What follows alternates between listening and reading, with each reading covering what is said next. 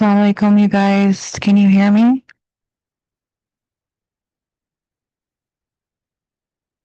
Okay.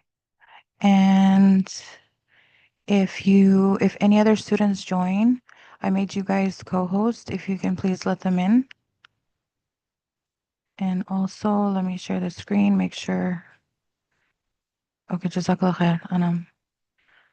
Where did the Zoom? There it is. Okay. Slideshow. Okay. Can you guys see the share screen? Share screen right there. It's gonna pop right in the slide. Okay, let me know if you could see the slides.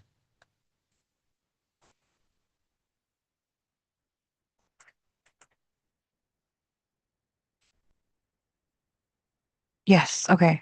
Can you see the slides? I just want to make sure.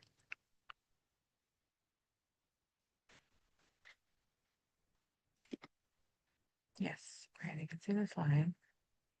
Should I have this open so you can see it? Uh, yeah, that one. What do you mean, the slides or the? No, the little chat box so that if I don't need to see that. Okay, Yeah, I saw the slides. It'd be, no, I understand. yeah. That makes sense. And I'm gonna minimize this. Can this ever go away? It does if you full screen it. It just Does go to go to image where? and and you go there and it just won't show. What else do I show at the top? Yeah. Okay, and then what else does he need? Oh, he needs to turn on the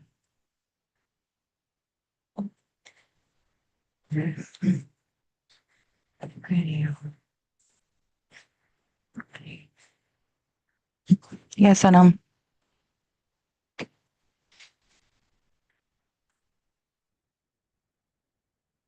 camera's off. Okay, you can hear me, you can see me, and the slides. Okay. Jazakallah khair for your patience. Hopefully everything goes smoothly today, inshallah. Okay. So again, share screen, share.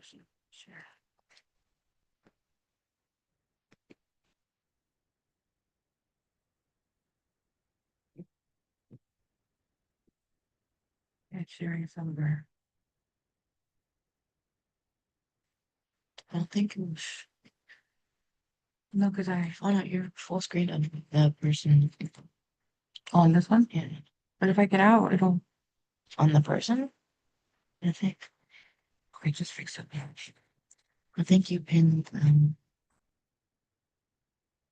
like sure. Oh, and Ustad, I noticed in one of your recordings you like the screen this way. Do you want it like that? What do you mean? Like it's like diagonal, so where you're like sitting, but it's like from here, like the screens are here.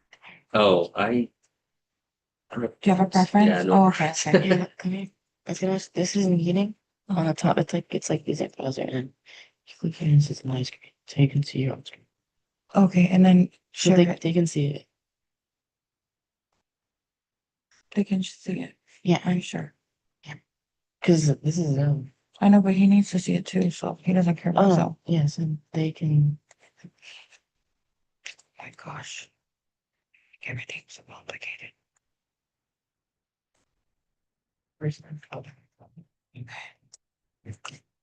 Okay. Oh, and your figure out. All right. Ah, Not too bad, 9:46. that's pretty good. Alhamdulillah. Okay. Bismillah ar-Rahman ar-Rahim. Alhamdulillahi Rabbil Alameen. Wassalatu wassalam ala Rasulihil Kareem amma ba'd. So just in terms of a quick recap of yesterday, obviously I'm not going to get into all of the details, but in terms of what we covered kind of conceptually why Islam, understanding it as a religion is problematic. How understanding Islam as a worldview kind of makes more sense. What are the components of a worldview? We talked about the limits of rationality, and then of course we did a pretty decent dive into the fitrah. We actually have another whole course just on the fitrah. It's just what we covered related to the fitrah yesterday was I want to say 1/20th of the how deep you can get into the fitrah, and it is worth it. So we do have on Sapiens Academy, we do have an entire course just on the fitrah. So I would recommend that if you decide to join Sapiens Academy, that would be something that'll hopefully benefit everyone. Where we get into like the philosophy of language and how that attaches to the fitrah and some of the things that we touched upon yesterday. But anyways, so all of that was just a backdrop to kind of give us the ability to understand the concepts that we're going to be speaking about today, right? And remember, the idea of this course is to take the contemporary world that we live in with all of its chaos and confusion across politics and economics and UFO sightings and whatever it might be, and try to give an Islamic framing of that so we can make sense of it, right? And one of the things I wanted to make sure that we leave with is not just an understanding of each individual element, right? But also the tools to navigate new things as they arise. And that's really what the purpose of yesterday was, right? To be able to take anything that comes out tomorrow, whatever it may be, right? Some kind of like super intelligence, let's say that actually comes about. Well, now, okay, there's a concept of worldviews. We kind of understand how we're going to deal with it, and so on and so forth. Does that make sense? So similarly with, there was a time when atheism was really big with what were known as the new atheists. We're now old atheists with Sam Harris and, all these guys.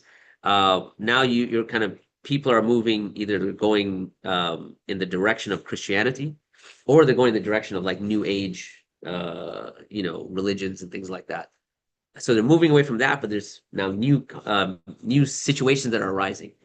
Worldviews helps you to kind of navigate even those new areas that are coming up, even though Christianity isn't really new. But you get what I'm talking about, hopefully. So that was all of yesterday. Today, it's going to dovetail into what I call Islam in the radical middle.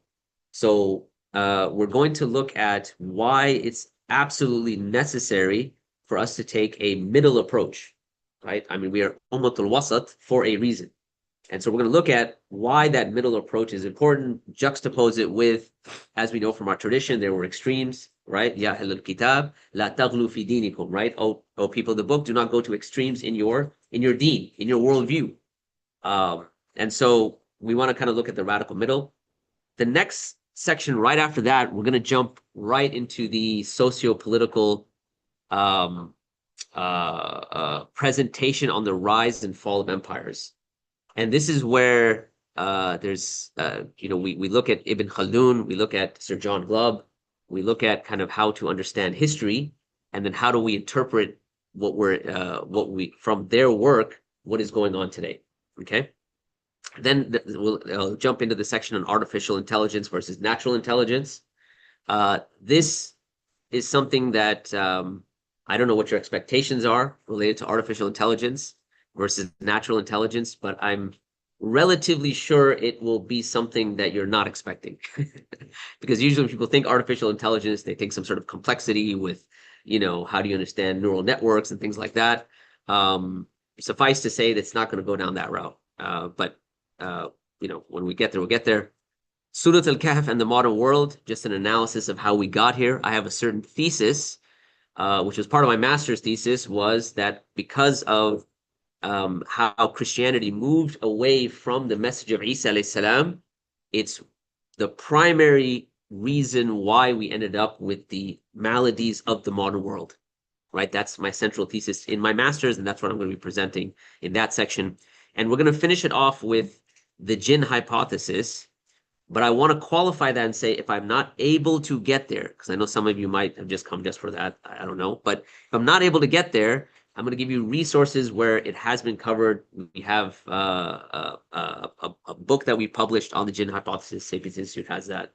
And so I'll give you those references as well in case we're not able to dig really deep into that topic. All the other topics, on our site, we've got references to those things as well. Just to be real, we're not going to get to those last few topics. It's just there's way too much. So any questions about the roadmap for today? Everyone's good? Feeling fresh? Ready to go? All right. Bismillah ar-Rahman ar-Rahim. Let's do it. Okay, so let's start off Islam and the radical middle. Islam, the radical middle versus extreme. Sorry. So when I first taught this particular course back in 2021, the day I was teaching it, there was an article that Tom Woodman came out with. And the article said, having a child is the grandest act of climate destruction. So, and this is what he writes in the article. This is a quote from the article. He says, if you're serious about reducing your climate footprint, there is nothing more powerful you can do than decide not to have kids. And I thought that was really interesting, right? Because really what we're looking at is two fitri concepts here. Now, what do I mean by that? One fitri concept has to do with our connection with the natural world. That when you see the natural world being destroyed, you immediately feel for that, right? That's kind of like, wait a minute, something's wrong. On the other hand, there's a fitri concept of wanting to have children, right? Because if you take a purely utilitarian world view on children, what is the utilitarian benefit of having children for the individual? Nothing, right? Like it's just, I mean, you may get some sort of pleasure when they're young and they're cute and they coo, but then when you're waking up at 3 a.m, you're like, man, this is really tough, right? Not to mention all of the money. And you have philosophers that went down that route to say like children actually make no sense from a utilitarian vantage point because you just spend colossal amounts of money. There's no return on investment, right? Et cetera, et cetera. But yet, we incline towards having children. We understand strong families and things like that. That's part of our fitrah. So here you have two forces of the fitrah that are working against each other. Okay. And that's essentially what we're going to be talking about in terms of the fitrah will take you from one extreme to another extreme. How do you navigate that extreme? That's what we're going to look at. And how do you get to the middle? So let's start off with a certain cognitive exercise. I wanted to make this a bit interactive as much as we can. So many years ago, there was when there was the upset in Syria under when people were leaving Syria, right, as refugees many years ago. They would migrate into certain countries, and one of those countries was Germany. And so there was a private food bank in Germany that made the decision. And this is Germany, mind you, with all of its historical background and everything, keep that in mind, that they would distribute food, because obviously they have limited amounts of food, that they would distribute foods to Germans first. Okay? This was a decision that the food bank made. So now, what I would like to know is, do you think ethically that was a good decision? Do you think that was an appropriately ethical decision? What do you think? That we're going to go Germans first? It's a private food bank, limited food. We can't just give it willy-nilly. We have to have some order of doing something. So we will prefer German citizens first. And mind you, there's a huge Syrian refugee population there. So what do you think? Anyone think that's fine? They should go Germans first? No? Anyone? No one has that? Do you think so? Yes? Just a yes or no before you give me the commentary on it. Anyone think Germans first is a good idea? What if there's a better idea? Yes. Well, hold on. Wait. Before we get to the better idea. Yeah, go ahead. I understand why they would do that. You understand why they would do that. Okay, fair enough. Everyone else is like, no, that's not a really good idea. Is that what I'm getting? I think that's a good idea. You think it's a good idea? Okay, good. At least one guy. I have like, conflict here is what I'm looking for. Otherwise, it would have been a very boring cognitive exercise. That's serious. Yeah, of course. That's why I said it. I've studied psychology and emotion. I know how these things work. Okay, so Germans first. You're good with that. Okay, and the rest of you are not good with that. Am I analyzing that correctly or yes? Okay, so let me start on this side. Why is that not a good idea? Because at the end of the day, humanity are equal, equal to the one, and they are all in need. Since we are sure that they are in need Yeah, and they're not taking like advantage of the system, yeah. they should provide the food equally. Okay, all right. Okay, excellent. Anyone want to add to that before I go to our one interlocutor here today? I was just gonna say, like, it should be based on like level of need, I guess, since the service that's being offered. is Sure. Something to like help like food crisis, then it should be based on the level of food crisis. So let's, for this example, let's assume that need is the same. Between Germans and Syrians, it's the same, right? Because again, someone who's wealthy, like a wealthier German, wouldn't be qualified under their rules anyway, right? Kind of like how it is in the US, right? Like if you want financial aid, you can't earn above a certain amount. So yeah, I get it. And then Really, the Germans first. All right, this is getting even better. Okay. All right. So the non-Germans first, like we shouldn't have Germans first. Are you in that camp? You've got to be, man. You're Canadian. You've got to do it. Yeah, okay, go ahead. Another count, it should be another criteria instead of. Okay, what criteria? What would it be? So I think you could use it age or gender. Age or gender? Okay. Women first, or it could be a Ooh, okay. Women first. Okay. seniors. Or seniors first. Okay. All right. Fair enough. Fair enough. 60. Okay. Above 60. I mean, I'm sure that people could argue against that too, but all right. Anyone else? Yes. What do you think? sorry, I just. You just walked in. Okay, fair enough. So this German food bank, they made the decision that they're going to distribute food to Germans first. And then if there's anything left over, they'll give it to others. Now, the time of this article when they made that decision was when there's a huge German refugee influx in Germany. So the question that I asked is, do you think is that an appropriate ethical decision, right, for them to prefer Germans first? And keep in mind, what I qualified that with is remember the history of Germany as well. The last time they did Germans first. But anyways, so do you think that Germans first is fine? It's good, or would you think no? I don't think that's that's not very ethical to prefer. Doesn't seem, It doesn't seem ethical. Okay, why? because you're classifying who gets to have food based on their nationality. Whereas, yeah, like they may not live in Germany, they might be migrants, but at the end of the day, we're all humans and we all need to survive. Okay, so collective humanity basically is the argument. Anyone else have any other argument who's on team everybody as opposed to team Germany?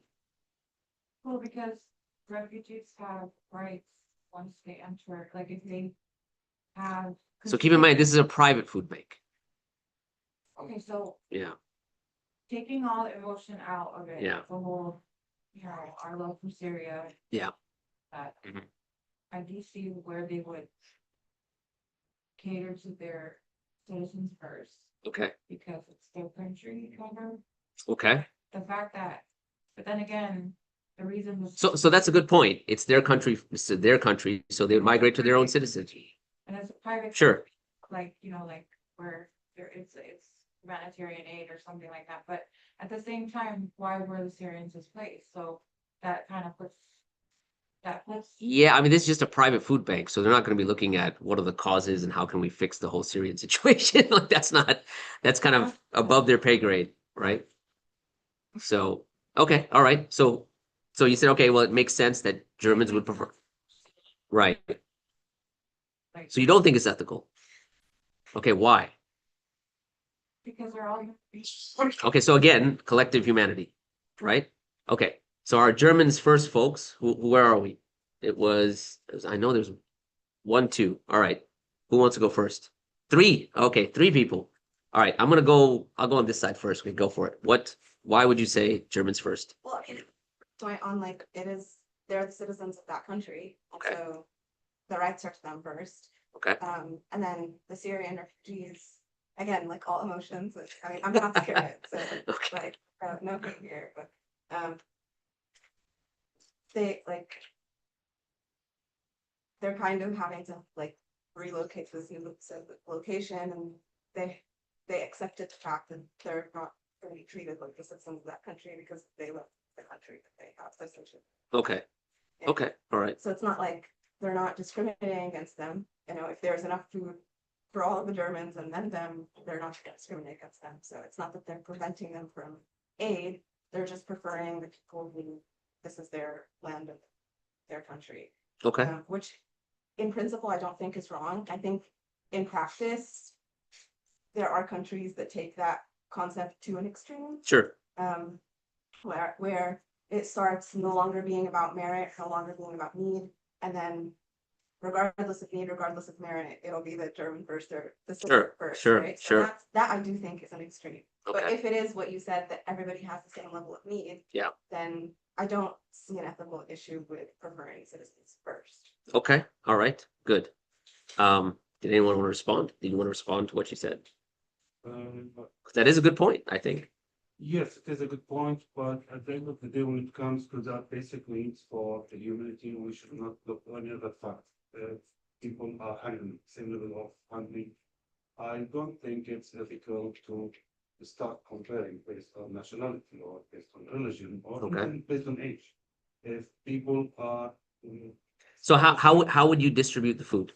Because you have a limited amount and like not infinite, but more people and less food. So how would you get would you I don't think they are all the same level of food.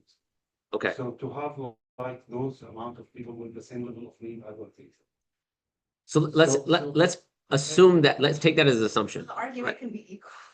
Right, I mean, Based on- Sure, and then that's what I was saying is that, so we're assuming that the need is relatively the same, right? Because if you start getting into like the need and then there's the logistical challenge of how do you determine the So- need? So for example, even Yeah. if you have like crowd of people who Yeah. have the same need, you have other factors make more sense than nationality, like for example, the kids first, for example. Okay. The senior who cannot work. Right, so we went back to age So, and yeah, so. kids, okay, women, But alright. to, again, be based on nationality or color or something like that. I'm trying to imagine if it's on the other way around. Sure, If there is refugee from Europe or Yeah. Muslim countries and it's like, well, it's based on nationality first. yeah, How will be the reaction? sure, Action. sure, So, even I think I'm not sure, but I think even from our religion point of view, you cannot just sure, on nationality to distribute based on nationality only. okay, So All right. I'm still thinking here. you're still in the everyone camp. Unethical to do this. Okay, all right, fair enough. All right. Germans first, why? Well. Or did you want to respond to what he said, or do you just want to well, there's No, a separate argument? I just have all. Mhm. So first of all, because they're born there, right, it's their country. They were born there, So- okay. So, I mean, And by the way, they said German citizens, so it's not about birth, it's just about citizenship. correct. Yeah. No, that's okay. And, I guess you can compare that to, having a biological children versus, violence. Yeah. Even the Quran says, Yeah.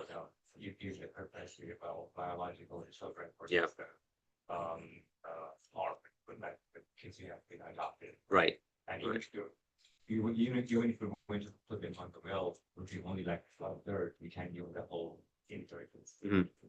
sure. So I'll tell you, so one of the things that I do, and that was a good discussion, alhamdulillah, we can't keep going because we've got to cover material. But so one of the things that I did growing up with my own kids is I would give them these kind of philosophical tests. Maybe I was a really bad parent, I don't know, but I kept, so I remember when my son, who's now in college, but when he was 16, I gave him this exercise. I said, what would you do? And he was like, no, German's first 100%. Very adamant about it. He's a strange, he's strangely conservative, right? Which I find very odd. But anyway, at the time I found very odd. But anyway, so he said, no, it has to be Germans first, 100%. There's no doubt. I was like, okay, why? And so he actually made it personal. He said, Baba, if I was dying of hunger and the neighbor's kid was dying of hunger, and you only had food for one of us, who would you give the food to? Right? So I was like, okay, yeah, I see your point, kind of what you mentioned, right? That you're talking about, you kind of prefer your family, you prefer people that have relations with you. It could be blood relations, but then you could adopt kids, and there's so many other ways that you define or look at families.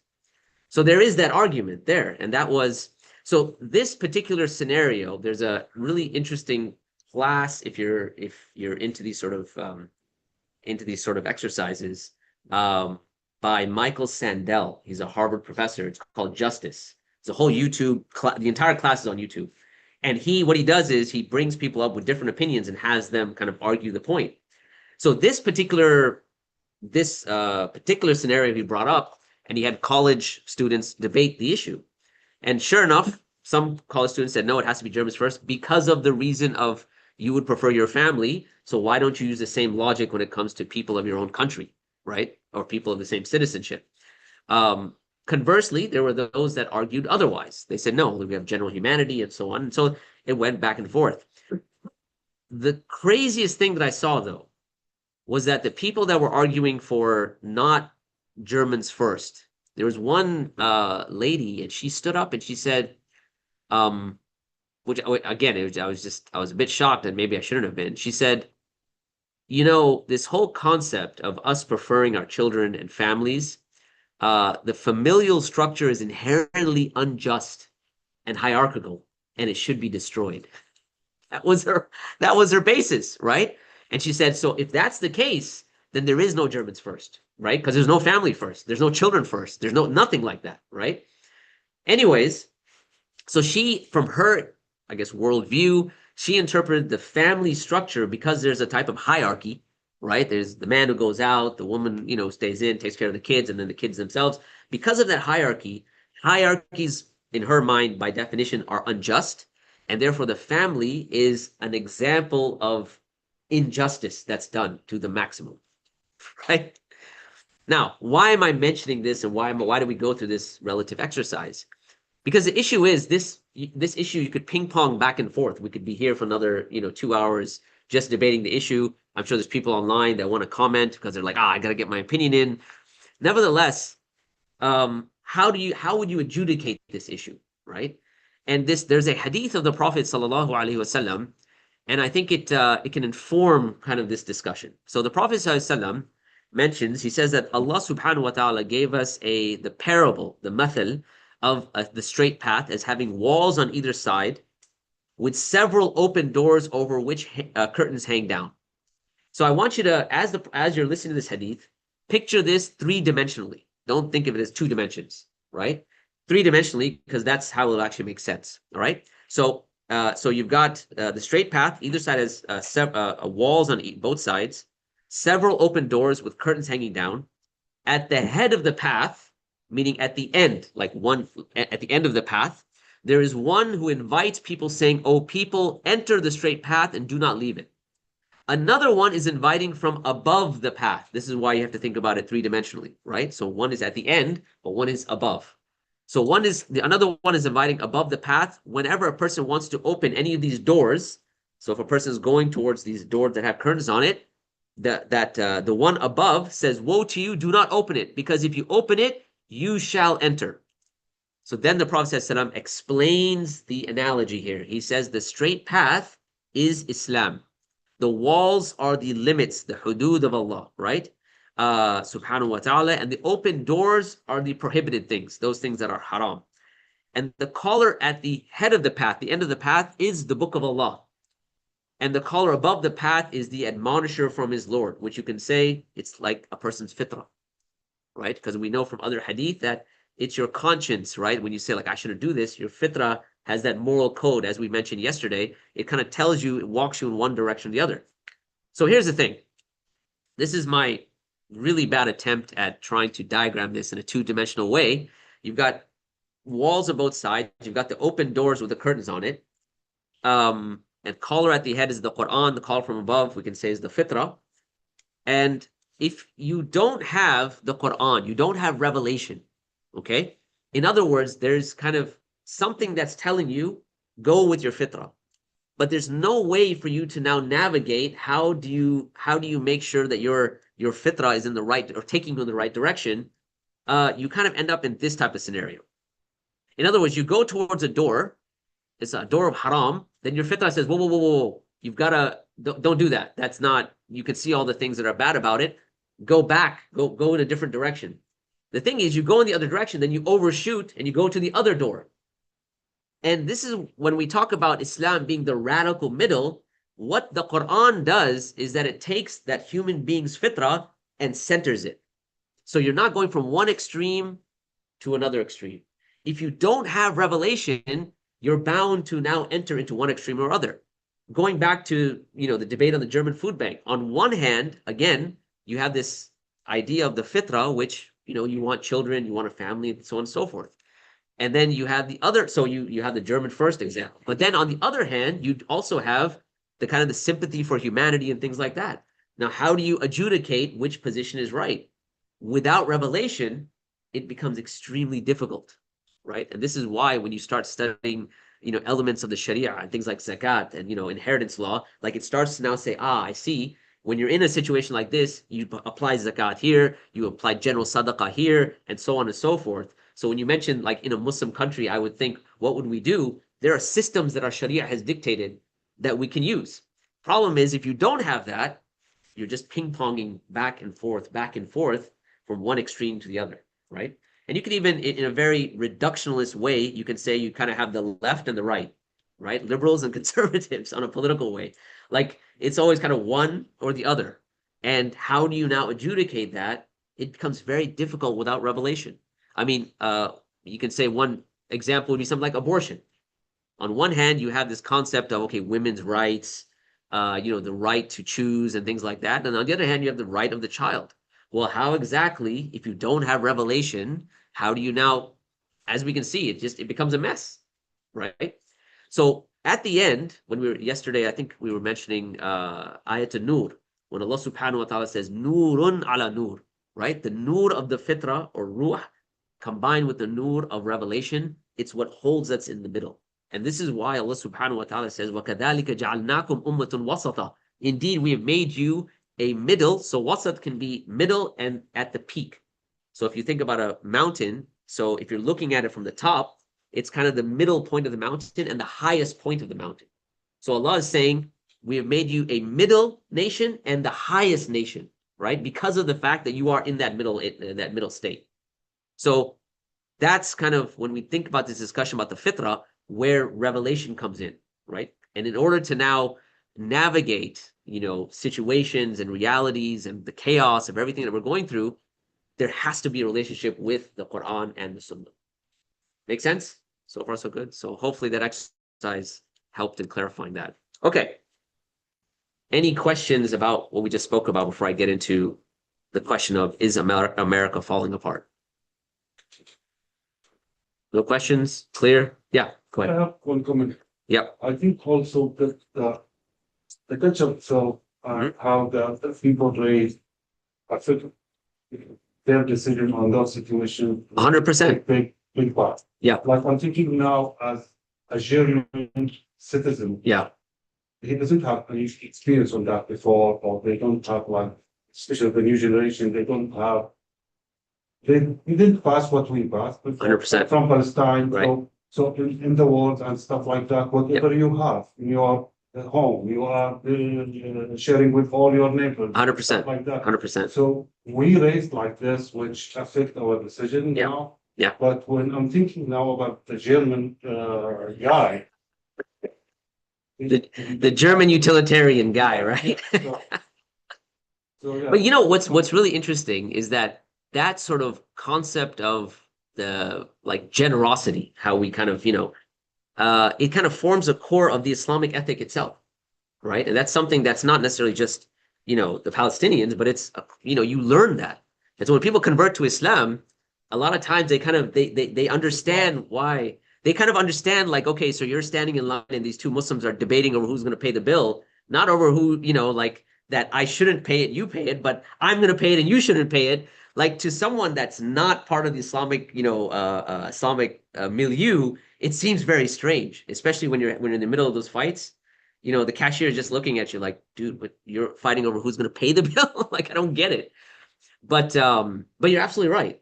So again, but even that, I would say, on one hand, there is a cultural element. On the other hand, and this is the beautiful aspect of Islam is that, and this is something that one of my teachers, Sheikh Jafar Idris, rahimahullah ta'ala, he said that when you think about the prophets and messengers, they never come to a nation to destroy everything and start over again. They always come to enhance what is already there, right? Because when you think about the concept of culture itself, culture comes from the people, right? Al-urf. Urf means arafa, like you things that are known among the people. So the baseline thing that's known amongst the people is their fitrah anyway. That's the starting point anyway for every human being. And that's where culture is then built from. So what happens is, because of the lack of revelation, whatever it might be, sometimes a culture can go here or there. So prophets are sent not to teach people how to live and things like that, but to take those things and adjust them, right? So the Prophet ﷺ mentions, "Innama bu'ithtu li'utammima al-makarim al-akhlaq," right? That I've been sent to complete good character. He didn't say I came to teach you good character, right? In other words, the fact that it's itmam, it's to complete, it means there's something already there to complete, right? And this is, again, going back to the point of every human being is born upon the fitrah, right? So even in the domain of da'wah, and for those who were at the Friday class, we're not calling people to something foreign. We're calling people to their own humanity at the end of the day that they already have.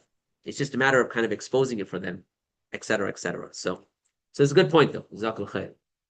But by the way, even the Sharia takes that into consideration, right? Al-urf muhakkam, al-ada muhakkama, right? So it's part of our Sharia as well. That even those differences in culture, some of those are to be taken into consideration when we're going to be adjudicating cases and things like that. So even that has a certain value, inshallah. So, okay. Any other questions before we engage with Is America Falling Apart? Okay, how many people think it is falling apart? Just before we get into the actual content. 1, 2, 3, 4, 5. You're from Canada, so I don't know, man. You might. You think so too? Okay. Anyone who thinks it's not, we're doing dandy. Maybe not dandy, but we're okay. We're not going anywhere. Okay, I think there's almost ijma here. So you might be surprised what in this presentation kind of gets to. Okay, so in this section, I've got objectives which mirror the original objectives of this entire course, which was, number 1, to provide an analytical framework to understand the rise and fall of civilizations and how this applies to the US. And then number 2, to translate that understanding to an Islamically balanced socio-political engagement that is strategic and Dawah-centric. So notice the objectives of the beginning of the course, these are just mirrored in this section, okay? Okay, so what are we going to cover in this section? So I've got 2 subsections of this section. So one is what we call the analytical framework. We're going to look at something called declinism, which is the idea that declinism is something it doesn't have actual reality, but it's just a type of palpable feeling that is amongst people. And so all of us feel like something's wrong, but there's not really anything wrong if you really look at it analytically. Then we're going to look at different views of how to study history. And there's 2 broad camps, which is called a linear view and a cyclical view. We'll look at something called historical teleology. So if you remember our worldview breakdown, teleology was one of the components of a worldview. So what we're going to be looking at is historical teleology. So we talked about, do I have a purpose? Remember, teleology is about purpose. Do I have a purpose? Does the table have a purpose? Does the universe have a purpose? Does history have a purpose? Right? And we're going to explore that. Then we'll look at 2 scholars who are going to help us, or 2 thinkers that will help us. Ibn Khaldun, rahimahullah ta'ala, and Sir John Glubb, and we'll talk about who they are. We'll look at some of their analysis and apply it to the US today.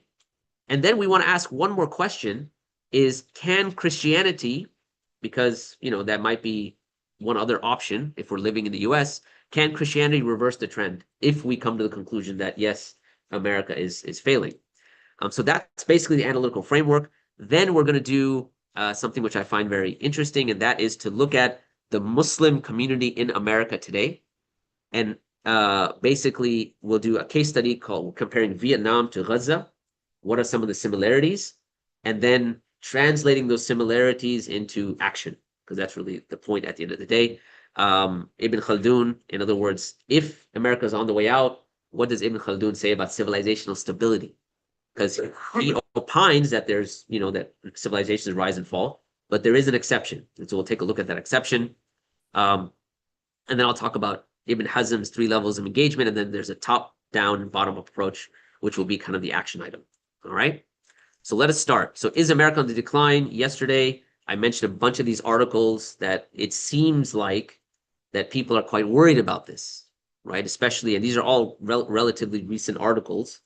And you see podcasts and you see YouTube videos. It's like, Just even within news cycles, when they talk about gas prices going through the roof and, there's another economic downfall that's about to come and so on, you get a palpable feeling that America is about to finish, right? In terms of civilization.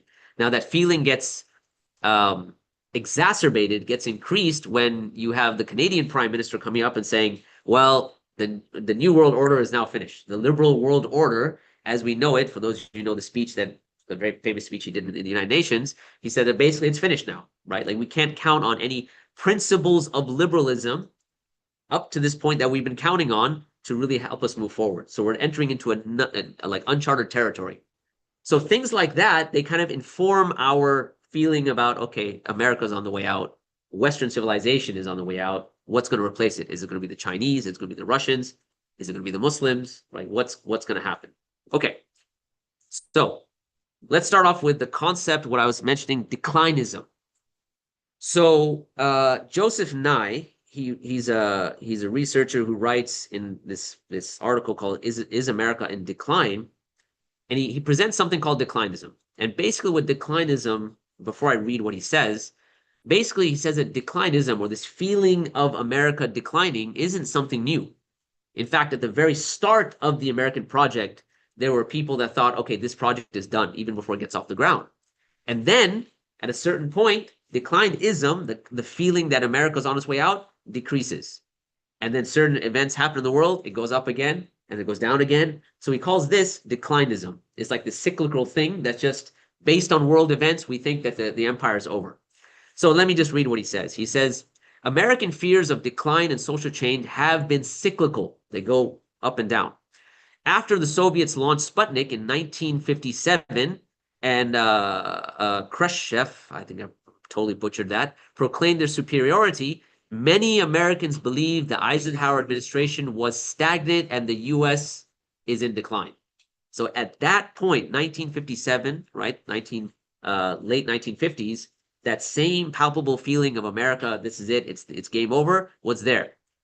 Then he says, after the hubris and defeat, and then after the hubris and defeat in Vietnam, the 70s were also marked by declinism. We lost Vietnam. So if we lost, we're supposed to be a global dominant superpower. And, the Viet Cong, these people who are just guerrilla warfare with like little sticks and little guns, like they defeated this grand American empire. Like, so now it looks like the empire is over. And then he keeps on mentioning, he goes in 1979, a prominent American magazine cover had a picture of the Statue of Liberty with a tear rolling down her eye. Yet, a little more than a decade later, the Soviet Union collapsed and the US entered the hubristic period of the sole superpower. Okay, so just to kind of graphically understand this, declinism and hubris are inversely proportional, according to what he's saying. So the more collective hubris or arrogance or confidence, or however you want to call it, hubris, that a nation has collectively, the less declinism, the less they think they're on their way out. But once that goes down, then the declinism rises. Now, what you'll notice here is I have a timeline of generations. And we're going to actually explore generations when we talk about the Muslim community in the US. It's a very fascinating analysis, I think. Not because I put it together, but just people have told me that as well. Anyway, but what you'll notice is that based on generations, you will find that it is quite cyclical. The experience of each generation informs kind of what people think about where the United States is. Okay, this will become important later. And by the way, this categorization of generations, is a pretty useful tool. Now, it's not cut and dry. Like you can't say Gen Z stops at X and whatever. Gen X starts at this and millennials. There's no sort of hard and fast line, but it serves as a good analytical tool. And by the way, this tool is usually developed by investment firms. So Merrill Lynch will produce it, Fidelity will produce it, because they're not looking at they're looking at cultural shifts related to how does that impact finance and money and investments and things like that. That's really the heart of where this kind of categorization comes from. But anyways, that's whether it comes from there or not, it serves as a useful tool, and we'll get there soon. But so according to Joseph Nye, this is just a cyclical thing. So right now, if we're feeling that America's on the decline, well, just give it 10 years or whatever it is, and something else will happen in the world, and we'll be just fine, right? That's kind of where he's going with this. I'm going to disagree with that, okay? And so in order to do that, I wanted to kind of show that, look, declinism, actually, because in history there have been actual declines of empires and civilizations, like that can be true in a very limited way, but it doesn't mean that it's true now. Is everyone clear about what I mean by that, right? So yes, in the past it was true, but I think right now the point in history that we're in would probably be the exception. Okay, and I'm going to hopefully give you some evidence for that. And then if you disagree, we can talk about that. There have been people that have disagreed with my analysis. So in order to kind of present my case here, we have to understand how are civilizations studied. So there's two kind of views on history. One is what we call the linear view of history.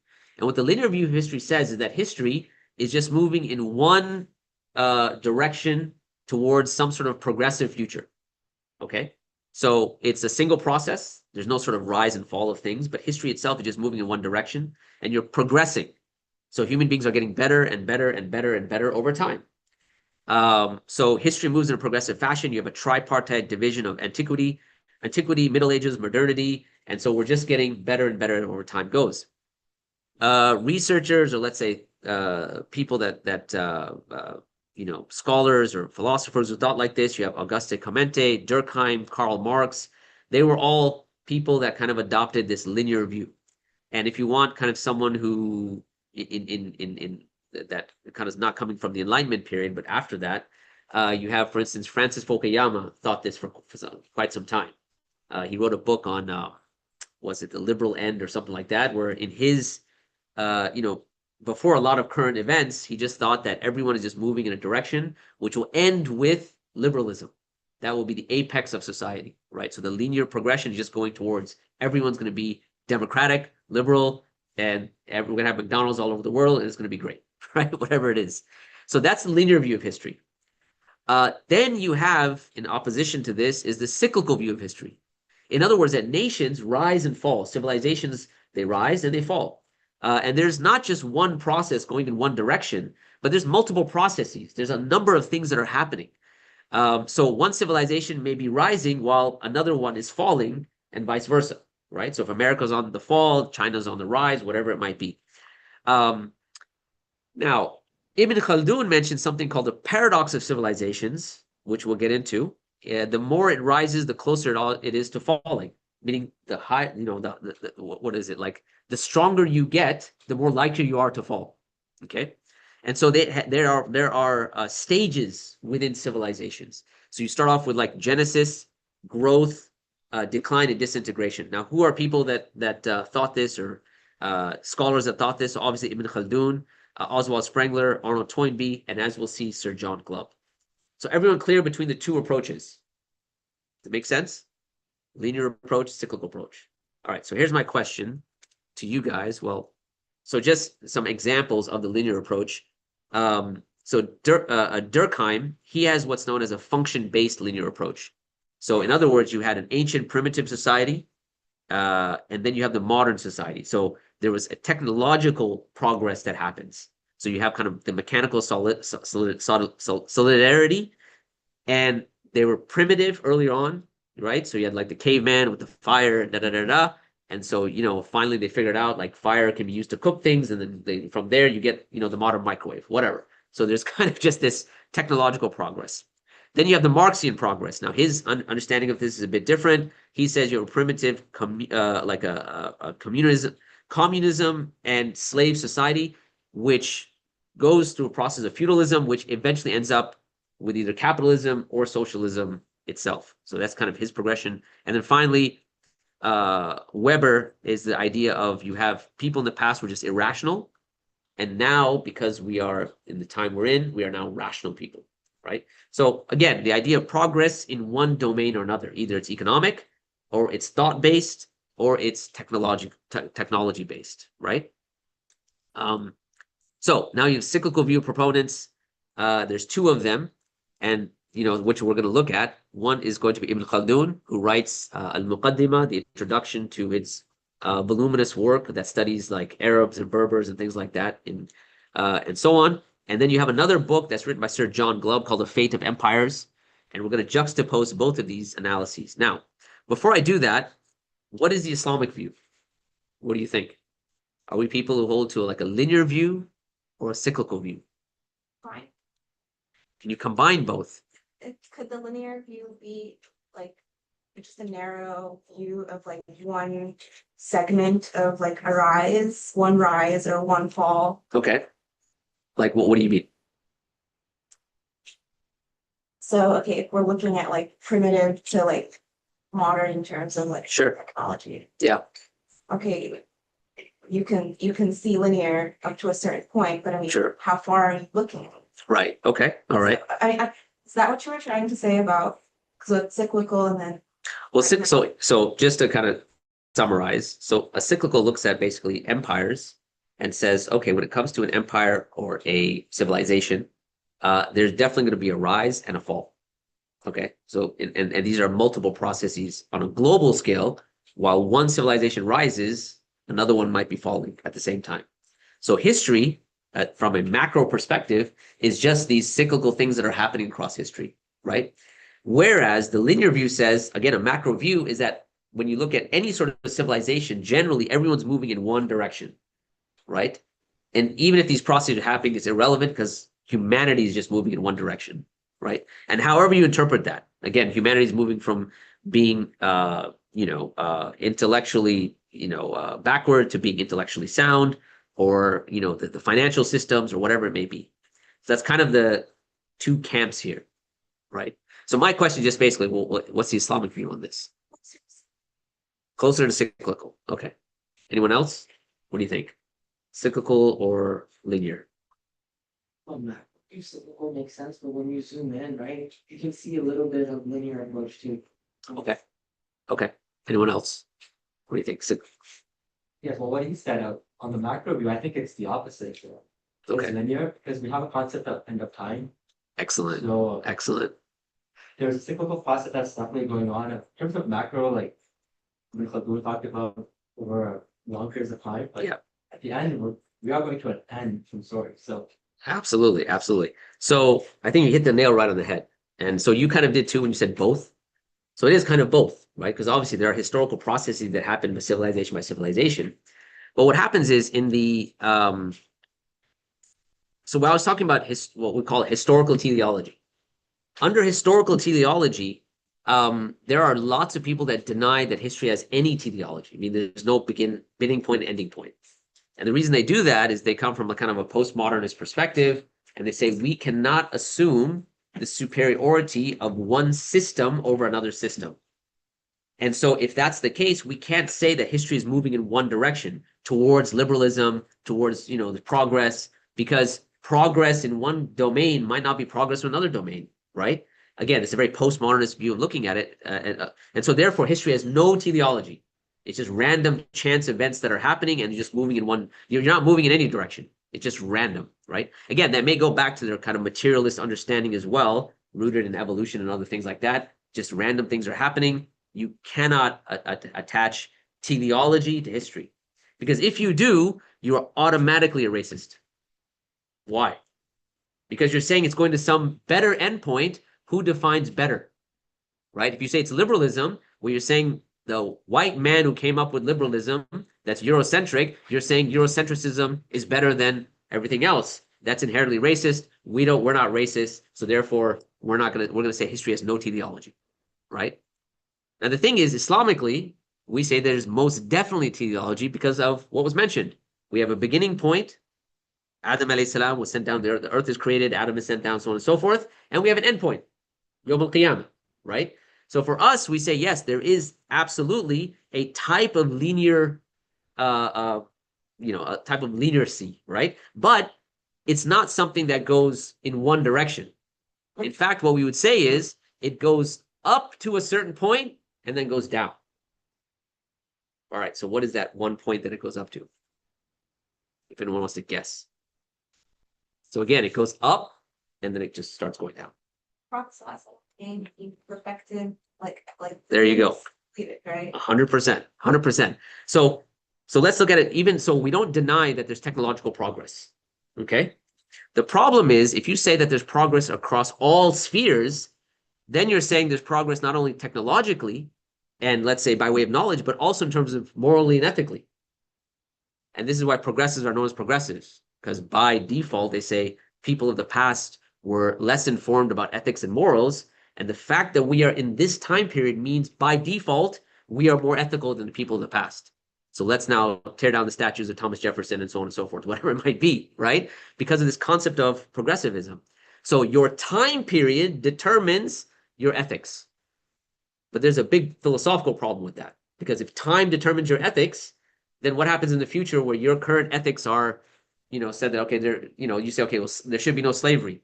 And let's say 10 years in the future, they say, no, there should be slavery. Well, that your ethics have no sort of objectivity to them. They're kind of just, like just in the wind. Now, and this is one of the things that the conservatives say, right? Conservatives to conserve the past. So they say, wait a second, you can't have progressive, you can have progressive things in certain areas like technology and knowledge, but you can't say progression in morals and ethics, right? That's time bound. In fact, what we say is we want to conserve the past. Now, when progressives say, oh, you want to conserve the past, you want to take us back to slavery? So you see how it just becomes extremes, like we were mentioning earlier on. So when I said there's an upward trajectory and then it goes down, the apex of history now is basically the sending of the Prophet ﷺ, right? Even when we think about it morally and ethically. So look at it this way. You have the human project itself. And remember, we were speaking about Adam alayhi salam yesterday and the fact of language. So just from language, that's how you develop knowledge. You develop, you can transfer history. You can transfer knowledge from one generation to the next. So language is one of the reasons why you have intellectual progression as well. And that is why you have technological progression as well, right? Solely rooted in the concept of language. Now, in the human project, if you take a macro view of it, you can see when you study the very sending of the prophets and messengers that they are sent at a certain time, at a certain place, with a certain sharia, right? It's not a complete overlap. So there are many things that are similar in all of the sharias, right? Like the salah and zakat, but certain things are going to be different based upon the community it's sent to, based upon where they are in the human project. So one way of thinking about it, for instance, is that you have a child, right? And if a child is growing up, are you now going to take this child and teach them hardcore philosophy from the vantage point of Islamic aqidah right off the bat, like they're 5? No, they have no idea what you're talking about, right? Even the word philosophy, you say, hey man, let's use some theophilosophy. They're like, what? Right? No idea. What are you going to teach the child in the beginning? Like for those of you who have kids, what do you teach them in the beginning? Okay, basic aqidah, right? So you say, okay, Allah is one. But beyond that, what else are you going to teach them? What do you kind of start off with? Salah, right? Okay, what else?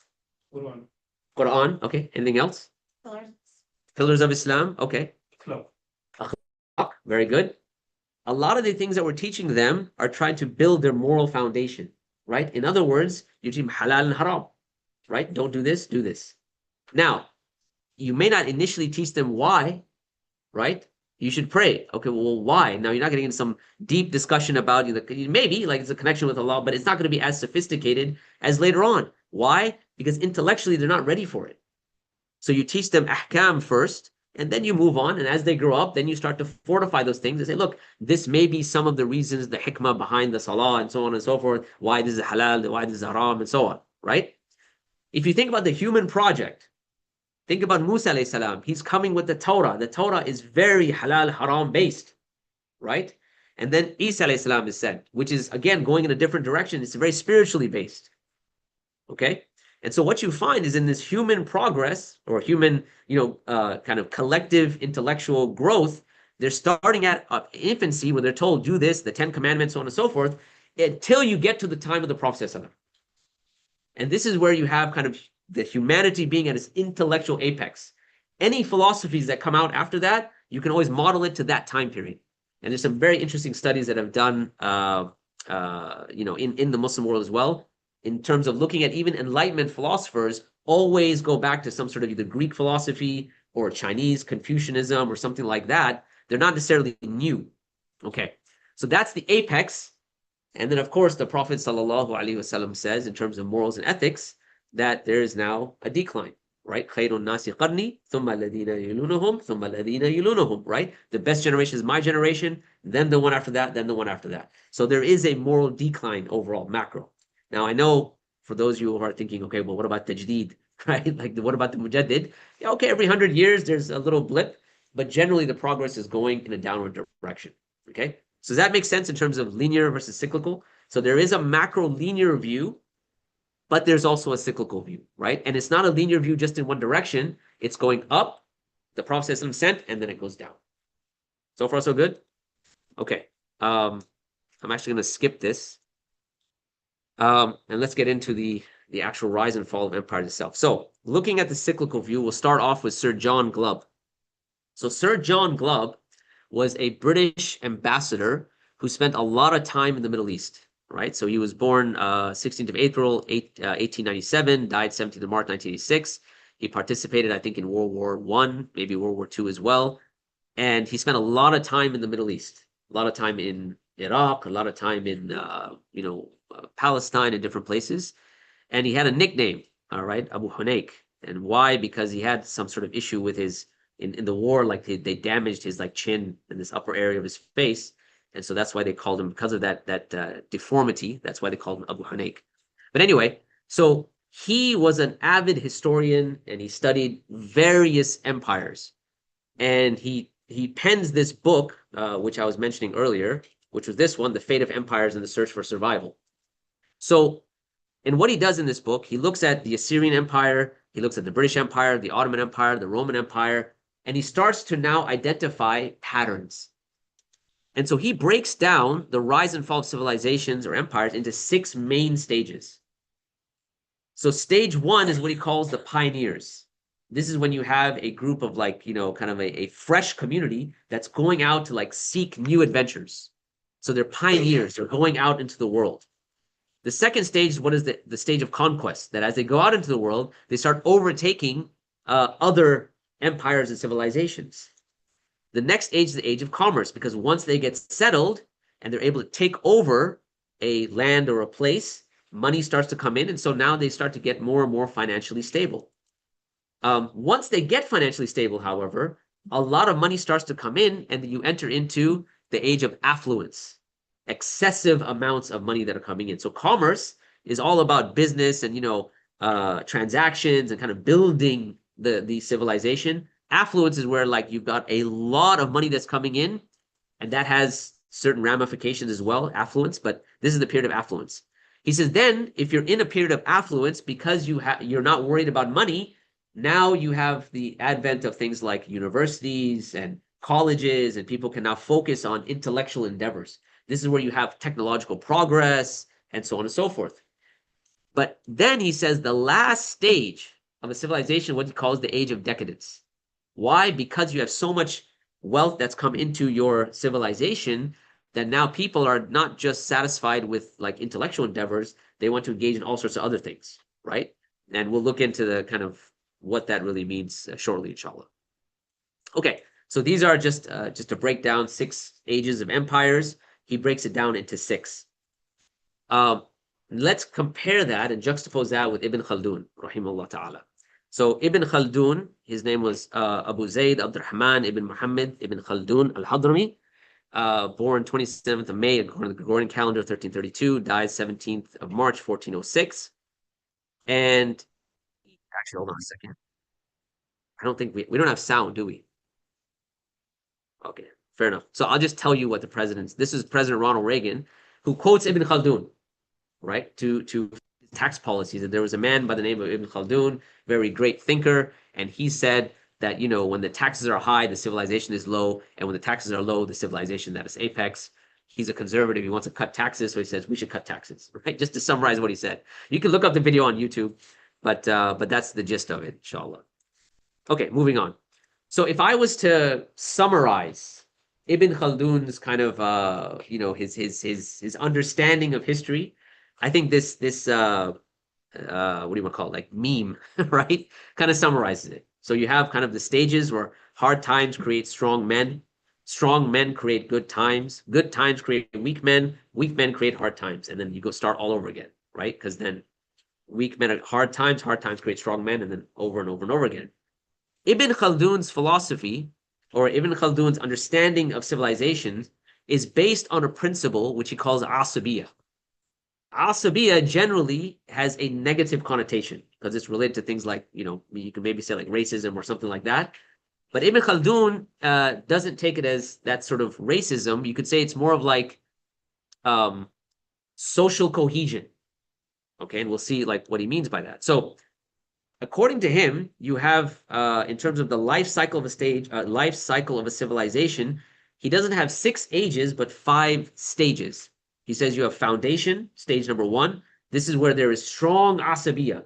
There's a tight-knit community that has one purpose that's going to do that one thing, right? Or that kind of, they're all kind of unified in their purpose. So asabiya, social cohesion, is very strong.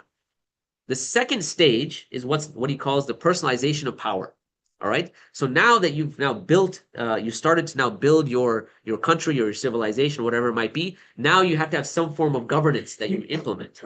And so for him, it was about kingships and things like that. And people start to now concentrate power with a select group of people. All right.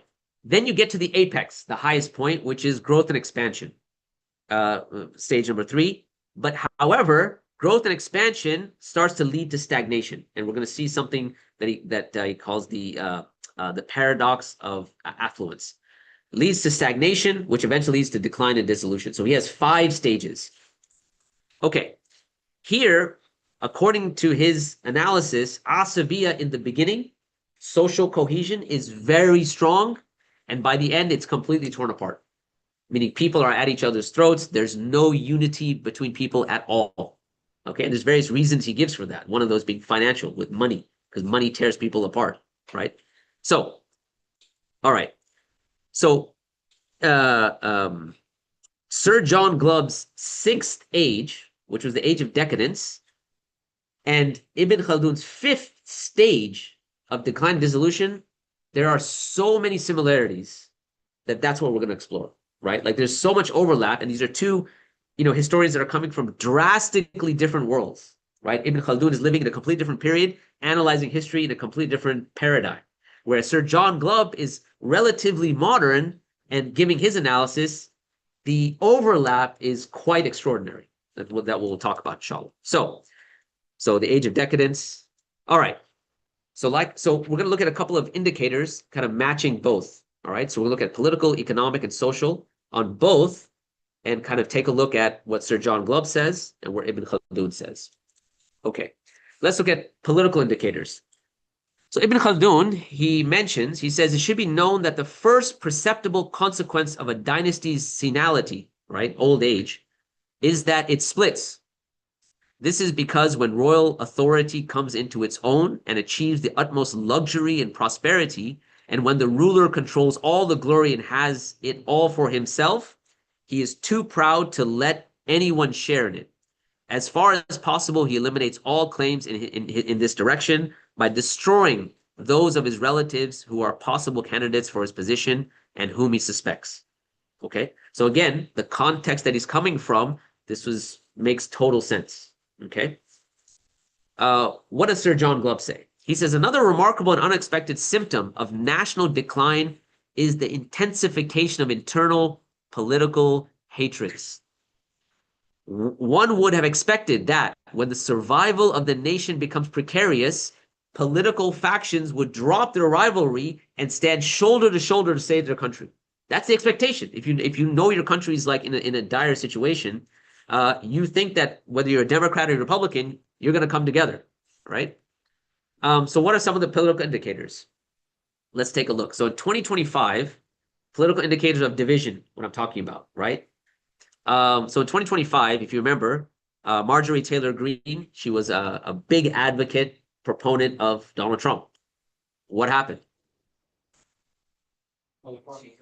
She completely flipped, right? And so, by the way, why did she flip? Does anyone know? Absolutely, right? Because she saw what was going on in Gaza, and she's like, "Look, I mean, we have an America first policy, and this is an Israel first policy, basically what it is. And not only that, it's not just okay, we're giving them money, but we are giving them money to slaughter people, and that has no benefit to us. Now, obviously, she got on the receiving end of Donald Trump's how should I say it to be nice? Ill-fated tweets or X posts, whatever you want to call it, right? But anyways, so now what you find is that in the Republican Party, you've got this type of Republicans that are considered liberal or left-leaning, people like Marjorie Taylor Greene, Tucker Carlson, Candace Owens. So you've got that kind of party within the Republicans themselves, and then you've got your kind of your hawkish, people that are like, let's go, let's keep on attacking Iran, and so on and so forth. So there's a split within the Republican Party itself that's taking place, right? So before, let's say, before like 2025, I want to say 2023, generally the parties were split as Democrats and Republicans, right? Yeah, there was some infighting to some extent, but by and large, you would have this sort of two camps of, but now within the Republicans, you have issues. But that's true for the Democrats as well. And one of the quintessential examples, or the quintessential example of that, is when Zoran Mamdani won New York. Because remember, he didn't get the support of fellow Democrats until way at the end. Especially when he came out and he started saying, like, look, man, I'm not, remember that one famous interview of his when he was on that panel and he was doing the debate, and they're like, what is the first thing you're gonna do? And everyone's like, oh, we're going to Israel, we're going to Israel, we're going to Israel. And he's like, son, I'm staying in New York, right? And everyone's like, that's it. He lost the election. Point being, and there were Democrats that were saying that, right? Democrats that are obviously funded by AIPAC and so on. So they were like, well, no, we're not going to. Even when he got, he was in the state, it was known to win, like he was on the way to win. It was way at the end that the former mayor actually endorsed him and others endorsed him. The governor endorsed him way at the end. Before that, they were completely against him. And now what you find is even within the Democratic Party, you do have these kind of two factions, your old kind of old guard Democrats and kind of the new Democrats, right? And there were other indications of division. You had the longest government shutdown in American history, which happened in 2025. Not only could the Democrats and Republicans not come together, but the Democrats were amongst themselves and Republicans amongst themselves couldn't come together. That's why the government shutdown was the longest it's ever been in the history of the United States, right? And that was just 2025. 2026, and this is also incomplete, by the way, because I didn't get a chance to update this slide. 2026, we saw ICE operations all across the United States. And believe it or not, there were actually Civil War simulations that were done by academics, meaning looking at the data from 2025 and applying that to what was going on in Minnesota and other places. There was a very kind of serious academic concern that the country could devolve into a civil war. All right. And there was a study that was done, Carol Finkelstein. She did the simulation at the time, Governor Walz, who, when you think about kind of what sort of control Governor Walz had, he would have control over the National Guard, whereas Trump would have control over ICE, which is almost like his personal militia here. And then you'd basically see like these two factions coming against each other in this simulation. So it was a very real simulation. They came together, they figured it out, whatever it might be. But that was that. Okay. So before I continue, we've been going for almost 2 hours. So I think we should take a quick break. Can we give you guys, should I give you guys like 5 minutes or 10 minutes? What do you guys want? 10 minutes? Okay, khalas. We'll do 10 minutes and then we'll continue right after that, inshallah. So let's take 10 minutes, get some coffee, stretch, and we'll reconvene, inshallah.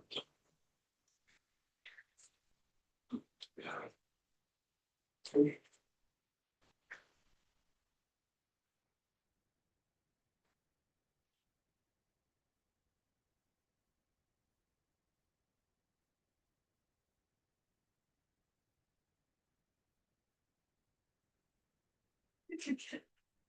Oh, it's not you can still say. You can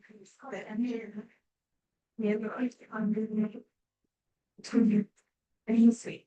You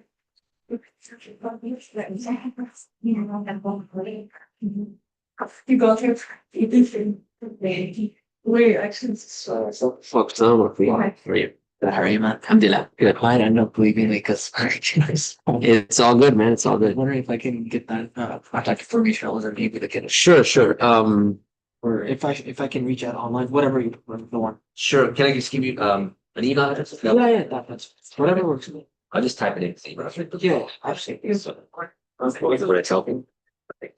Very sure that it's like very well sapiens. Are these?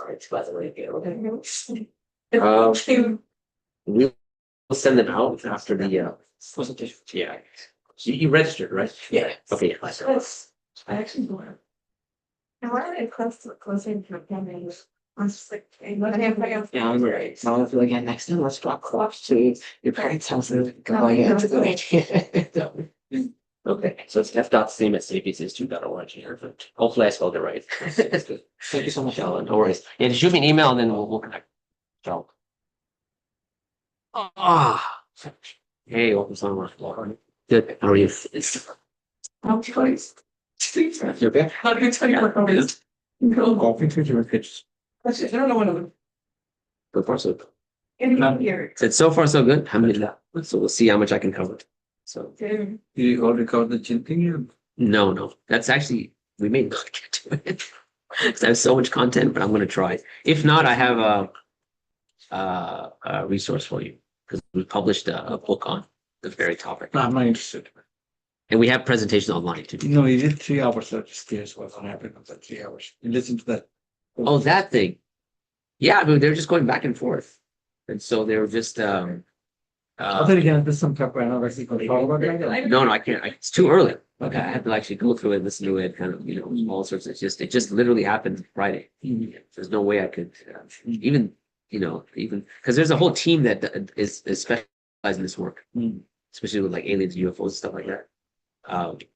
So because no one else is doing it, Right. like no aliens would be like, oh, let me go specialize in this. So I mean, we have like mashayikh that are consulting with. Even myself, like that's not what I'm primarily doing. My primary area is like AI and the effects of AI. So So perfect with what? no, that's perfect. So we're getting involved here. That's the perfect thing to do. Well, not in the way that you want, but yeah, it is good. It's pretty much the opposite of the way you want. Because I'm looking at it more in terms of, I 100% think so. But I have a whole presentation on AI. So we'll see. May change your mind. Your meeting might go from 2 hours to 15 minutes. But we'll see. I can rebuttal that. You know that. Yeah, I'm sure you can. Very persuasive. I'm sure you're very persuasive, but I'm also spent a lot of time academically on this topic. So There's a difference between fine, we'll talk. yeah, like I said, you go through the presentation. I'm not adverse to using AI or anything like that, So that's, I mean, I like the idea that you mentioned. I think it's really good. Okay. So you thought about that? I mean, when you told me, Okay. yeah, it was a good idea. I didn't think about it since then, but yeah, I think it's good. Okay. If you could make it work, it would be phenomenal. No, already it's started like most of losing progress. And you know how it is. It's just a starting the month thing. Yeah. So a lot of people doesn't know what's happening and stuff. But I think after 1 year, when you see a lot of things already up in there and things are working, then you're like, wow, it'll be good. Yeah, of course, there are a lot of errors. That's part of the project. That's, I mean, nothing starts off perfection. Exactly. If you just take it, put your heart and hands together, you can get it better and better. So the whole point behind If it has a class behind it, then it wins no matter what. Yeah. Yeah. So, Yeah. cool. May Allah make it easy for you. And You know Dr. Ali? Brandon Masjid? which one? Brandon Masjid? What is it? Sheikh Ali? What's his last name? Yeah, How many Dr. Alis there are? no, Sheikh, he's the Imam. How many Sheikhs Alis Okay, there? he's Brandon Masjid, that's what I'm saying. You should be only one in Brandon Masjid. Yeah, I think I know what you're talking about. He has a next Yeah. gen Yes, mentorship. yes. I know. Yeah, I'm working with him now as well. It's good. It's a good guy. MashaAllah. I mean, it's a good program actually, mentoring the people who want stuff and stuff like that. Yep. Yep. Danish is working with stuff like that. So I met him, he was doing a khutbah at Champions. And I was listening to the khutbah and I'm like, God, this stuff sounds so familiar. And then he saw me afterwards. He's like, oh, you're here. It's like, yeah. He goes, oh yeah, I used your book for this khutbah. So I was like, oh, okay. That's why it sounded familiar. What are you talking about, man? I was like, oh, okay. That's funny. That is funny. So I know him. He's really, really nice. Generous with his time and things like that. So it's it's a good addition to whatever you're doing. Yeah. And I'm not saying that because he used my book, but just in general. What is the book though? It's called No Doubt, Finding Certainty in an Age of Uncertainty. So it deals with basically shubuhat in the contemporary world. So I have a whole class of this, a whole course called No Doubt. So we present 10 strategies. No doubt about. It's about shubuhat in the contemporary world. So if you know someone that's left Islam or is doubting Islam, or young people that are like not really understanding the contemporary world, that's what the book was written for. That is so good. Okay. That definitely is needed. Yeah. You just opened my mind. Yeah, you can download a copy of the book online for free. It's in PDF. Really? Or you can get it on Amazon. It's like $3. Okay. And we don't profit. It's Yeah. Amazon thing, but I'll buy.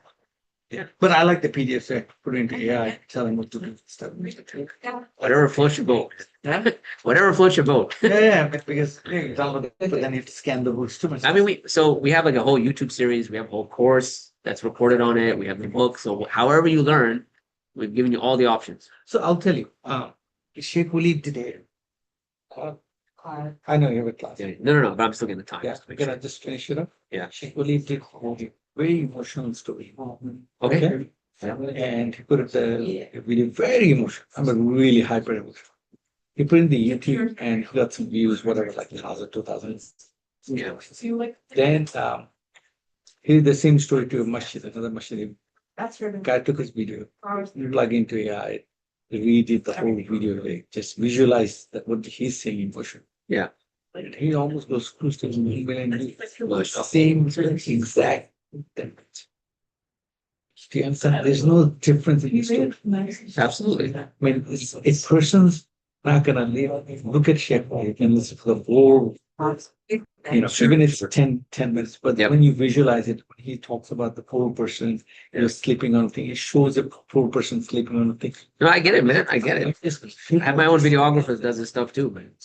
Okay. That's That's one thing I'm telling you that it did change. Yeah. And even if you take any content, I feel like in AI, Yeah. I will talk more.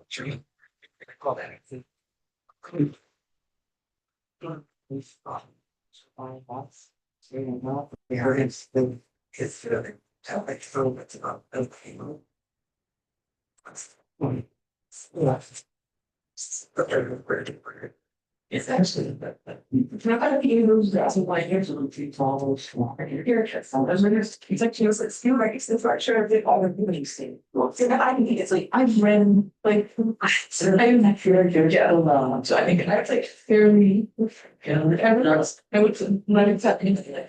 As I was a god, there's a went in probabilities. It's like hard to.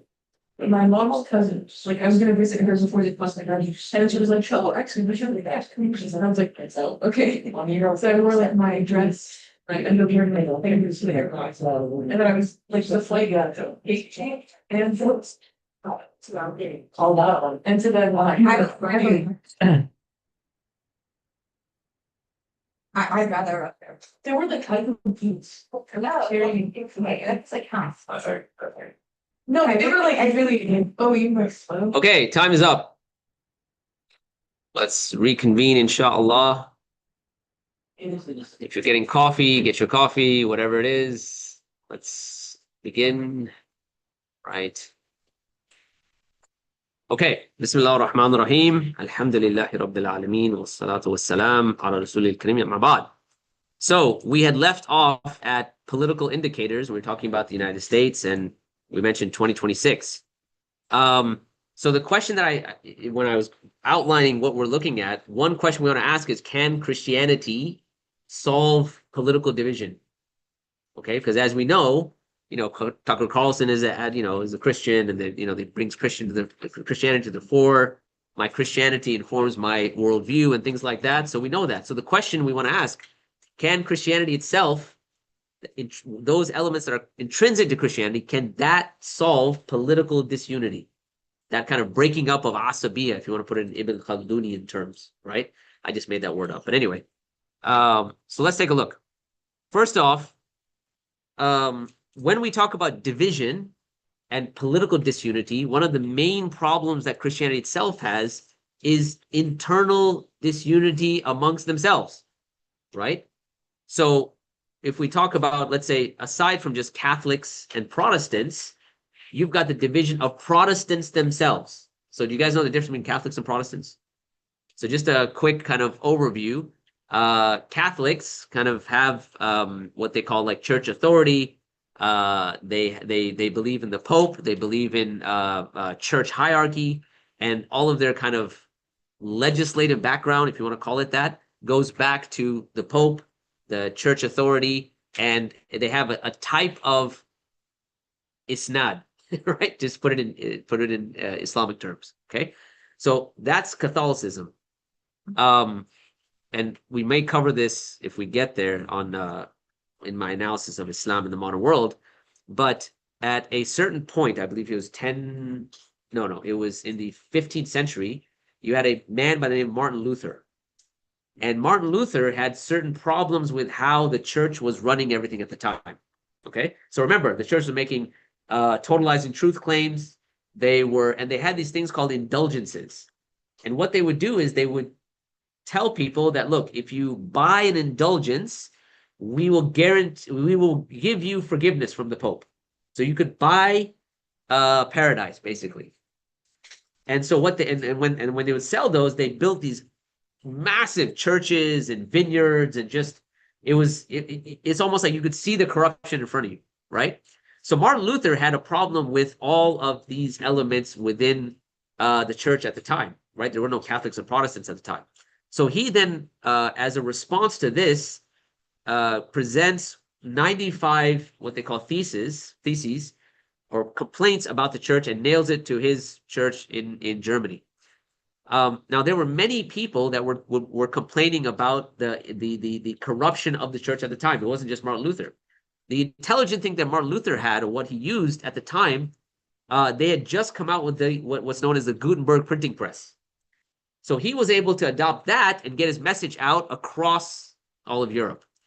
And so what happens is that he now forms, or his message is one that kind of very closely mirrors the Islamic message, which a lot of people don't know this. By the way, the first translation of the Quran was commissioned by him, not because he loved Islam or Muslims or anything, because he wanted to show the falsity of Islam, right? So anyways, so Martin Luther now, he starts this movement, and it's a protest against the church.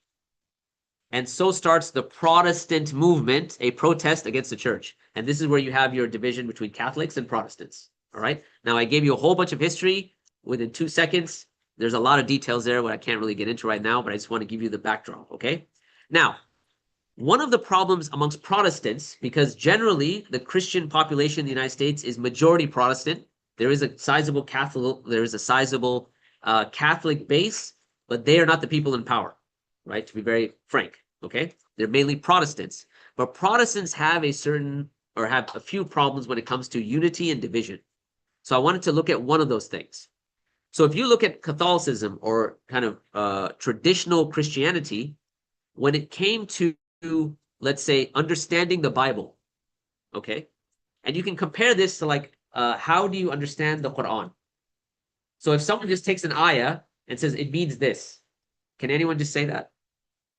No, there has to be some sort of what they, like some sort of usul that you follow, right? So for instance, if someone says, oh, look, the Quran says Bismillah ar-Rahman ar-Rahim. So you believe in the Trinity, we believe in the Trinity. If a Christian says that. But we say, no, that's against the usul of how we understand the Quran, right? Because one part of the Quran can inform the other part of the Quran. You will never have a contradiction between the two. So you can't just take this in isolation without looking at Qul huwallahu ahad, right? Ilahukum ilahun wahid, etc. Right? So you have to take them together in order to have a proper understanding. So I don't want to get into usul al-tafsir right now, but the point is there is a method, what they call hermeneutical method, by which you understand the Quran. Similarly, with the Bible, they have a hermeneutical method which was part of the church for centuries, right? At least up until 1058, when the church itself divided into two, the Eastern and Western. But the point is, they had four sources of authority when understanding the Bible. Okay, so you couldn't just say this verse means this. You would have to say, okay, number one, you have to follow the apostolic succession. What that means is the Pope has a type of isnad going back to what he says is Peter, who was apparently a companion, a hawari amongst the hawariyun of Isa alayhi salam. So he has that sanad, right? According to them, it's not really certified or anything like that, but meaning that's how they get that's how the Pope assumes his authority. So that's known as apostolic succession, right? The apostles give that authority generation after generation. That's why you have a Pope who gives the authority to another Pope. Then you have the church fathers. These are the pious people of the church that are able, because of their piety, able to inform what the Bible means. Then you have church tradition. These are things that over generations have been established, right? The saints and the idols and things like that. Well, this is part of how we understand the Bible. And then finally, you have the text of the Bible itself. So 4 authorities that allow, the Catholics in this case, to understand the Bible.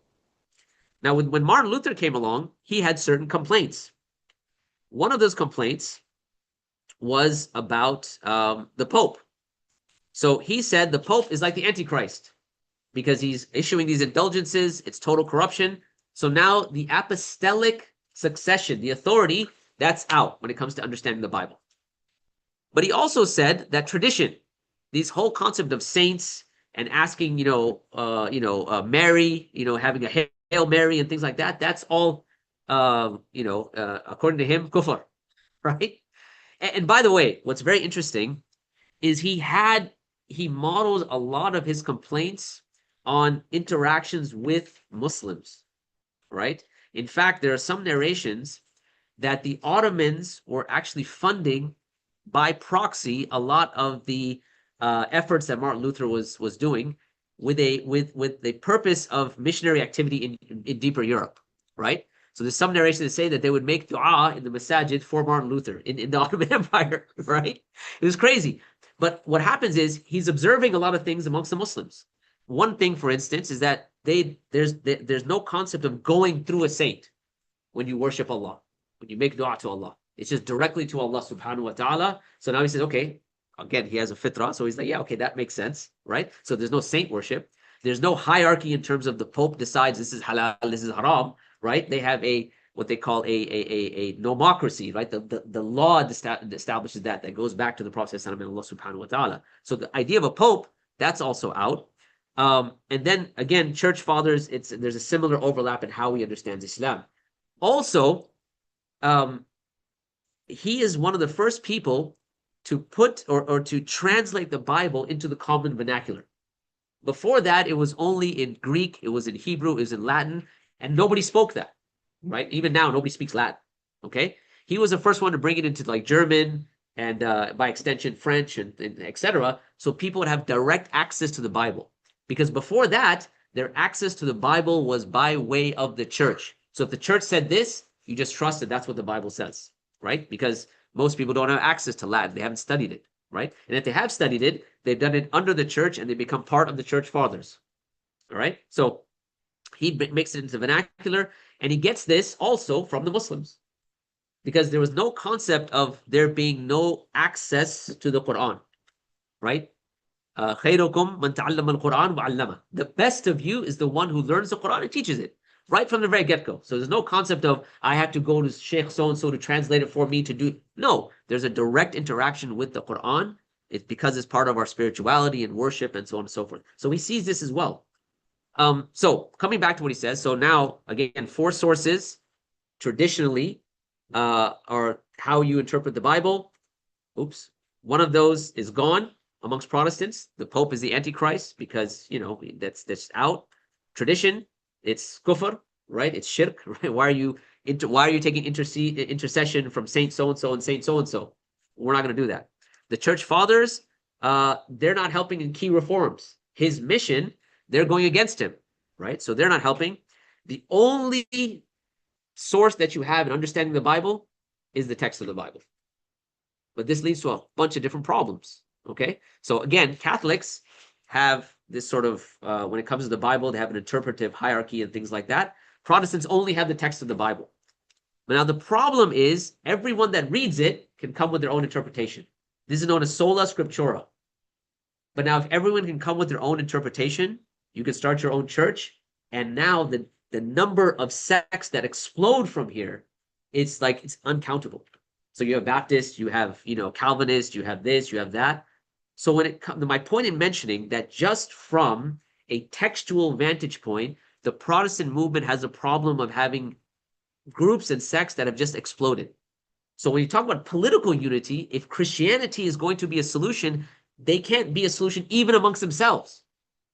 Because under Protestant Christianity, again, you have Calvinists that differ from Baptists, who differ from Pentecostals, and I can't get into all of that. It's a whole nother lecture. But all of those denominations don't allow for theological unity. Okay? There's a general unity. You know, Jesus died for our sins, even amongst Protestants and Catholics. But once you start getting into the particulars, how do you govern? If you're going to use the Bible to govern, well, you've got a major issue because everyone can come with their own interpretation, right? Because the only thing that has value or has authority is the text of the Bible itself. And aslan, the other problem is that it's in English, right? Like you're using it in English or French or German or whatever it is, but in the American context, so it's not even in the original language, right? If there is an original language, that's another issue in and of itself, because that it was actually like the Old Testament was supposedly having been in Hebrew, it was then translated to Greek and then translated back into Hebrew. So now you've got that problem, let alone Hebrew was never codified and saved. The first Hebrew dictionary doesn't come up until the 10th century. The first Hebrew dictionary. The languages change over time.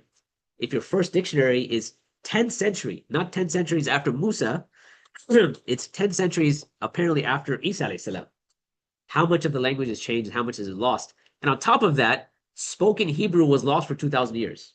Spoken Hebrew was gone. It had to be reconstructed once Zionism enters the picture. Now, again, that's a whole other story. I can't get into that. But if you're interested, there's lots of videos about how Hebrew itself is reconstructed. And it's reconstructed by a European Jew. And that's why it doesn't sound very close to Arabic in its pronunciation. It's very Eastern European sounding, right? That's why they're not Hamas, they're Hamas, right? That's the reason why. But anyways, I'm going off on a tangent. I need to reel myself back in.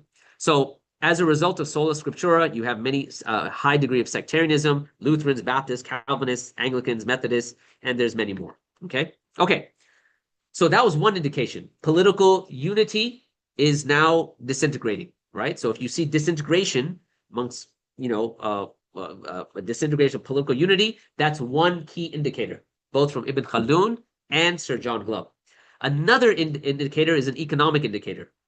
And this is what we call severe income disparity. And to put it in simple terms, the rich getting richer, the poor getting poorer. And here's what Sir John Glubb says. He says, the first direction in which wealth injures the nation is a moral one. Money replaces honor and adventure as the objective. So in other words, whereas before the idea was let's form this country, let's have this project, let's come together, we want to form a more perfect union, etc., right? But over time, instead of that being the objective, money is what replaces the entire objective. So, moreover, men do not normally seek to make money for their country or their community, but for themselves. Okay, so the immense wealth accumulated in the nation dazzles the onlookers. So for people that are outside of America, for a long time, they were like, oh, wow, America, right? And so everyone was trying to come to America for a while. Probably not the case now anymore, but anyway. But beneath the surface, greed for money is gradually replacing duty and public service. Indeed, the change might be summarized as being from service to selfishness.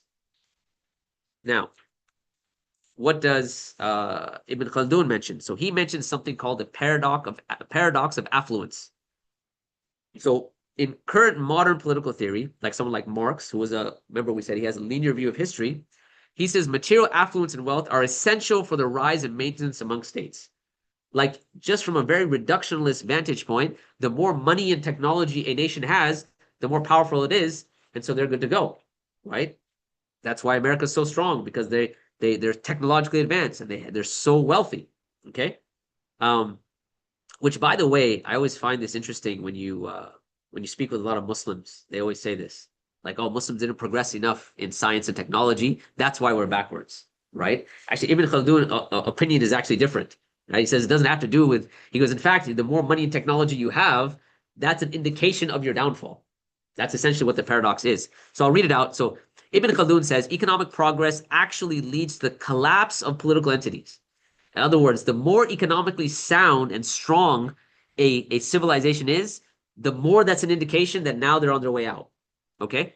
Excessive affluence, wealth, and luxury, if the necessary measures are not taken, eventually erode the moral and military power of society. And think about this. This makes sense. The more affluent people are, the more they can relax, the more they can enjoy things, the more they're worried about their own pockets. And so whether you're not talking about just people, you're talking about the military, you're talking about the government. So that moral code that's needed, or from his terms, the asabiya, the thing that binds you together, right? Whether that's the deen, whether that's a political strategy or political like liberalism, whatever it might be, that starts to erode. And so if that erodes, your technology and money is of no use because the moral foundation is missing, right? So eventually it erodes the moral and military power of society. When rulers and their associates become absorbed in luxurious living, they lose the character qualities necessary for effective governance, such as determination and prowess. This weakness and softness make them vulnerable and unfit to rule, ultimately resulting in the decline of the political entity. All right. Does that make sense? So as a graphical representation, you've got money that's coming in, more and more money that's coming in. But because asabiya is now going down over time, remember, asabiya was social cohesion. Social cohesion is getting split as you have more money that's coming into the society. So now you're looking at the downfall of a civilization or an empire. Okay. Now, so severe income disparity in terms of the United States. We know in the modern world is the rise of credit-based economy. It was during you can say, like prior to the Enlightenment, that it was accepted to take interest-bearing transactions, meaning that was considered normal and not negative. Even within Christianity, interest-bearing transactions have a very strong negative connotation. The exception to that is in the Old Testament for a Jew to be able to take a loan, interest-bearing loan from a non-Jew, right? And there's verses in there about that, and that's why, early on, there's a very interesting dissertation that a Muslim wrote, on comparing Judaism, Christianity, and Islam, and how interest-bearing transactions occurred within these societies. And what's interesting is that he basically looks at the scripture itself, what that says, how that informed Jewish transactions, how that informed Christian transactions, and how that informed Muslim transactions throughout history. And one of the key points about Jewish transactions is that they have this exception. They can lend to those who are not Jewish. And so that's why you find them, they're at the heart of being bankers, right? Historically, right? So I know that's an anti-Semitic trope to say that, but we can say that now, I guess, so it's okay. So anyways, okay. So coming back to the economic system of today, private banks create money out of nothing and lend it on interest. I'm going to skip all of this real quick because I want to move forward. Okay. I need to give you a bit of a backdrop before I start explaining these graphs. So if we go back to World War II, okay? After World War II, the United States experienced a extraordinary point in history where they were very wealthy.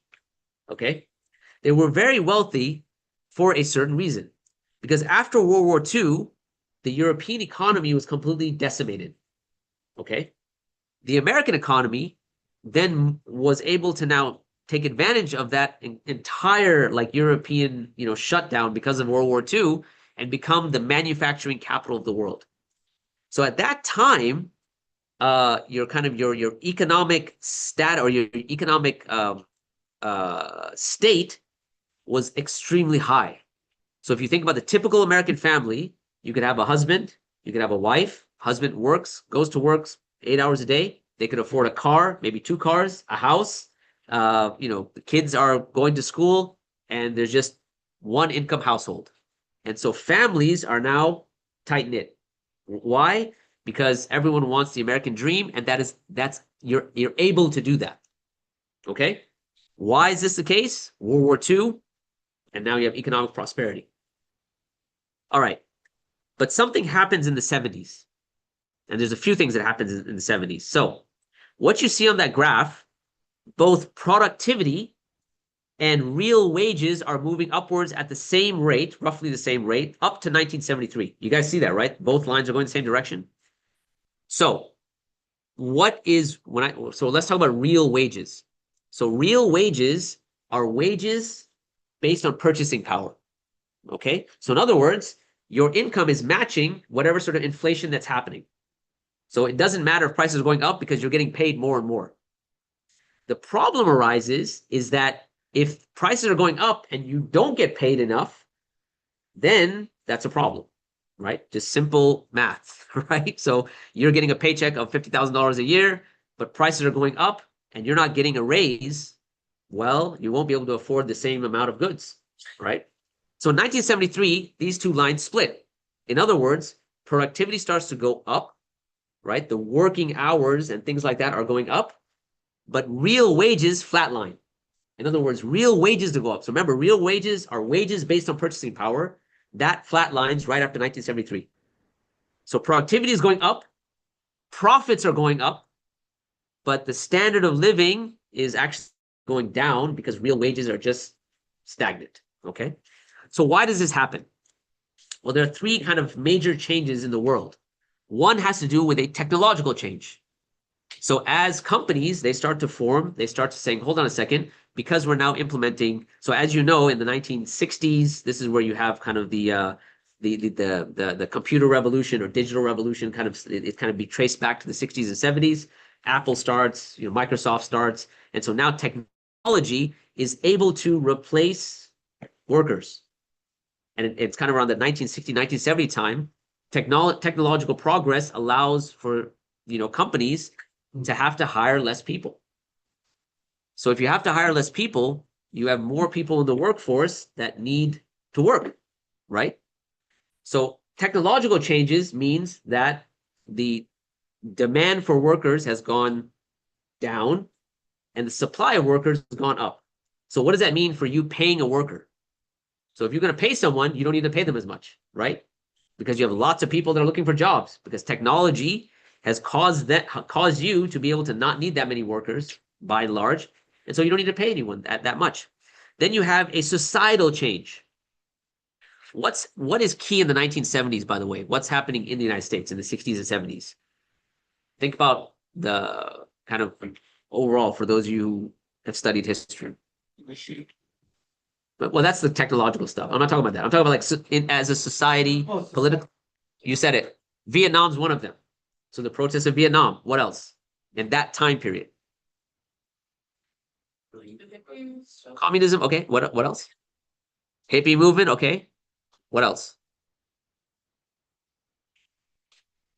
The hippie movement. You have Vietnam. You have civil rights. Remember that? Civil rights. Okay. You also had women's rights, right? So you have major women's rights movements. So you have all of these rights that are now trying to be fought for, right? So, civil rights, LGBTQ rights are burgeoning in this time, women's rights. So now what is the what is the narrative when it comes to women's rights? What are they fighting for? Job.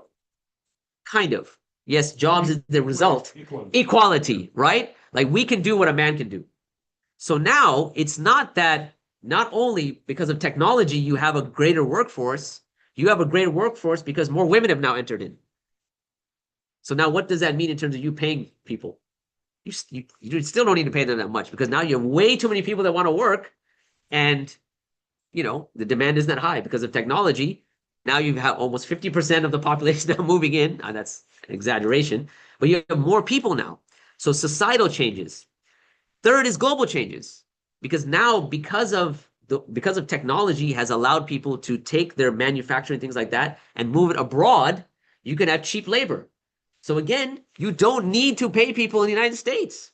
So what happens is, if you look at this graph, hourly compensation, this compensation route in terms of real wages, flat lines, but profits are going through the roof. Companies are making money hand over fist. That's the line on top, okay?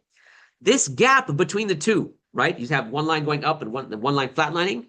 This gap is basically pure profits for corporations, i.e., this is exacerbating income inequality.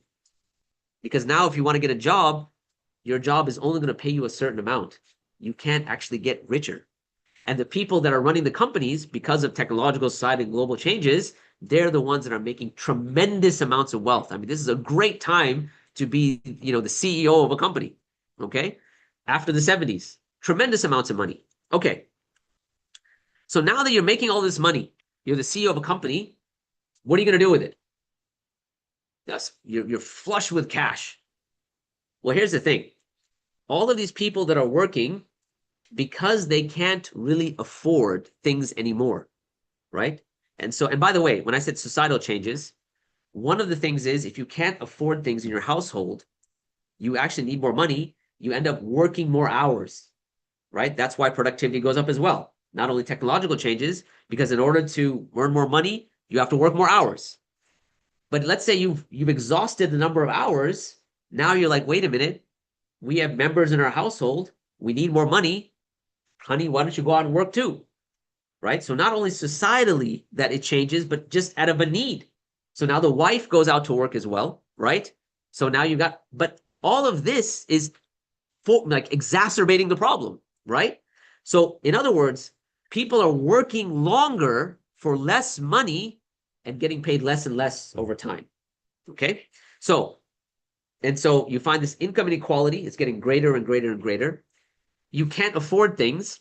When you can't afford things, what is your next option? Everyone in the household is working. Let's say you're working to the max, your wife is working to the max, and then even the children are working to the max, right? You're delivering newspapers, whatever. I had a paper route when I was growing up. But anyway, for those of you guys who remember what newspapers are. But anyway, so everyone's working. Now, if even that's not enough, what do? Debt. All of this cash that's coming in with these companies, what do? You've got a need. Let's lend it to people on interest. So now everyone's now getting further and further into debt, and companies are making even more and more money. So this income inequality is just going berserk starting in the 1970s, right? So what do you do with the extra money? Well, number one, you pay yourself. So now, you know, CEOs are just paying themselves extraordinary amounts of money because they're such amazing managers and no one else can do their job, right? Like they're just geniuses, as we've been told. So you pay yourself, but then you lend the rest of the money, right? To make even more money, okay?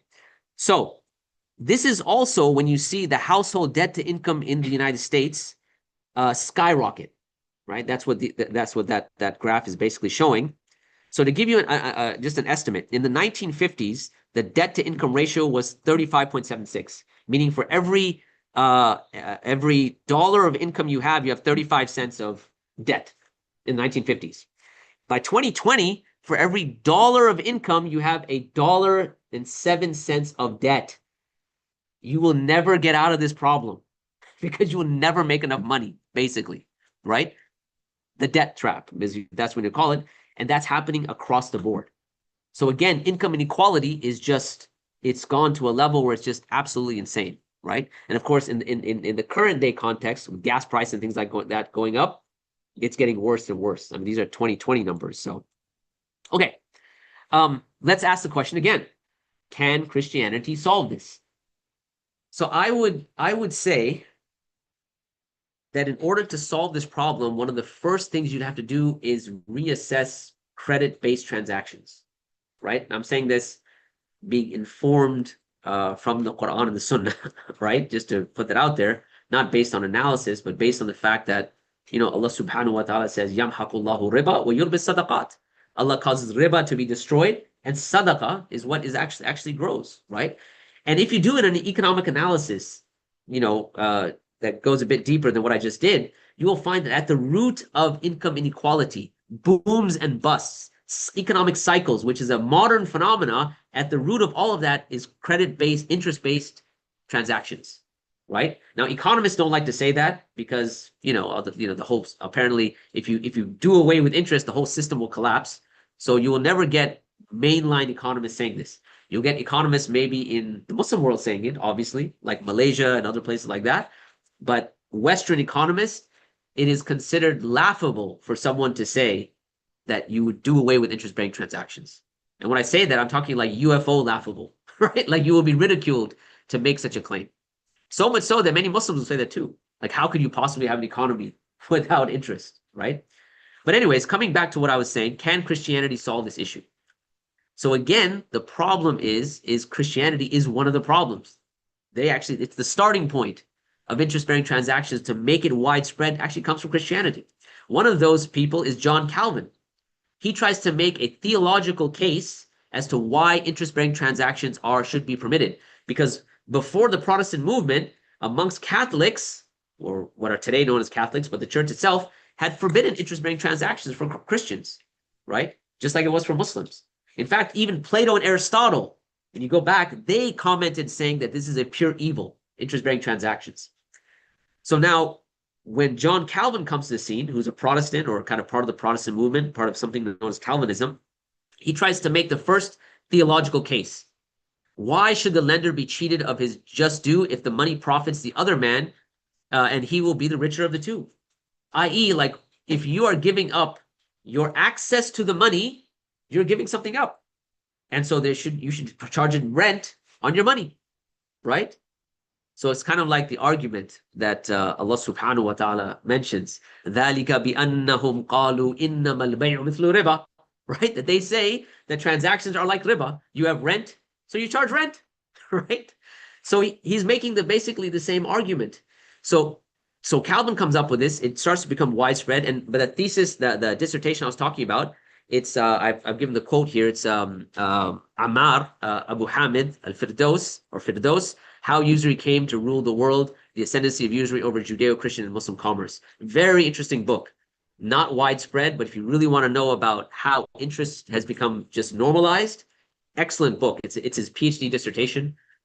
Highly recommend it, because you won't find that just in, like I said, in economics departments and things like that. Anyway, so you have at the starting point of the issue itself, which you can come down and say that is based on interest-bearing transactions, Protestants don't have that either.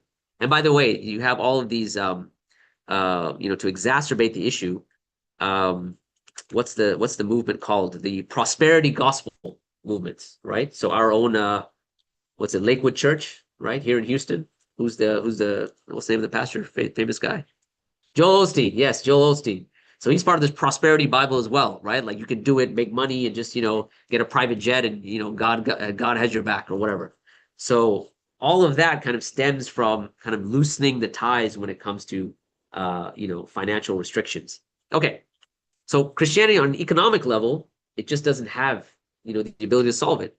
By the way, juxtapose this with the Islamic paradigm.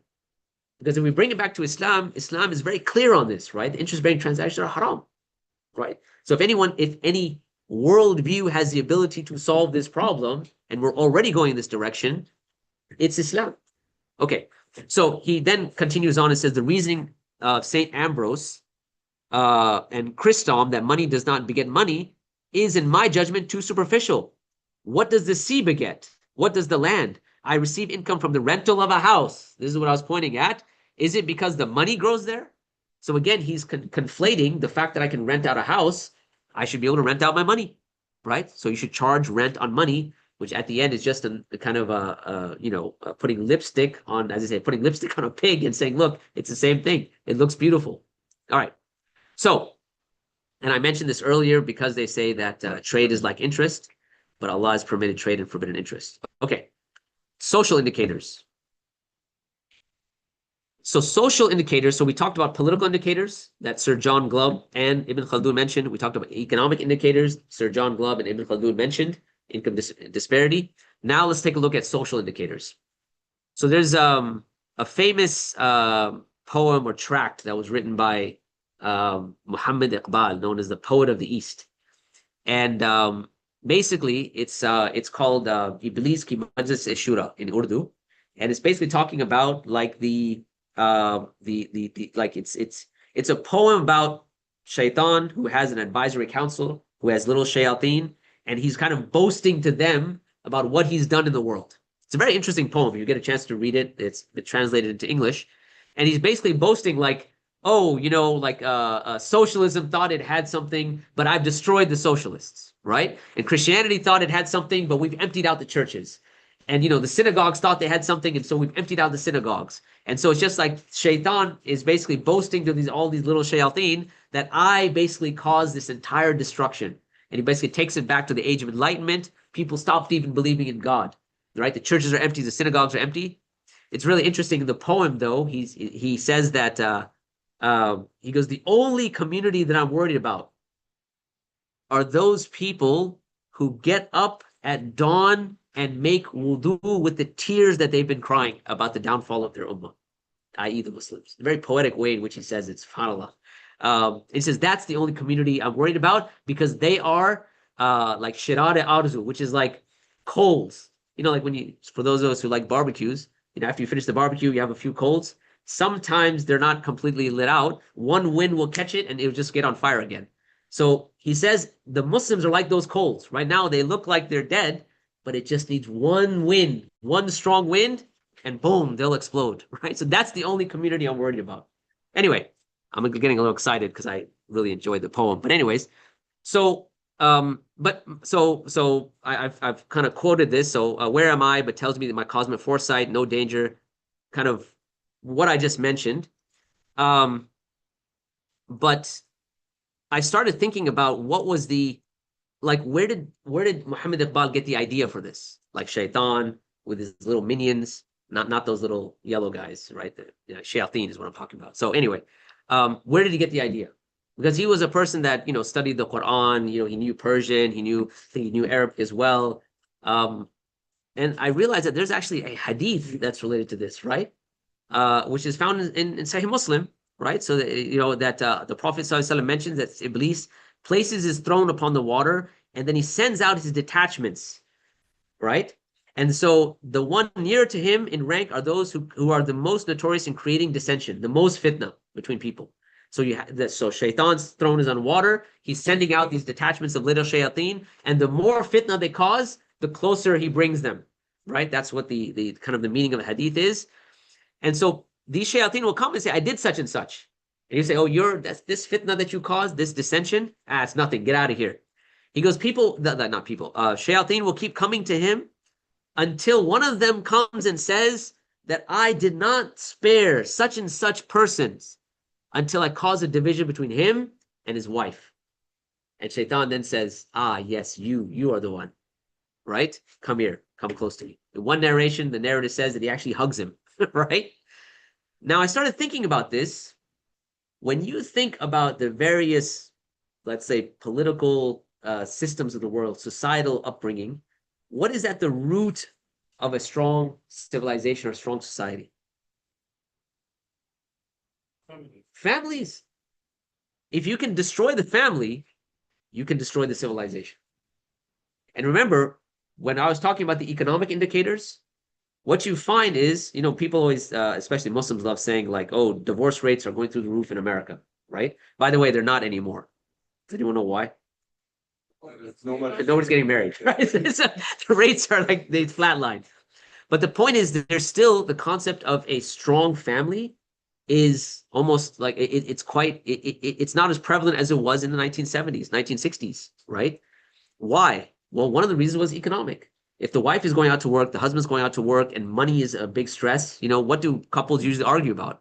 A lot of those arguments are usually about money, many times, right? That has an impact on the children, right? There's a really interesting concept that in the 80s they had kids that were called latchkey kids. In other words, they would come home after school, have their own keys to the house because the house was empty, no one there to greet them. So they would make their own food and just watch TV, right? It's quite sad, like when you read the research in this area, because the mother's out to work, father's out to work. And so what happens to the development of the child as they grow up, right? And there's psychological studies that have been done in this, like, you know, what results in that, their attitudes towards, spouses and things like that. But you find a breakdown of the family, right? Again, economic indicators are part of that. Societal indicators with the movement of feminism and things like that, women's rights. So all of those things are now fueling the breakdown of the family, which means it's a breakdown of society, which means it's a breakdown of a civilization, right? So, so now this is what Sir John Glubb says related to the Arab decline. Interesting enough, remember we said he was stationed in Iraq and a few other places. He knew Arabic and things like that, so he had studied various Islamic empires and things like that. So he says in the first half of the 9th century, Baghdad enjoyed its high noon as the greatest and richest city in the world, which is true. The works of contemporary historians of Baghdad are still available, still accessible. You can still, read about the grandeur of Baghdad. He says they deeply deplored the degeneracy of the times in which they lived, emphasizing particularly the indifference to religion. In other words, people aren't practicing their deen as much, the increasing materialism, and the laxity of sexual morals. They commented bitterly on the extraordinary influence acquired by popular singers over young people. This is not, New York. This is Baghdad, right? Resulting in the decline of sexual morality. Okay, the pop singers of Baghdad accompanied their erotic songs on the lute in the second half of the 10th century. As a result, much obscene sexual language came increasingly in use, such as would have not been tolerated in an earlier age. So again, the breakdown of a family also means that the breakdown of kind of sexual morals, right? Decadence becomes front and center. And so in kind of the Heritage Foundation has this particular study, which I think is quite interesting. It's called A Postmortem on the Sexual Revolution. So remember, in the 70s, you had civil rights, you had women's rights, but you also had what we call the sexual revolution, right? That's where the LGBTQ movement starts, things like that. The sexual revolution basically says, like, look, you should be open to do whatever you want to do with whoever you want to do it with, right? So as an analysis of what happened related to that openness, there's this study by the Heritage Foundation, and this is kind of one quote from it. They said, American society is more open about and obsessed with sex than any other time in its history. This change is a product of the sexual revolution, which began in the 1950s. The sexual revolution embraced seemingly small goals, like deregulating obscenity and securing public tolerance for sexual minorities, but it has culminated in a large cultural change with untold ramifications. The pervasiveness of pornography, by the way, pornography in the United States is protected speech. It comes under freedom of speech. There's the case law behind this is really interesting because a lot of the perpetrators of pornography, they took the government to court and things like that to say, no, this is an aspect of freedom of speech. If you limit what we can say in terms of writing, in terms of video, in terms of pictures, you are going against our First Amendment rights. So they persecuted there was court cases on this. Very fascinating read. In fact, there's a book called Famous Court Cases that goes to one of the main court cases, which kind of allows pornography to become open. So anyways, he continues. The pervasiveness of pornography, which is accessible to all, for instance, compromises the culture of marriage and fidelity, and promotes a culture of sexual gratification. So this is something that we see that's prevalent in the society, but it has its source based on the 1970s, 60s movements that came out of that time. Go back to what I said about the fitrah and the center and think about it from those terms, right? Remember, people will go by their fitrah, but if there's no revelation, you know, it's a mess basically. All right, just a quick analysis of the pornography industry. 1950s, 100 million a year, and it grows and grows and grows based on increasing technology. And its outreach becomes even wider based on the technology, to the point where it started off at 100 million a year to now it's 15 to 20 billion dollars a year. Okay, so you have something like Pornhub. Well, by the way, this guy's a rabbi. I don't know if you know this. So remember, we were talking about Jewish law. So Jewish law says the same thing related to interest. I think they say the same thing related to, like, you know, selling goods of this nature.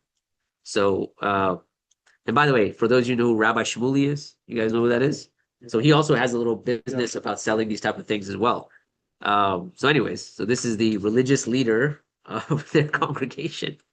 Okay, so this is basically just graphically showing, you know, the increase in pornography. Again, some of that is based on technology, but based on technology, there's a deep proliferation. It's almost ubiquitous. There's nowhere you can turn where you can't, you know, you won't see pornographic images, right?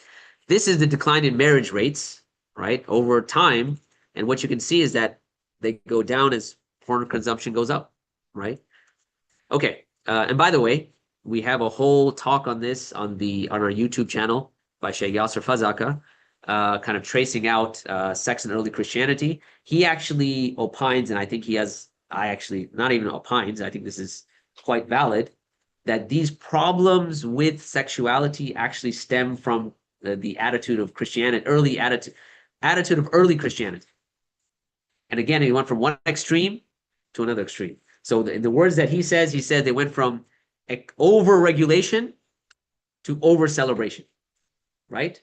And we are Ummatul Wasat. So, and there's a reason why. And he traces all of that out. So he traces it back to early Christianity. Very interesting. Again, it's on the Sapiens US YouTube channel. I think he has a talk on that. So, okay. One more social, I think this is the last social indicator, which I just did because I thought it was interesting. He actually lists a number of social indicators, and that is the proliferation of celebrities. My kids absolutely hate this part of the presentation. So, Sir John Glubb, he says that, this is a quote from the same book. He says, "Let us eat, drink, and be merry, for tomorrow we die. The resemblance between various declining nations in this respect is truly surprising. The Roman mob demanded free meals and public games.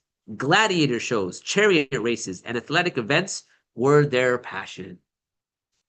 Okay. Judging by the time and space allotted to them in the press and television, football and baseball are the activities which today chiefly interest the public in Britain and the US. You can see why my kids hate this part of the presentation, right? Especially my son. He's a Texans fan. He's like, "Baba, you picked that picture out of all the pictures you had to pick." Anyway, so he continues on. He says that the heroes of declining nations are always the same: the athlete, the singer, or the actor. The word celebrity today is used to designate a comedian or football player, not a statesman, a general, or a literary genius, right? So just to give you a comparison, at the Roman times, you had one of the greatest Roman charioteers, Gaius Apelles Diocles.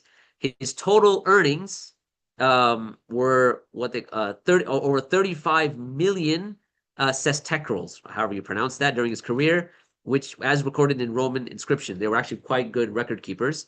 So, you know, his accomplishments, he competed for 24 years, participated in 4,000 races, winning 1,462 of them. What is the modern equivalent to how much he would have earned? $15 billion in today's money. One guy, right? All right, now you compare that to, let's say, Michael Jordan, right? Total earnings holds a top spot for an inflation-adjusted career, roughly 4.15 billion, much less than his than the charioteer, right? His wealth is a combination of his NBA salary, extended endorsement, et cetera, et cetera. And I kind of list his accomplishments. The point being is that you have excessive pay for celebrities. And one of the other things he mentions, I don't know if I have a slide on this, is the advent or the centrality of celebrity chefs. He says that this is also one of the indications that when you see chefs and cooks becoming celebrities, this is also one of the indications. Why? Because in an affluent society, food becomes central. And it's true. So even if you think about like the Mughal Empire, like a lot of the biryani and stuff, that all comes from royal courts, man, right? And they had their own celebrities. I think there was Mir Dopiaza or something like that, and he was known for cooking. He was a celebrity chef, right? And today we have our, Gordon Ramsays and the Food Channel and all these other things. But anyway, so can Christianity reverse the decline, right? With the social indicators. Okay, so there's two options here. You have the anti-Jesus option, i.e. you could eradicate Muslims from America and submit to Israeli propaganda. That's one way of doing it.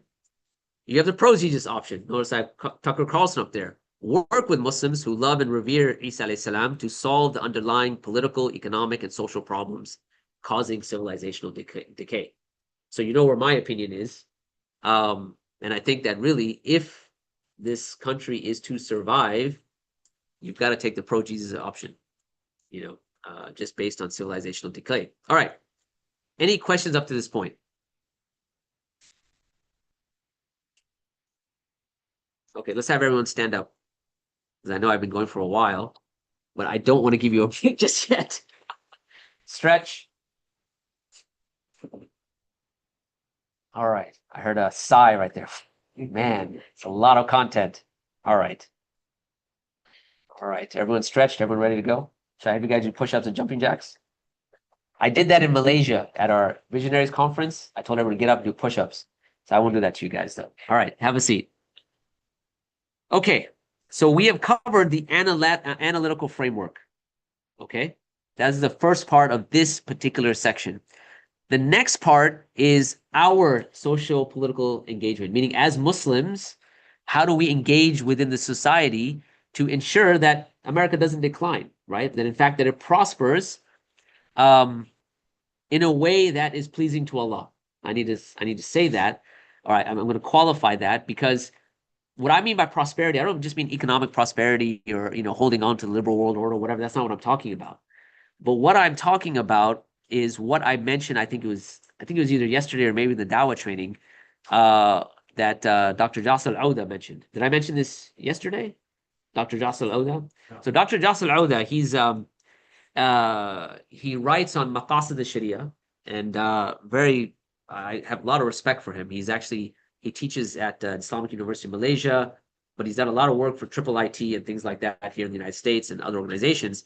He just finished a tafsir of the entire Quran in Arabic on a maqasidi approach to the Quran.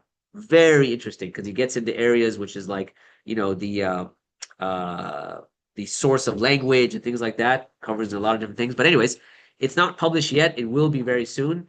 And I think they're working on an English translation and a Malay translation. But that's not the point. The point is, he said to me, I went to go meet him, and he said, look, when you look at Islam in America, he goes, I don't really see it going anywhere, because the Islam you have in America is not an indigenous Islam. He goes, you have either a South Asian Islam, you have an Arab Islam, you have Islam that's brought in from other places and superimposed on something that's culturally different. He goes, think of it this way. When you think about a Malay, or you think about a Pakistani, or you think about a Bengali, or you think about a Syrian, what religion do you think they are? Right off the bat, you assume they're Muslim. He goes, until it comes to the point where you think American and you assume they're Muslim, he goes, you won't see the needle move, right? He goes, efforts are good, your dawah efforts are good, but you really have to now change the culture, right, at its core. And so I thought that was quite, that was quite profound. And it's true. Like, even the institutes that we have, they're modeled after like a Darul Uloom or a Medina University or Al-Azhar or whatever it might be. And those models are good for the places they're in. And they're extremely good. Don't get me, I'm not trying to say that, I'm not a person who thinks like traditional learning should be done away with, right? I'm not on this whole train about, oh, they don't have enough critical thinking. And that's not what I'm talking about. What I'm just talking about is enhancing what is already there such that you make it culturally relevant, right? And essentially, that's what we try to do at Sapiens, is to take, the scholarship, the amazing scholarship that's coming out of these institutions, and just amplifying it, making it better, making it more culturally relevant, right? So anyways, but that's something that's a project that needs to be, instituted, needs to be taken up.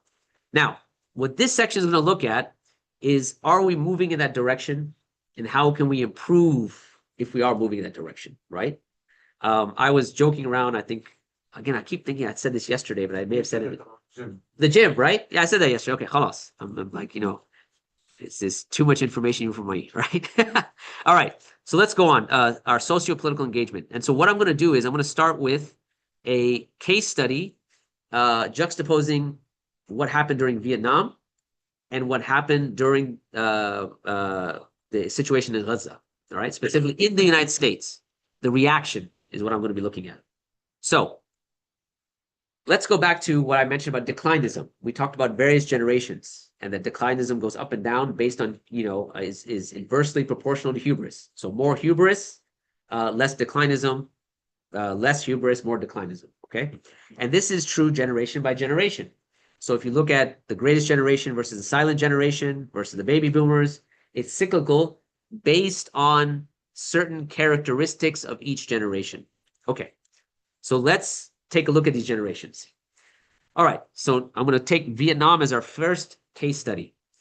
So if you try to now, within this taxonomy, define what is the greatest generation, if you were born between 1901 and 1924, you are considered the greatest generation. Why is that the case? Because by the time you got to be an adult, you participated in World War I, and maybe either participated or witnessed World War II. So you lived through 2 world wars, okay? Not only that, but you grew up during the Depression. So if you studied American history, you know that there was a Great Depression in the United States. So you lived through 2 wars and you survived a depression. That's why a very famous newscaster by the name of Tom Brokaw called them the greatest generation. Because to survive all of that and still come out unscathed, that says something about you, right? But also think about this in terms of Ibn Khaldun's analysis. Where do you think Asabiya is right now? It's very strong, right? Because people are going through kind of one suffering, and they're all kind of coming out. So that was the greatest generation. The next generation, 1925 to 1945. If you were born during these years, when by the time you became an adult, you had certain qualities. Number one, you were probably quite conformist, and less outspoken. In other words, you're not trying to rock the boat, right? You don't want to make trouble. You're not going to go off and protest things, okay? This was also during the McCarthy era. You guys know what McCarthyism is? So the McCarthy era was when they would be hunting down people who were anti or communists, basically rounding them up, and just someone would say, oh, he's a communist, arrest him, throw him in jail. So there's almost like this witch hunt of people that were accused of being communists, kind of like nowadays, if you're accused of being whatever, a terrorist and something, they could be a witch hunt, they just throw you in jail, no evidence needed, whatever it might be. Anyway, so during this McCarthy era, there was a lot of fear, there was a lot of capitulation. But also think about this, we just got done speaking about the economic prosperity after World War II. If you're financially doing well, do you want to rock the boat? No, right? So that's why you're not going to be sitting up and going off and doing protests and things like that. So the primary concern here is the stability of your family, your economic household, and its domestic life. We just want to live and let live, right? We want to be happy, live the American dream. There's the other aspect we want to look at is, what is the media landscape right now? So right now, you find that this generation is what we call television immigrants. They did not grow up on television. Television isn't created during this time period, or it's created during this time period, but you don't grow up on it. It was not in your household. When you get to be an adult, you may go off and buy a television, and so you are immigrating into a television world, a media world that's defined by television. Now let's compare that to the generation after that, what we call the baby boomer generation. And by the way, that's why they're called the silent generation, because they were silent. They didn't want to rock the boat, right? And perhaps they were silent during the McCarthy era as well, right? They didn't complain about people being rounded up unjustly. That's why they're called the silent generation. Then you have the baby boomer generation. Why are they called the baby boomer generation? Because if money is good, what are you doing? You're having lots of kids, And so there's a big increase in the population, baby boom, right? That's basically what it is. So lots of kids from the last two generations. This generation is very outspoken. And this is where the Vietnam protest happened. Okay. Now, here's the question. Why are they so outspoken? Because in the two generations before that, the greatest generation and the silent generation, they had to now struggle and earn a living, especially the greatest generation. The generation after that, their focus was domestic life. They went to work. They had a good work ethic and so on and so forth. Now, if you've built up a lot of money and you have family stability, your children are going to be enjoying that wealth. They're not going to be as hardworking as you, right? So if you're enjoying the wealth and things are going good, now you have the space, the comfort, the luxury to say, we are against these things, right? Ethically and morally, because you're not worried about your paycheck. You're not worried about getting fired. You know, Baba's going to pay for everything, whatever it might be. And so, halas, we can go out and protest. So this is where you have the protest. The Vietnam protests are with this generation when they grow up. But there's also another media aspect of this, because whereas generation before this were TV immigrants, these are television natives. They grew up on television. And what you find, the first time in history, you could watch a live war on television for the first time. So American public, in terms of their opinion, is being defined by reporters on the ground beaming into every household what is going on. So the government is telling you we're winning the war, everything's going great, we are dominating, but what are you seeing on television? Dead troops coming home, right? The war for the people killing like the Viet Cong and the Vietnamese and things like that. They're watching all of this. So now there's a built-up frustration. This is where the Vietnam protests happen. Now, part of those Vietnam protests is that you had campus protests. And by the way, the Vietnam protests started on the Columbia University campus. That's where they started. There's certain reasons for that. I don't want to spend too much time on that, but there's a reason for that. The Gaza protests, and by the way, also started where? At Columbia University, right? So just think about that, and I'm not going to give you the answer to that one. But anyways, so that's where you have Vietnam. Eventually, what happens is, Nixon basically pulls out the troops, and our troops come home, and Vietnam's done. Okay, definitely not a victory for the United States, but an end to the atrocities of the war. Okay, now that is Vietnam.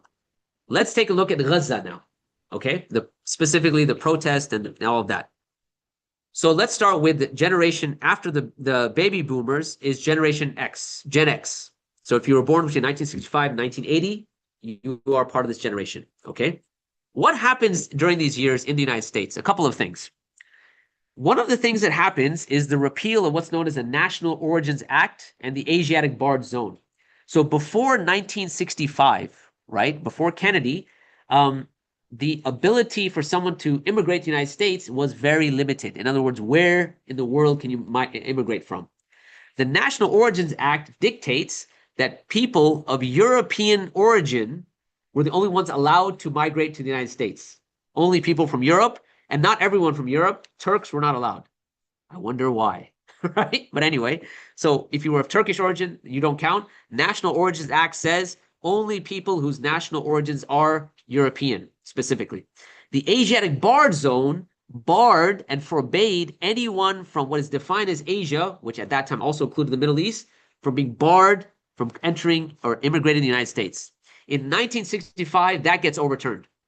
So you had this mass influx of immigration that's coming in from the Middle East and from South Asia, your Desi and American communities, right? So there's a mass influx that comes in, Middle East and South Asia.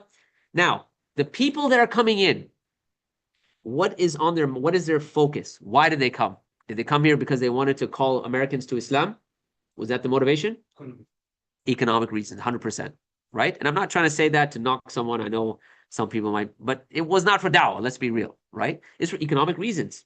Why? Because there was economic instability where they're coming from, life was very hard, et cetera, et cetera. They come to America, their primary focus is money, it's economy. So now this is Generation X. So people that came in, Muslims are one of the wealthiest minorities in America.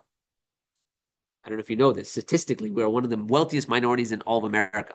But this generation focuses on, having a good career, you know, the holy trinity of Muslims, doctor, lawyer, engineer, whatever it is. So everyone now hyper focuses on these careers because they make lots of money, go to school, et cetera, et cetera, et cetera, right? You guys, I'm sure you're familiar with this. Okay, so the emphasis with this generation is on emphasis on education and financial stability.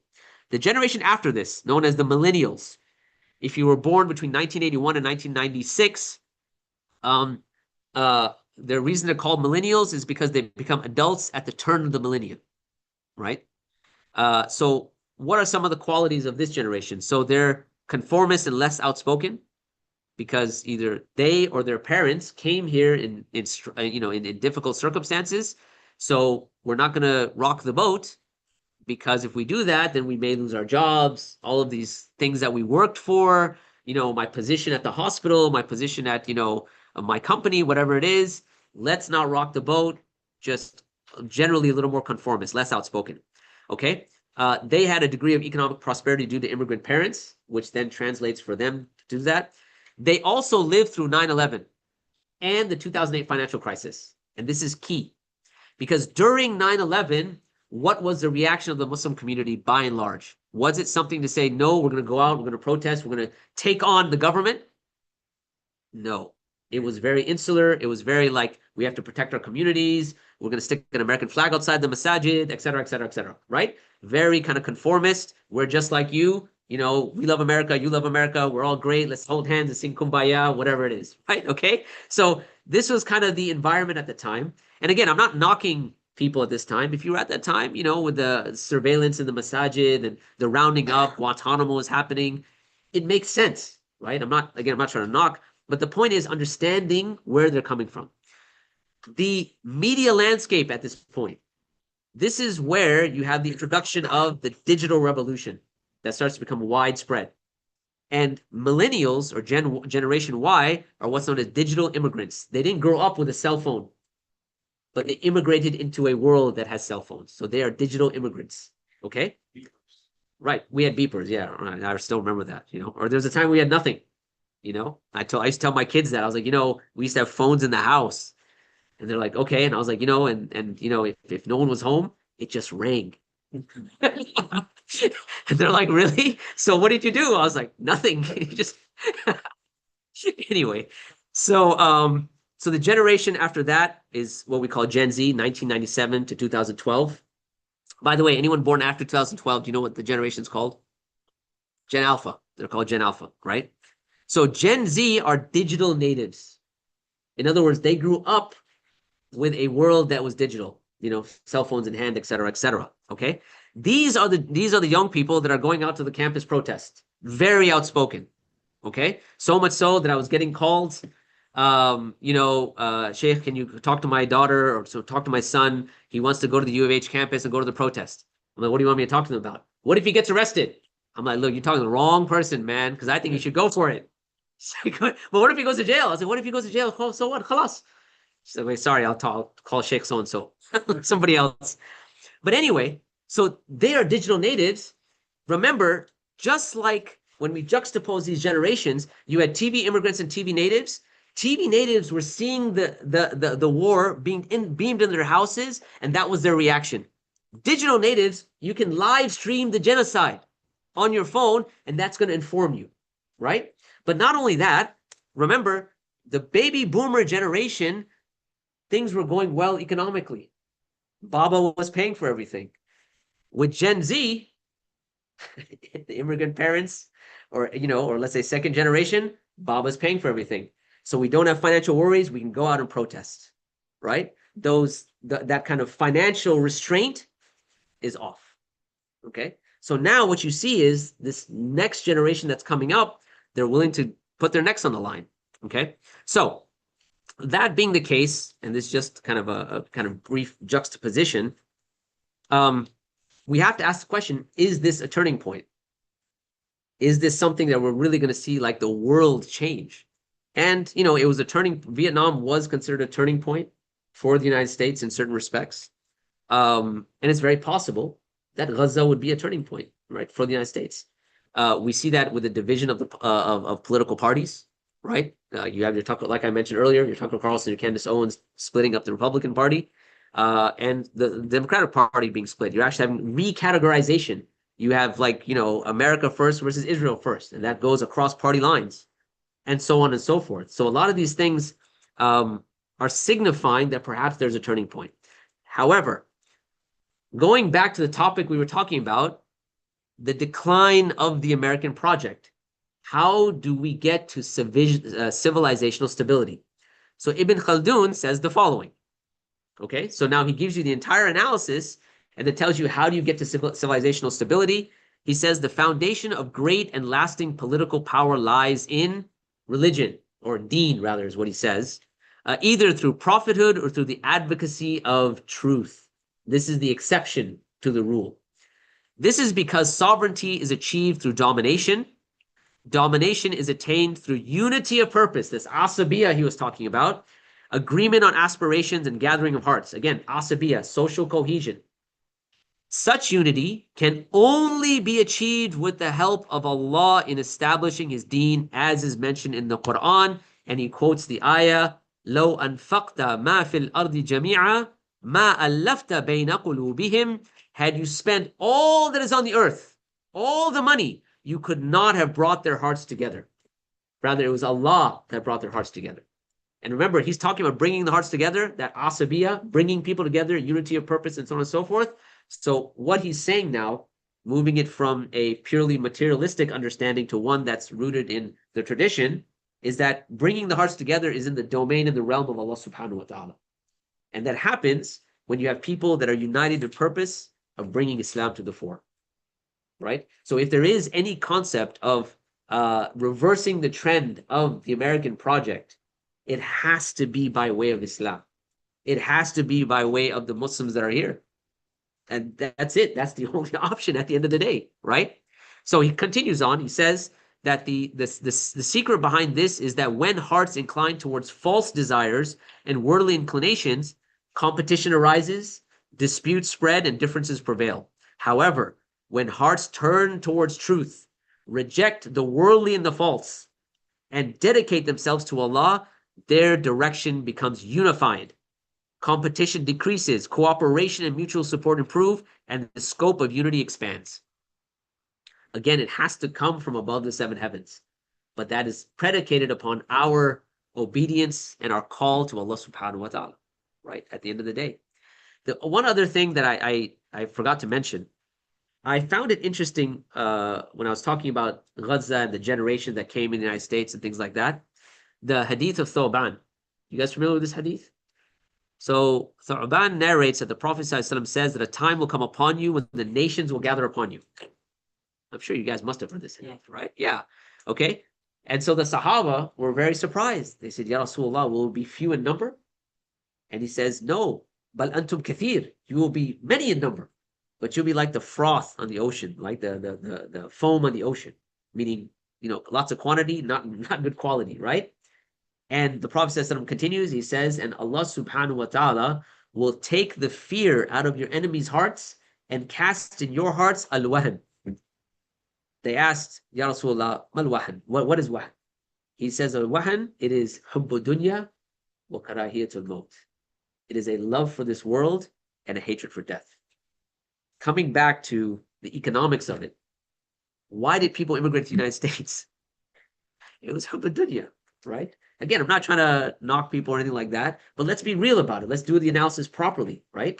It was hubbu dunya. So in other words, this hadith is not just describing something, it's also prescribing something. In other words, if we want to do away with this, we have to take hubbu dunya and cast it on the side, right?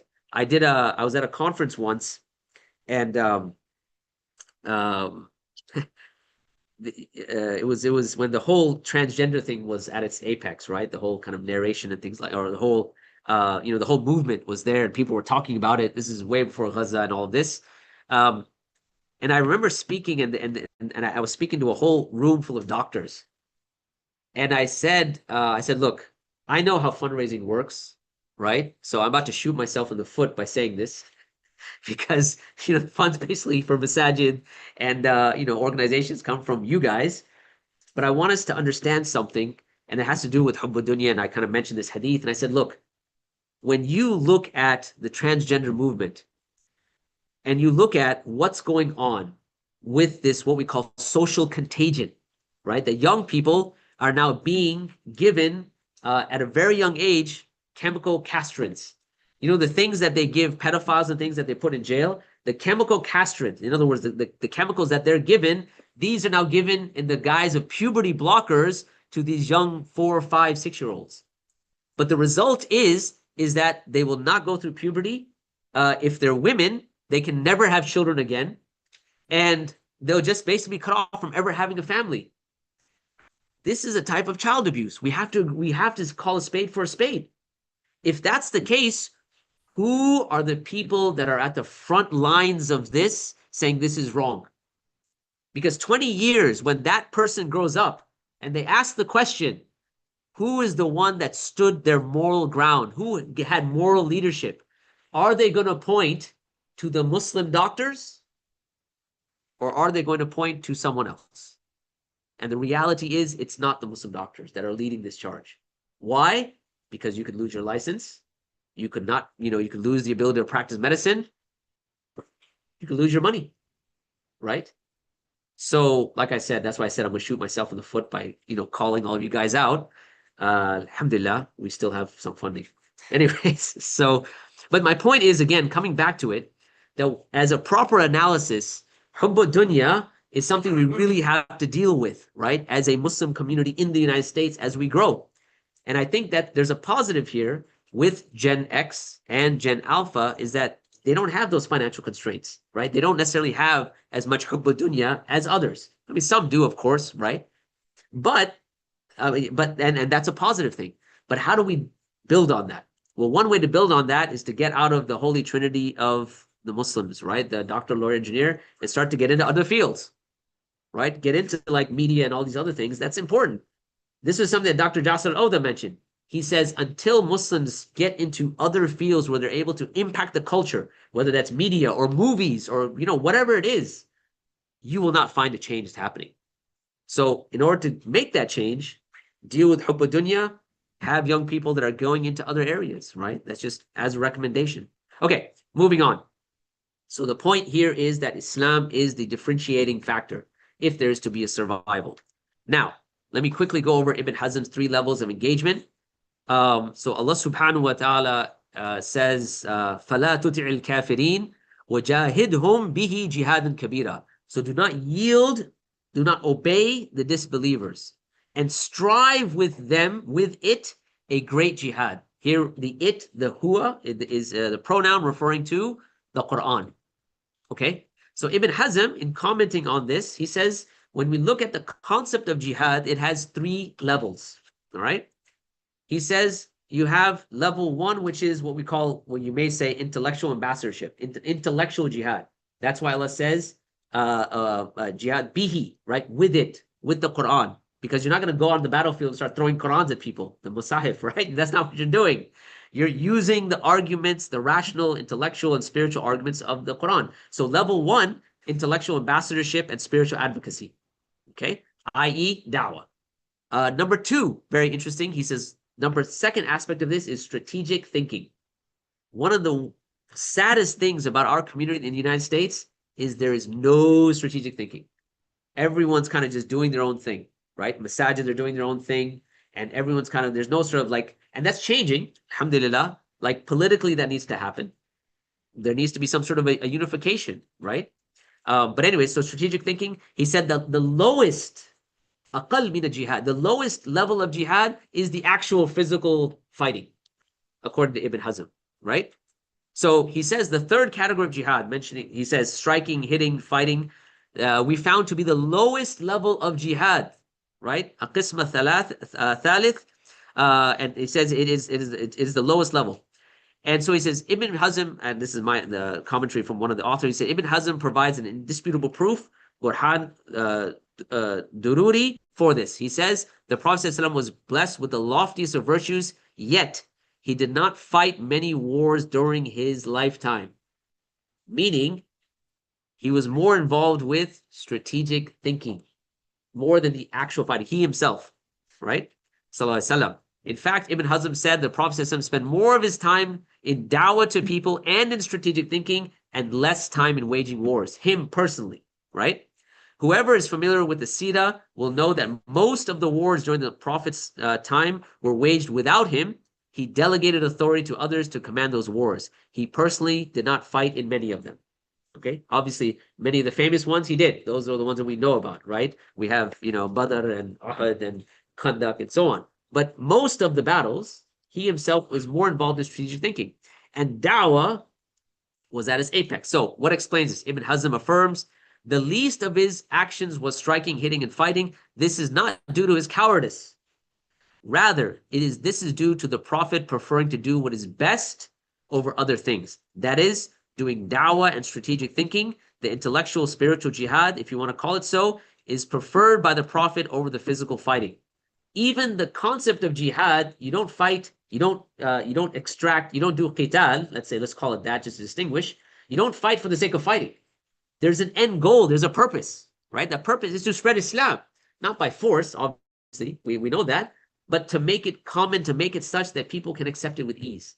This is why when you look at the battle of, the Treaty of Hudaybiyah, it's one of those quintessential examples of the fact that the Prophet ﷺ could have chosen to fight because they had the upper hand. In fact, Umar was, if you know about this, so remember, the Prophet ﷺ has a dream in Medina that we're going for Umrah.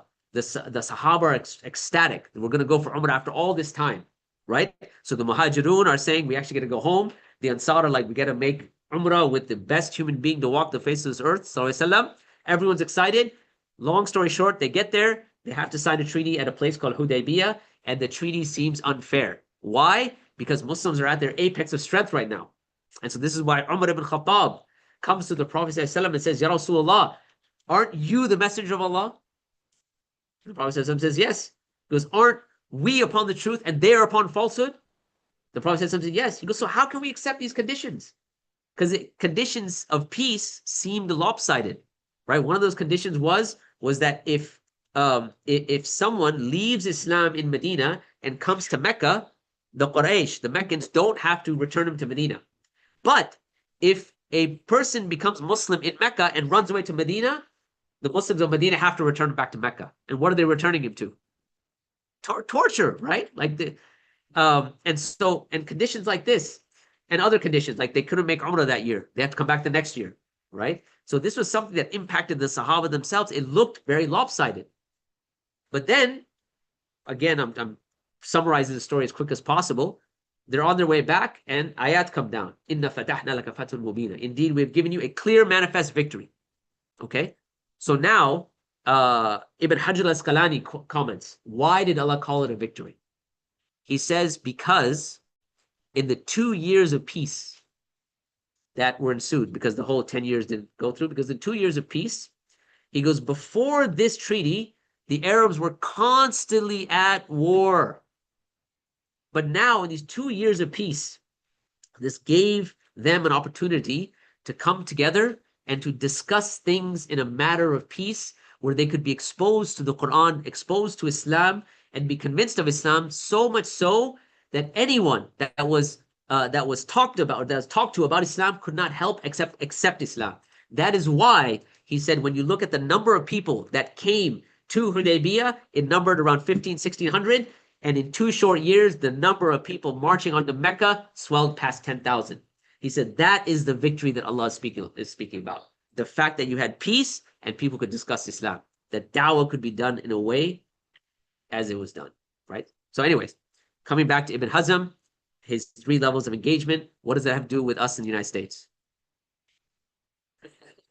Right? Hopefully it should be pretty obvious to engage in strategic thinking and da'wah, right? It's absolutely necessary. Okay, moving on. So this is my kind of my graph, or not my graph, my kind of, putting this together. When it comes to strategic thinking, this kind of hits the kind of top-down approach that we have to now say, how do we engage with the political situation that we're in, right? How do we make it such that if someone takes money from AIPAC, they're vilified, right? Now that's already happening, but we need to have strategies by which that happens at a greater pace so that so this sort of connection can be clearly seen, because they're now re-strategizing as well, right? Now funds are coming in through not AIPAC directly, but through donors to go through multiple chains to eventually come to the person. So you can't even really track at a certain point that money is coming in from, Zionists, basically, right? So how do we deal with this on a political level? How does the Muslim community come together, both on a local level, let's say Houston, and kind of start to now look at like what's going on? How do we deal with Greg Abbott, for instance, right?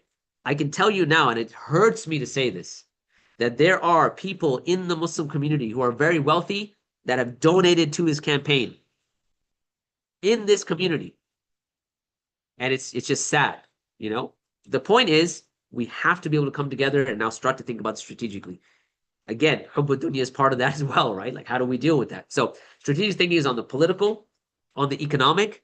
How do we help the community around us? Because remember, as the economy starts to go, we have to now say, all right, well, how are we going to help people, at a very core level?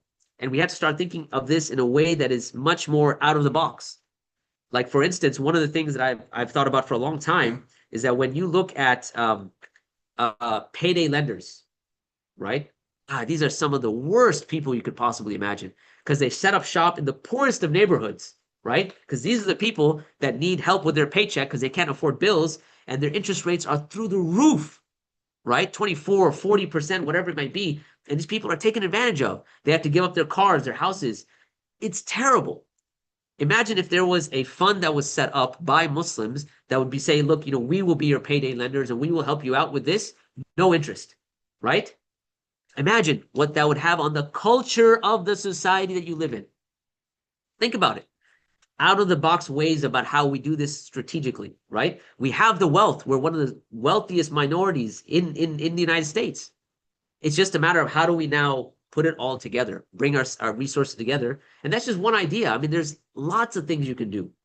I was thinking about, what is it? Actually, I won't open that door because that's a whole other can of worms. But you get what I'm saying, right? Strategic thinking, kind of top-down approach. A bottom-up approach, making dawah to people, right? And again, dawah doesn't mean you have to go out and hand out flyers to people. It means you contact your neighbors. You have a certain quality when it comes to how you address people and so on and so forth. It's very, very broad.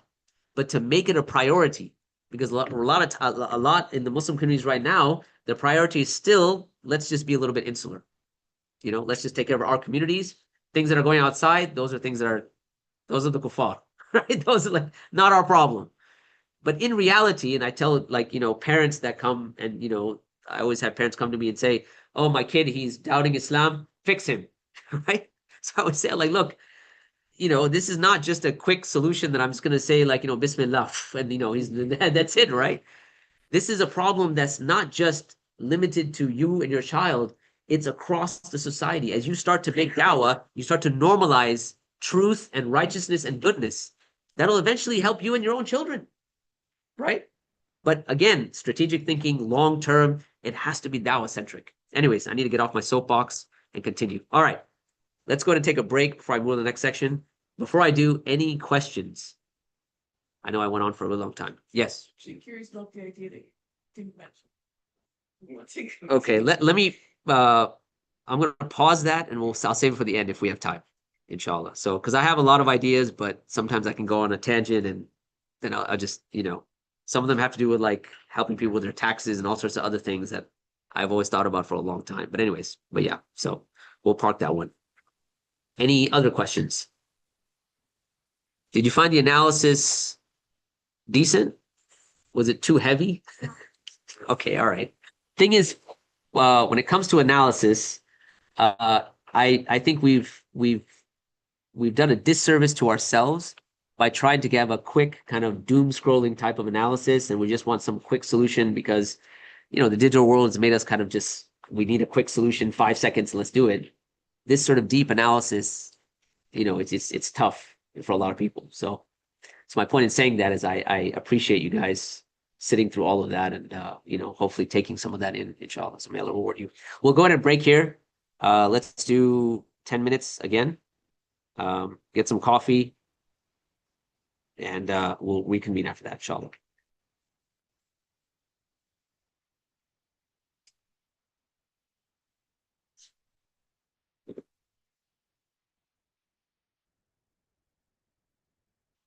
Well,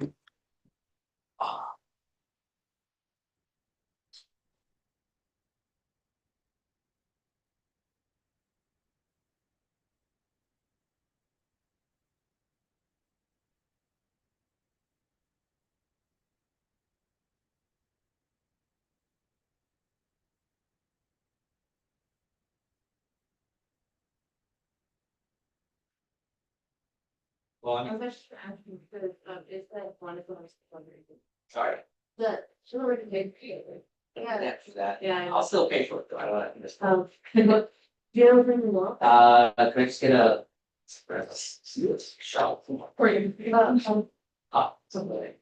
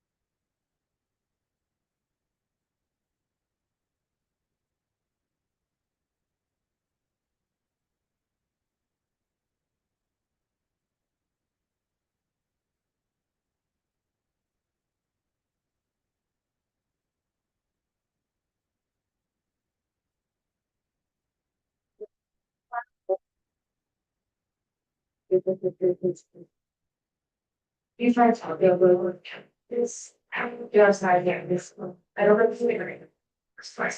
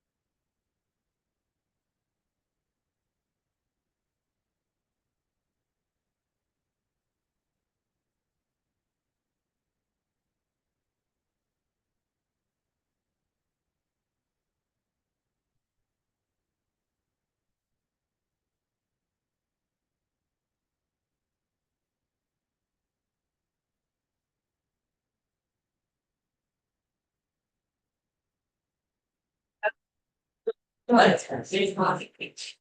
I control this. I found it. Oh, we didn't look to the Christmas tree. It was, oh, it's version. I think he would told me there was like, oh yeah, he's. That one or? Oh, How much you care? no, come on, that's. Yeah. All right. They did it most of us. Fancy stuff. I'm just a shot. Sorry to kill the child. And not be good. Right.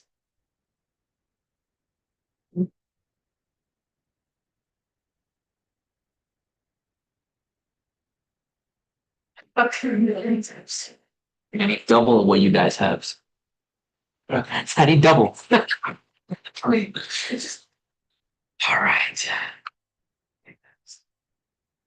All right. Okay, that's a great kind of serious one. It's right now, like there's 20, if I have to that, they're gonna come here. Okay, now, see that again. See, other version will be French.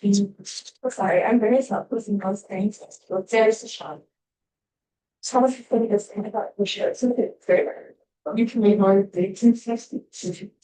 I'm the last one to first. This I it's only mouse, it's not sometimes I think like yeah. For here. It's okay if I get up and walk around. I feel caged. I was told that that's. That is what I usually do, but I felt like, okay, how would I? Go ahead. All right. Okay, good. Feel free to- Actually helps my back too, so. I feel pretty get old. It's not so Christian wine. It goes for something. It's not, because it's like what your mind is engaged with. And then you kind of get the thought. Like, that's okay, right? I think that's the worst. You know, if you think about it like that, you're never. Then I'm never gonna read it, I know. It's. I'm not such. No, yeah, I know it's very. But there's such a younger thing. Yeah, well, no. But I think, like.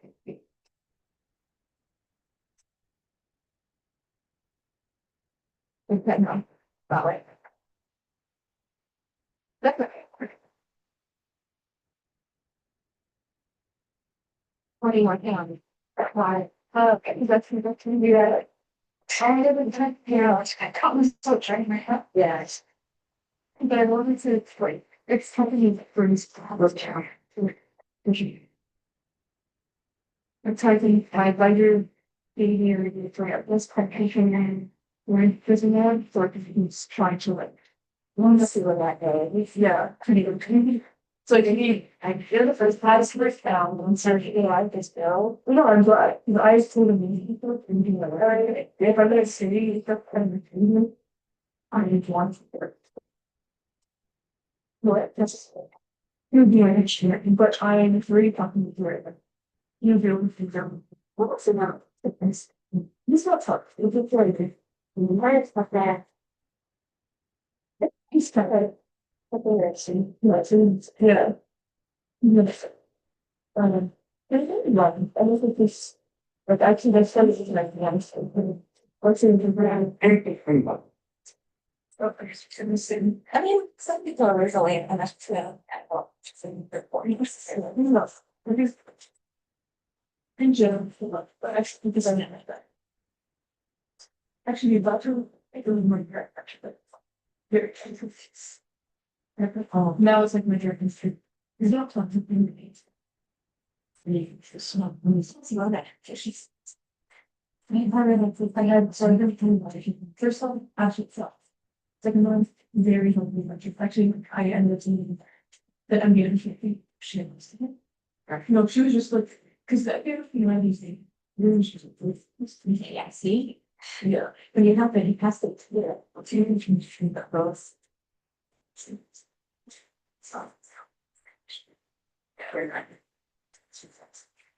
I guess kind of teaching is very, like I'm still. She was out of confidence. Like I actually should line. No, it's so like the way that these subjects are almost absolutely in a group of things actually set up. So like there is a guy gets system in these characters. He's not exceptional. Like the group in different there's like a gauge transfer. Gee, I got the transfer. And I was like, so I would have said that as a. but she no, I know it, but I'm saying like it is and I've seen it's talking about and then now also people childhood. Yeah, no. There's some Okay, are we ready to start? Yes. All right. Bismillah ar-Rahman ar-Rahim. Alhamdulillah Rabbil Alameen. Wassalatu wassalam ala Rasulil Kareem amma ba'd. So I'm gonna stand. If that's okay with you guys. I was mentioning I kind of feel caged. So all right. So we're gonna be talking about in this next section. Oh, by the way, any questions about the last section before we continue? Any disagreements about the last section? I'm okay with that. I don't mind being challenged. As long as you admit that I'm right. No, I'm kidding. Okay. So let's take a look at the section I call artificial intelligence versus natural intelligence. Obviously we live in a world that's now, I was mentioning generations. Everything okay? Yeah. Okay. sorry. I was mentioning that we have, generations and that Gen Z are digital natives and many of us are digital immigrants, right? What I find really interesting about that is that Gen Z are artificial intelligence immigrants and Gen Alpha will be AI natives, right? So what goes around comes around, I guess. Anyway, so it's a part and parcel of our lives. Obviously, it's dictating many things. It's forming our worldview in very profound ways. So it makes sense for us to kind of take some time out and analyze it from kind of a external macro vantage point. And you'll see what I mean by that in just a second. Okay. So let's start with understanding technology before we get to artificial intelligence specifically. Okay. So Neil Postman did a lot of work in this domain in terms of just understanding technology, whether we're talking about the printing press, whether we're talking about television. And he has kind of a principle, which I think is pretty sound. He says, all technological change is a trade-off. I like to call it a Faustian bargain. Technology giveth and technology taketh away. This means that for every advantage a new technology offers, there is always a corresponding disadvantage. The disadvantage may exceed in importance the advantage, or the advantage may be well worth the cost. But we have to understand that there's no such thing as pure benefit from technology. You will always, just as whatever you take from technology, you'll inevitably going to be giving something up, right? And the technology doesn't matter. We're not talking about AI just yet. Any technology. So we'll take an example. And I'm going to base it upon this particular hadith. So this hadith, which we say is an eschatological hadith, it's about the end days. The Prophet ﷺ says, "La tuqumu as-sa'a hatta yuqbad al-ilm," that the hour will not be established until knowledge has been removed, right? Wa takthura az-zalazil, and earthquakes are frequent. There's increase in the number of earthquakes. Yataqarab az-zaman, time is, brought closer, it moves quicker.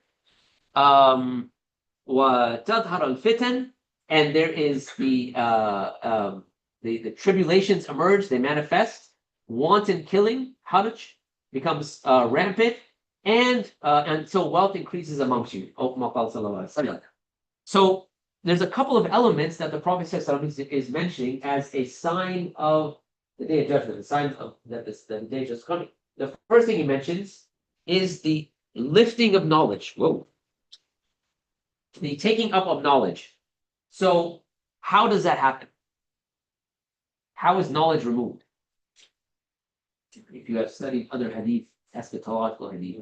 By the death of the scholars. Exactly. To be both of ulama and another part of that. With kathratul juhala, right? By the death of scholars and the increase in people that are jahil, people are ignorant, right? People that are, that let's say are charlatans, if you want to look at it this way. Yeah.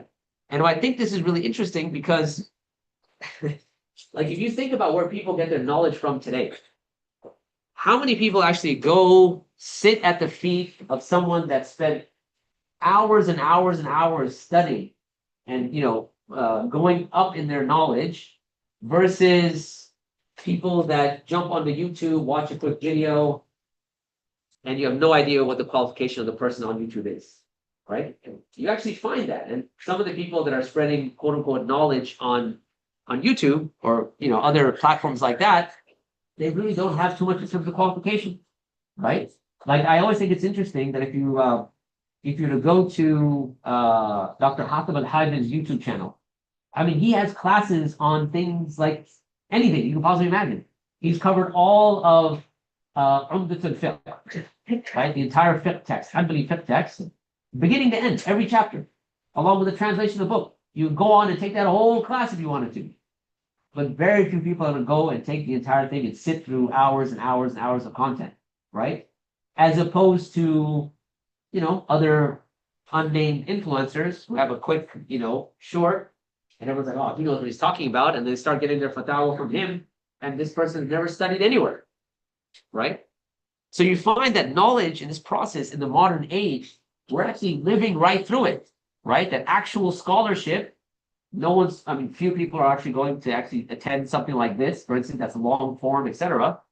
And most people are kind of going towards, Johala at the end of the day. So the first thing the Prophet mentions, he said, that knowledge will be lifted.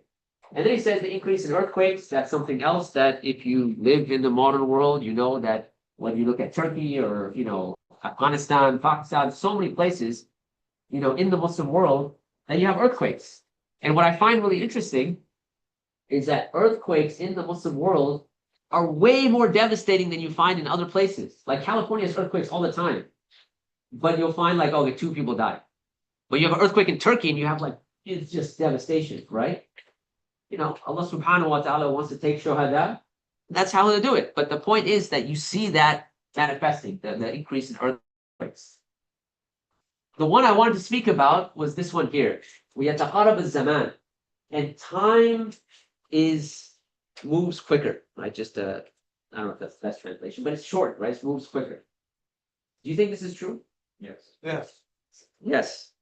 Why is it true? Everyone's rituals. Why are they busy? It's like the black and white at our time. Less Like- barakah. Okay, good. We lost touch with time in certain ways. It's just like we're so occupied. I guess like things. Right. Occupied, we're busy, right? شغلتنا أموالنا وأهلنا, right? Our families and our money, our wealth kept us busy. Okay. Let's take a look at this and let's understand from an ontological or let's say philosophical point of view. And this goes into what I was talking about in terms of understanding technology. Let's take a very, very rudimentary technology like maps. Okay. So a map is a type of technology. What it is it's helping you navigate space. Because if you think about a time before maps, when you had to get from point A to point B, you would just naturally walk to where you're going. You would experience your space directly, right? When maps come about, now it gives you a representation of reality. And so now your understanding of where you are isn't necessarily, I am here based on my direct experience. Now you're looking at the map and that is informing where you think you are. Think about this for a second, right? When you have a map, you kind of conceptualize things as I am on this place on the map. Okay? Again, imagine the time when there were no maps. There's no Google Maps, there's nothing. What you would feel about where you are is where you are. Right? So, and this is why Nicholas Carr, he says that the intellectual process of transforming experience in space to abstraction of space is a revolution in modes of thinking. So the concept of abstraction is at the heart of technology, even something as rudimentary as a map. Okay? So he continues on, he says the combination of the reduction of reality and the construct of an analogical space. So an analogy, a method, right? A metaphor, whatever you want to call it, but a method, for instance. The construction of an analogical space is the attainment in abstract thinking of a very high order indeed, for it enables one to discover structures that would remain unknown if not mapped. So there's a benefit, because now with a map, it's not just what's in your visual perception, but now you can extend your perception. If you need to get from point A to point B, there is a benefit. But there's also a cost. The cost is your experience with where you are. Your understanding of space is changed, right? If you think about maps in general, are maps reality? No, they're representations of reality. Why? Because a cartographer is the one that put the map together. They had to draw it. They had to represent it in some form or fashion, right? And there's no map that's exactly the same space as where you are. It has to be shrunken. So therefore, you have shrunken space. It dictates where you think you are, which may not even be accurate. If you think about it in a purely kind of reality point of view, because a map is drawn by a human being, right? And I have another example later on, which hopefully clearly signifies this. Why? Because, so if you think about, and this is going to come up later, but I'll kind of foreshadow it. North America, is that on a map? Is that on the top or the bottom? Top. Top. Why? Because Eurocentrism. Because Eurocentrism, 100%. It's on top. You had a cartographer in the 12th century by the name of Muhammad al-Idrisi, rahimahullah. He also drew a map of the world. It went the other way around. Europe was on the bottom, and Africa and so on was on top. Now you might think, so who cares, right? Because the reality is, if you go to outer space, there is no top and bottom. There's no sort of concept of top, because you're in outer space. So how do you know what's up and what's down, right? So why should this have any sort of significance on anything? Who cares if it doesn't represent reality perfectly? It's irrelevant, right? Maybe. But the thing is, what was the reason for that? So you mentioned Eurocentrism, and that's true. What we use today as a map is a Ptolemaic understanding. And Ptolemy, obviously, was not a Muslim or anything like that. So when he thought about, how do I draw my map? The dominant civilization is going to go on top. And the one that's dominated is going to go on the bottom. So therefore, Europe and all, even though he lived in Egypt, which I think is really interesting, right? Muhammad al-Idrisi, what is he looking at it from? He's saying the Muslim civilization is dominant, so therefore, we put the Europeans on the bottom, right? And interestingly enough, he's living in Muslim Spain, which I think is very interesting, right? But the point is, it has to do with what you think is civilizationally dominant. Okay, so why does that have any sort of significance? In fact, it has real world implications, because your understanding of cardinal direction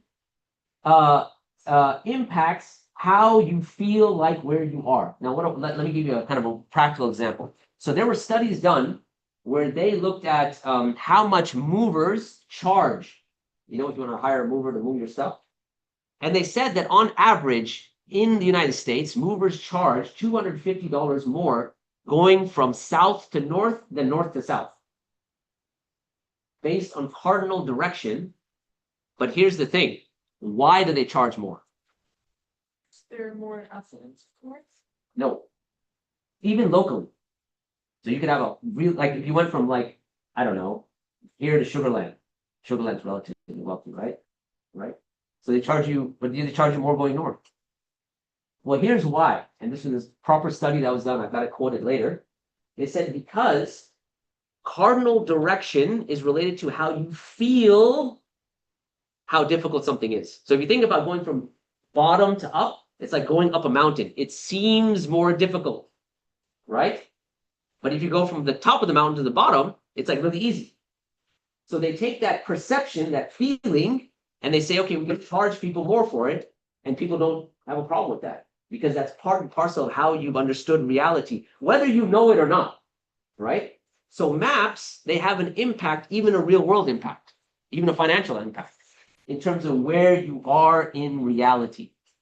Every technology, even if something as rudimentary as a map, it giveth and it taketh, right? your understanding of self and where you are, you lose that to some extent. And now it's gotten even worse because now you have Google Maps. So it's not only like, okay, you don't have a reality where you are, but now you have submission too, right? To take a right, take a left, you say Smirna, and you're going wherever you want, right? So now you got that too. But anyways, so if that is true with maps and our understanding and our excuse me, and it has an impact on how we understand space, how we experience space. The reason I brought up maps is because I wanted to move that to something way more abstract, and that is time. Because maps is still, you can understand it because you understand space. Time is a lot more difficult. So what does the advent of a technology like a clock do? So if you can imagine that there was a time when people did not have clocks. They didn't keep time like we do today, right? And so Lewis Mumford says a clock is a piece of power machinery whose product is seconds and minutes. What's really interesting is where were clocks developed and why were they developed? Well, they were developed, interestingly enough, by Christian monks. They had their 7 canonical prayers, and because they had such a heavy emphasis on making sure they're absolutely precise in terms of their time, that's where clocks were developed, for that precision. Now, I have to get a little bit philosophical here, so just bear with me, okay? Why precision? We touched upon it yesterday when we understood the idea of Platonic idea of the higher realm of ideals, right? Abstraction is to abstract to that higher realm of ideals where you have perfection. The perfect triangle doesn't exist in the world. It only exists in the higher realm of ideals. That Platonic idea gets imported into Christianity, okay, in early Christianity. And so therefore, in early Christianity, anything related to the world is going to be imperfect. But anything that's related to the world of ideals, that which is higher, that which is outside, is closer to perfection, is closer to God.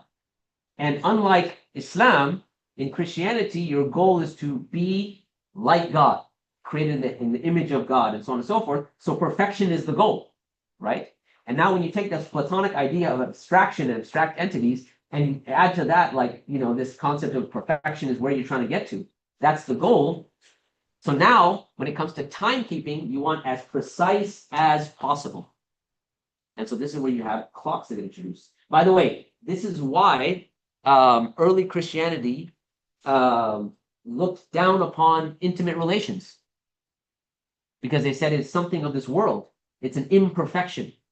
And so therefore, the highest ideal is to be celibate, to not have intimate relations, right? That's why Catholics, priests are still, they take that as the ideal. Based on this Platonic idea, the higher realm of ideals, anything related to the world and the earth is lowly, it's wrong, it's imperfect, right? And they also categorize vegetables. I think I mentioned that as well, right? So you have like potatoes being the devil's apple and bananas. So bananas are more righteous than potatoes. My point being, so Christian monks come up with the concept of a clock to be as precise as possible, right? Based on this Platonic idea. Abstraction, abstract thinking.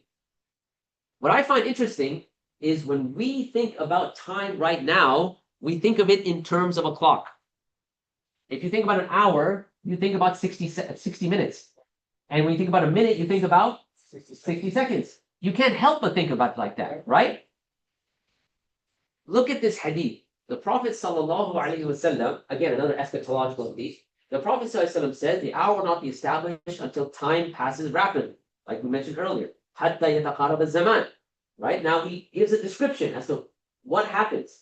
He says, such that a year is like a month is like a week is like a day is like an hour is like the flicker of a flame. What's missing? Minutes and seconds. Yeah, minutes and seconds. But we don't think about that. Why did the Prophet system go from an hour, right, to something in reality, which is a flickering of a flame? There's a reason for that, right? Because once you come to the concept of time being divided into equal segments, you're looking at this type of abstraction that happens. And so that signifies what we call abstract thinking. Now, there's not necessarily anything wrong with per se abstract thinking, but what happens is that it moves you away from what we call semiotic thinking. sign-based thinking, using ayat to understand the world versus using abstraction to understand the world. You get what I'm saying? And so the Prophet ﷺ assigns it, boom, right to a candle that's a real world product, something in the real world. And so your measurement and experience of time is based on the real world, right? Even in the Quran, when it says like that Allah subhanahu wa ta'ala mentions that the sun and the moon are there for us to measure our calendars, to mark our calendars. Time is going to be related to something in reality, in the cosmos. Abstraction takes away from that, right? So you have abstract thinking versus semiotic thinking. There's a famous hadith, and you know, I don't want to say controversial hadith, but it has raised some controversy. All right, the Prophet sallallahu alaihi wasallam, if my memory serves me correctly, he says that he says, "Inna umma ummiya, la naktubu wa la nahsubu." Right? That indeed this ummah is unlettered. They don't calculate and they don't write. Okay. Now there's more to that hadith. I will stop there for a second. What do you think that means? They don't calculate, they don't write. There's a second hadith, by the way. Like inverse genealogy around. Okay, that's one way of looking at it, absolutely. So now let me give you the rest of the context of that. The Prophet continues, he says, a shahr, a month, is a shahr hakada wa hakada. A month is like this. Mara tisa wa a month is like 29 days, or it's like 30 days. Right? In other words, it's relating to moon sighting. That's why I said it's controversial. It's the moon fighting issue, right? But notice the Prophet starts off by saying we are people that don't calculate and we don't write. Now, does that mean that the order is don't calculate, don't learn how to calculate, and don't learn how to write? Of course not, because the Prophet encouraged us to learn how to write, to learn languages, knowledge, and so on and so forth. Are we encouraged not to calculate? No, because we have fara'id, we have inheritance law. That's where algebra comes from. So it's not a prohibition. And this is where it's really important to understand the difference between a descriptive hadith and a prescriptive hadith, right? One is going to give you a prescription, do this. One is giving you a description. Ibn Taymiyyah mentions that the reason why the Prophet ﷺ is mentioning this has to do with the first, not this, has to do with the first two words of the hadith. Inna umma ummiya. They both are related to your mother. He said, if you think about the early Arabs, they really didn't know how to write or they didn't know how to read. And so they were closer to how their mother gave birth to them. They were closer to their fitrah. One of the things that happens is that when you start learning calculation and writing and things like that, you have an interruption between that purity. And Ibn Taymiyyah then concludes, he said, this is not a prohibition because we are encouraged to read and write and so on and so forth. However, it's a description of the early Muslims. And it shows that the early Muslims were closer to their fitrah because they were not interrupted by writing and calculating, right? And that's why it's in the ummah, ummiyah, right? We're a ummah that is not lettered. Again, the point is that any technology, it'll give, it'll take, right? Most people are hyper-focused on what it can give them. They're not overly concerned with what is being taken from them. Okay, now I'm just, this is just a prelude to this. I'm just kind of setting some kind of a certain type of understanding, right? Okay. By the way, does anyone know when hours and minutes were introduced? When the whole concept started? You get a free coffee if you oh, sure, you wrapped it up. Okay, never mind. You can take mine. Anybody know? 1345. That was the year. That's when they actually came up with minutes and seconds. It's like Galileo. Wasn't Galileo. That's 1345. It's way. So it wasn't Galileo. I think Lewis Mumford mentions. I don't remember his name, but it's in Technics and Civilization. Lewis Mumford mentions with 1345. I don't remember the name of the person, but they said that's when it was first instituted, and that's when people started dividing up hours into minutes and minutes and seconds. But before that, that concept wasn't there. So what was the hour? It's an hour. But then how do you, it's by way of your experience. See, like, think about it. If you were before the advent of clocks, how do you experience time? Just a natural flow of things. Mm. Right. Coming back to what I was saying about the taqarrub al-zaman, that time will pass quickly. Once you start dividing up abstractly time, you experience it differently. Because it goes back to, like we were talking about, productivity. I think someone's mentioned it. You were mentioning, someone's mentioning that when you get to like productivity, you now have this abstraction where everything has to be done at a certain time. Da, da, da, da, da.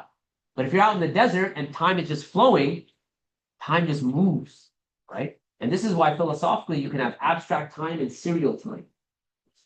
We have a slide of that too. Oh, yes, I do. Okay. The difference between abstract time and serial time. Abstract time is the concept of time that does not need you to be present. Actually, before you guys read the ayah, everyone started to read it. Okay, that doesn't need you to be present. All right? That's time you are not part of this. Then you have serial time, which is like time that's divided up, that you are part of the picture and you experience. Allah subhanahu wa ta'ala uses two different words for this. In fact, there's a whole bunch of different words that are used, but for our purposes of what we're talking about, two different words.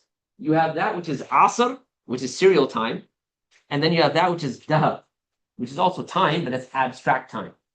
So notice when Allah uses the word asr, what context does he use it? You guys should have to know this. Surah Al-Asr, right? Well, what is the topic? Wal Asr. Yeah, so what does that mean? No. Like, what's the next? So you are indeed in a state of loss, right? Serial time, because you're constantly counting down, you are in a state of loss. And then you have the exception, right? So that's serial time. Okay. But now if you think about the concept of absolute time, in other words, was there a concept or a thing called time before you could measure it? You had a conscious state that you could measure time. Allah doesn't apply loss to that, right? But it's still there. Was there not a dahr where a man was not even a thing mentioned? Meaning, even though you did not exist, there was still a concept of time that was absolute. And this is why, the Prophet ﷺ, he said, "La tusubbu dahr, fa inna Allah huwa dahr." Do not curse dahr, for indeed Allah is dahr. Right? He didn't say don't curse asr. He said don't curse dahr, because you have absolute time. And by the way, this is why classical scholars would call atheists dahriya, because they said the only thing that kills us is dahr, is this absolute passing of time, not the measurement of time, right? Anyway, the point being, you have abstract time, or let's say serial time, and then abstract time. Abstract time, it's outside of the domain of you being able to measure it.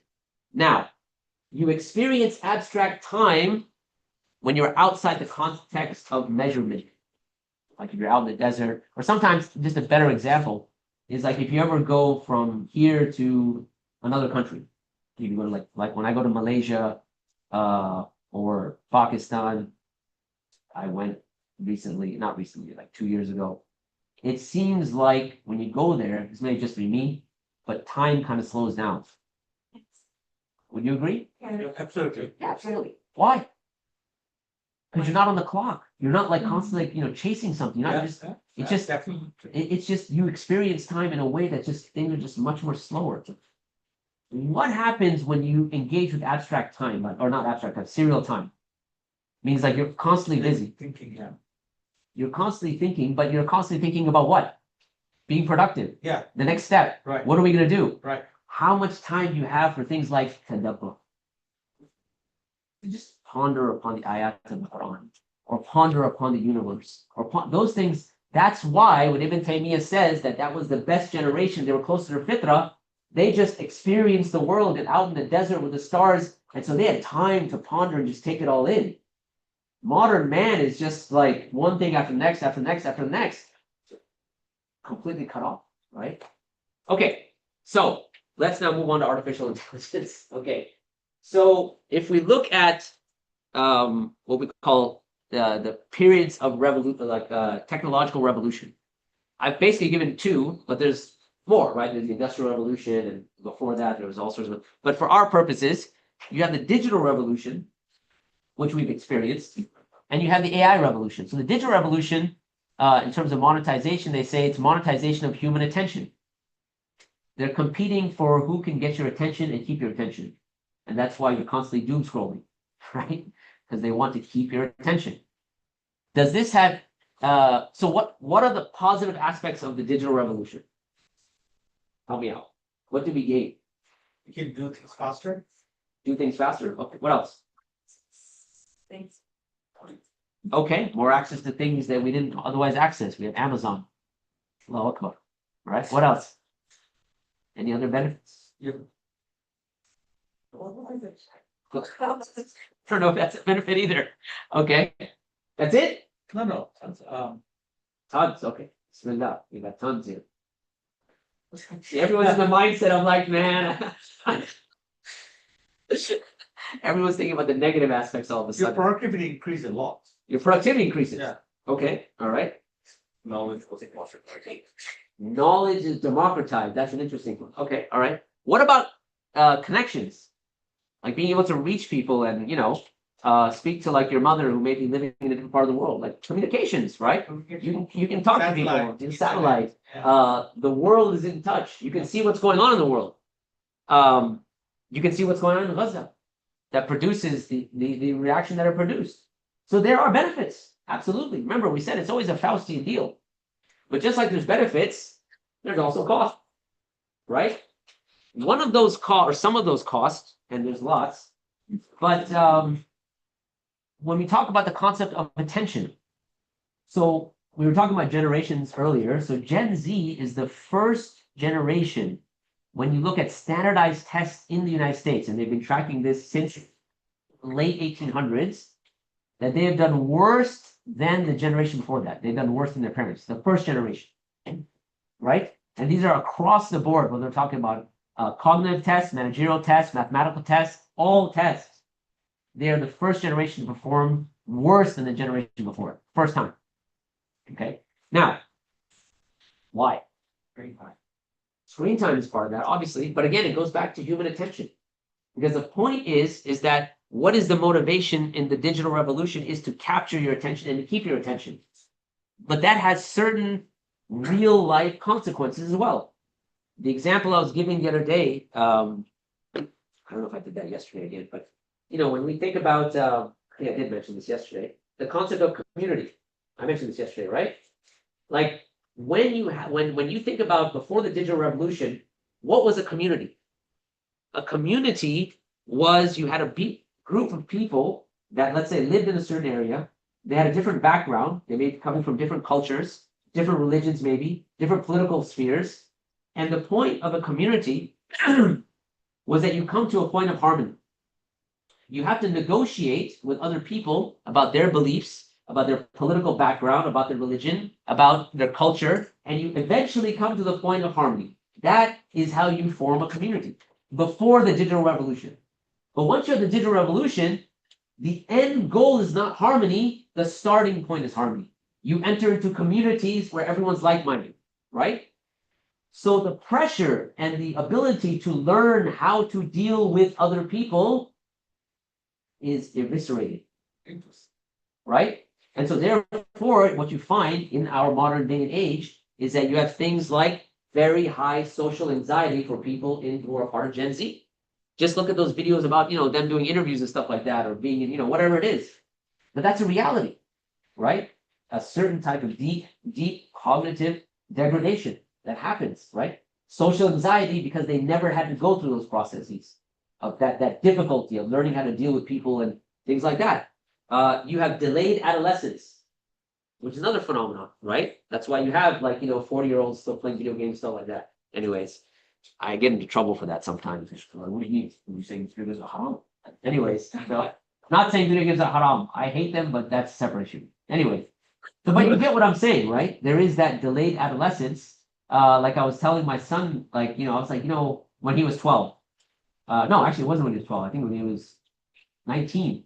And I said, when I was 12 years old, I flew by myself from Pakistan all the way to Alaska to go visit my dad.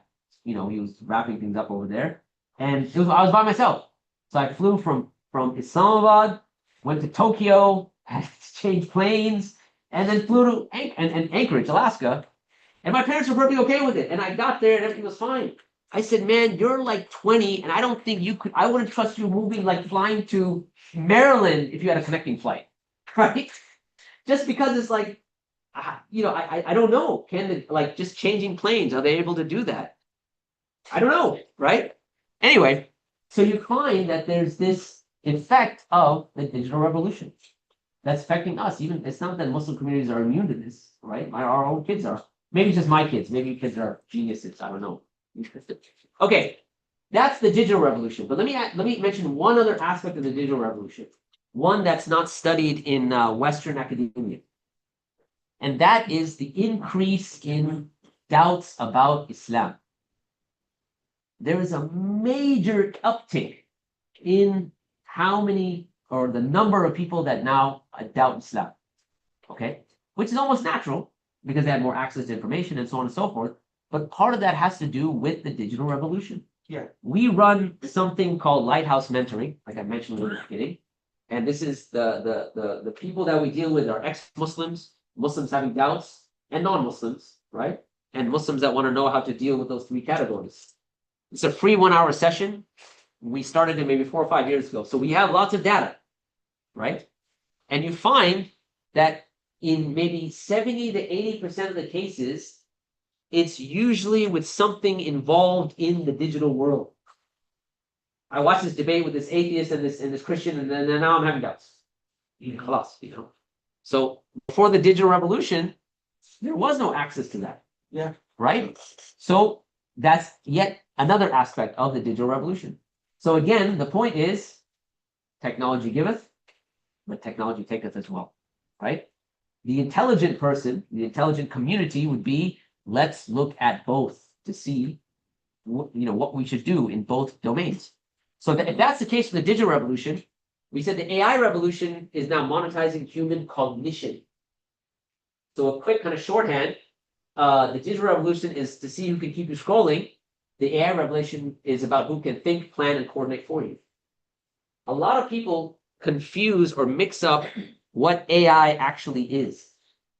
So Yuval Harari gave this example of, he said, imagine that someone says that there's a coffee machine, it's AI coffee machine, right? And so if you can program the coffee machine and every morning at 7 o'clock, it makes you an espresso, some people say, okay, well, that's artificial intelligence, right? He said, that's not correct. Because what would be artificial intelligence is where you have the coffee machine, it analyzes all of the data related to your habits, your tastes, what kind of coffee you like, when you drink coffee, how often you drink coffee, your medical records, your facial expressions. And then before you even get up, it doesn't make you a cup of coffee. It says, hey, there is this type of coffee that based on your taste and preferences, I think you should try. It's a very different dynamic. It's not making an espresso. It's making you some other piece of coffee that it thinks that you would like. You drink it, and lo and behold, that's great. I like this better than espressos, right? So it's thinking on your behalf. It's predicting what you would like, right? And there was and so that's the difference between kind of AI and AI. But what do I mean by that? So Yuval Harari said that a lot of people say that artificial intelligence, they conflate the two things, the two types of coffee machines. He says artificial intelligence shouldn't really be called artificial intelligence. Why? Because artificial comes from the idea of artifact. An artifact is something that human beings make and have control over. What it should be called is alien intelligence, because at a certain point you are giving up control. So it's still AI, it's just not within your agency, because you give up control. You outsource thinking, planning, and coordinating to someone else.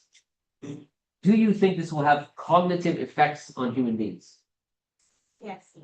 100%. You don't need even studies to think about this, right? You look at, there was one study that was done, and apparently the only one at MIT, where they divided up students into 3 groups. So they had one group of students that, and the assignment was for each student to write an essay about a certain topic. One group of students had no resources whatsoever. They basically had pen and paper, and they said, okay, write an essay on the topic of whatever, elephants, whatever it might be. The second group was given access to Google, the Google search engine. That's it. Third group was given ChatGPT. And kind of the results were that the group that was given no just pad and paper, and the group that was given the ability to access Google, they were relatively close in the quality of their essay. Okay, but the group that was given ChatGPT, their essay was absolutely phenomenal, which makes sense. But then what they did is they said, okay, now we want you to write another essay, but they switched the groups around. So the people that had ChatGPT, they were given nothing, just pen and paper. And now write a different type of essay. And the other groups were changed as well. What they found is when it came to retention and quality, the greatest drop in quality was from the people that started with ChatGPT, only using it once, to now moving to pen and paper. Meaning the rate of cognitive degradation with just one use was significant. And that's one use, just from one essay, right? From two essays, right? Cognitive degeneration is something that, you would be expected, right? Artificial intelligence. Okay. So, yes, I haven't gotten my main point yet, but okay, yeah. Go ahead. No, go ahead. Go ahead. What was the question? The way I'm looking at it is if, let's say, just an example, that the digital revolution has made 40% people dumb, right? Sure. AI is going to make those dumb more dumber. So, Sure. That's it. aren't there? Let Okay. it be more dumb. Okay. I'm saying. What happened to like Rahma for people, man? I mean, because I don't care. Like, I don't know. So let me put it this way. You cannot bring those dumb people, But doesn't that bring it back to America collapsing? Like, Yeah, let it collapse. Let it get it done. Okay, so us, man. He's already out, man. He's already got his plane ticket ready to go. Are you going? Where are you going? Malaysia, Turkey? Where are you going off to, man? Okay.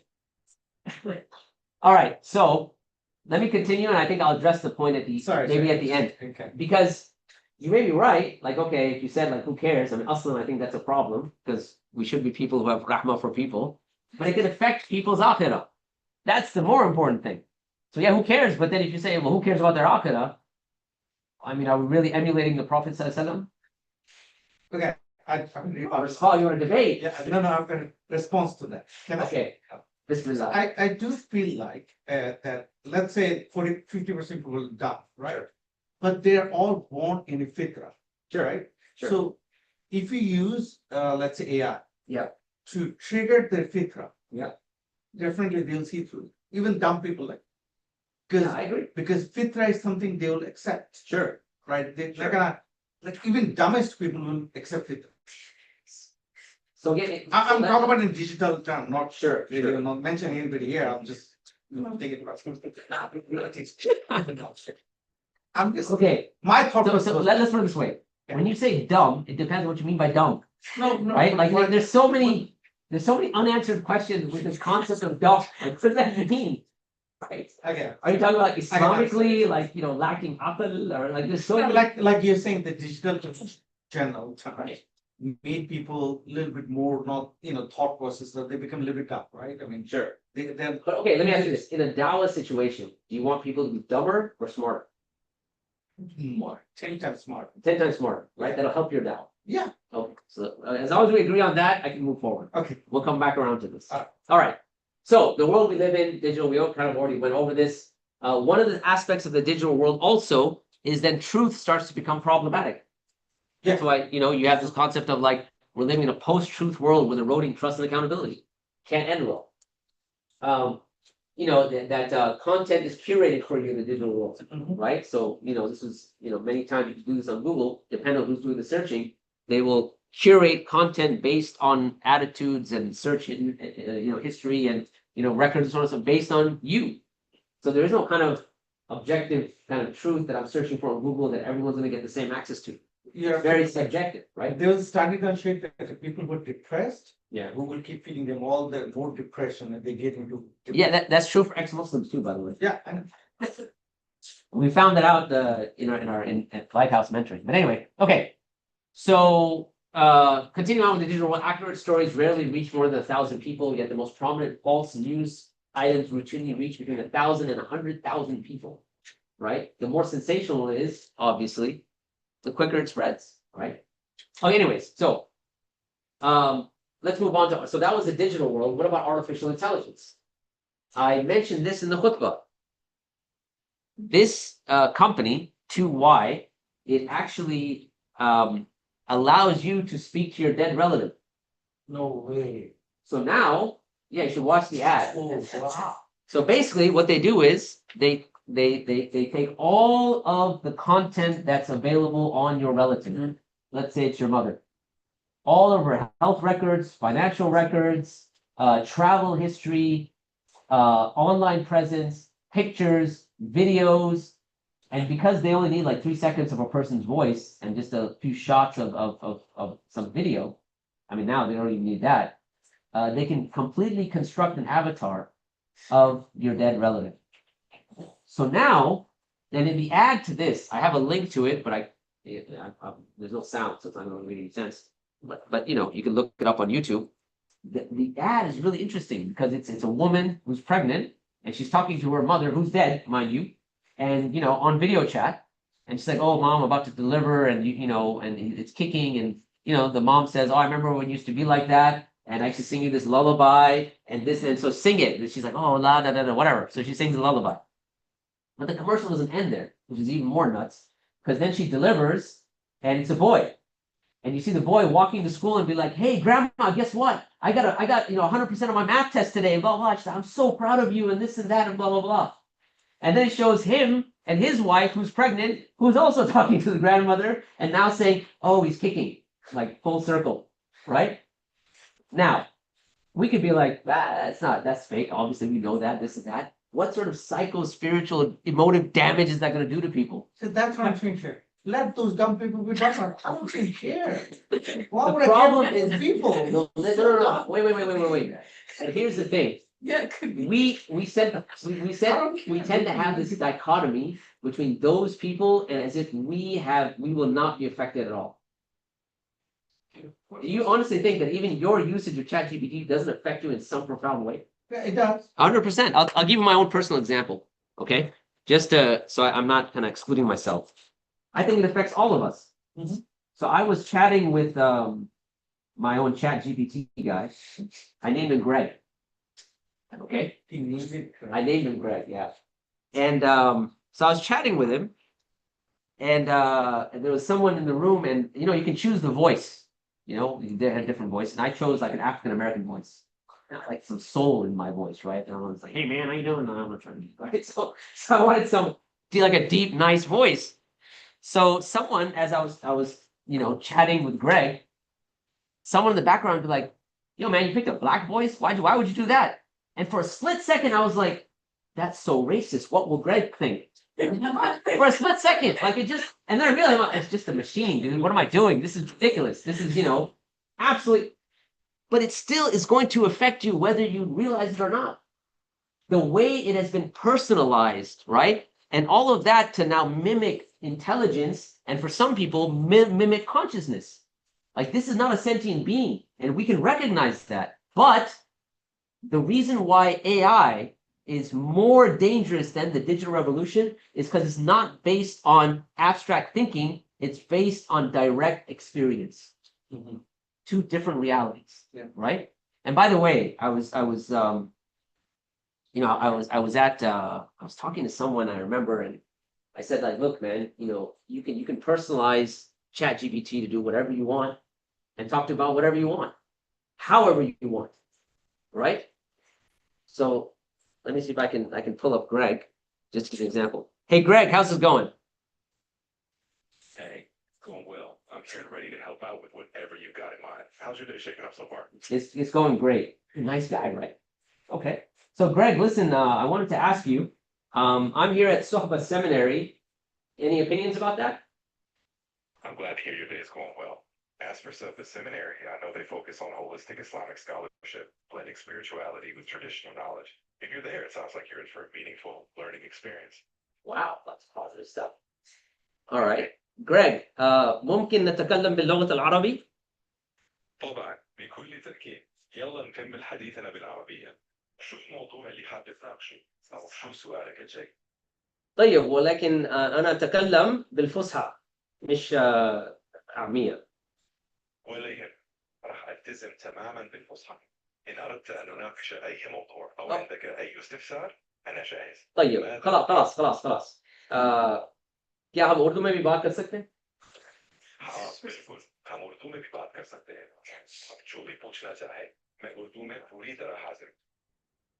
It's wild, man. You pick the language, you pick the dialect, you pick whatever you want.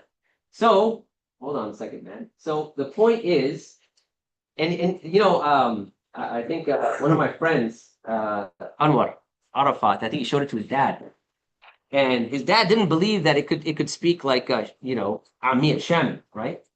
And so he put it on. He started talking to him, Jin, right? It's like, you know, what is this? But the point is that things like this, we intellectually recognize the distance. Like we get it. Like, okay, yeah, this is, oh, it's interesting. Haha, great. But once you start engaging with it more and more and more, it has an experiential impact, which is very different than the digital world, which has an intellectual impact. And that's going to change the dynamic, especially in the domain of doubts, by the way. So we think doubts were bad in the digital domain. They're going to go through the roof when it comes to the artificial world. Definitely, we have advantage. We have Islam. Definitely. Okay, but park that. I need to keep going. So, anyways, so this particular app allows you to speak to your dead relatives. You know, and you can download it now and start talking to them now, right? For a small fee. All right. Now, I have a certain case that I'm going to try to make. That's based on this hadith. And so many of you might be familiar with this hadith. The Prophet ﷺ says, no one who has a weight of a seed of arrogance in his heart will enter paradise. So a man comes to the Prophet ﷺ and says, but a man that likes to have nice clothes and nice shoes. And the Prophet ﷺ responds, Inna Allah jameel wa yuhibbul jamal. That indeed Allah is beautiful and He loves beauty. Right? So it's okay. You can, have nice clothes, have nice shoes, right? And then the Prophet defines arrogance, right? Al-kibr, batrul haq, wa ghamtun nas. That kibr is to disregard the truth, reject the truth, and look down upon people. Now, what I find very fascinating about this hadith is that there are two things that are being compared: beauty and arrogance. Okay? Two things that the Prophet is speaking about: beauty and arrogance. They're linked here. Okay, notice. And most people, when they quote this hadith, they either quote one part or the other. They give you the definition that Inna Allah jameel wa yuhibbul jamal, khalas, that's all. Or they tell you that al-kibr, batrul haq wa ghamtun nas. But they don't say that this is the same hadith. So there is some sort of significance of both of them being mentioned together. And that's what we're going to explore in the context of artificial intelligence versus natural intelligence. Okay? Because our understanding of intelligence is different than people who are dumb. Okay? All right. Moving on. So this is my central thesis.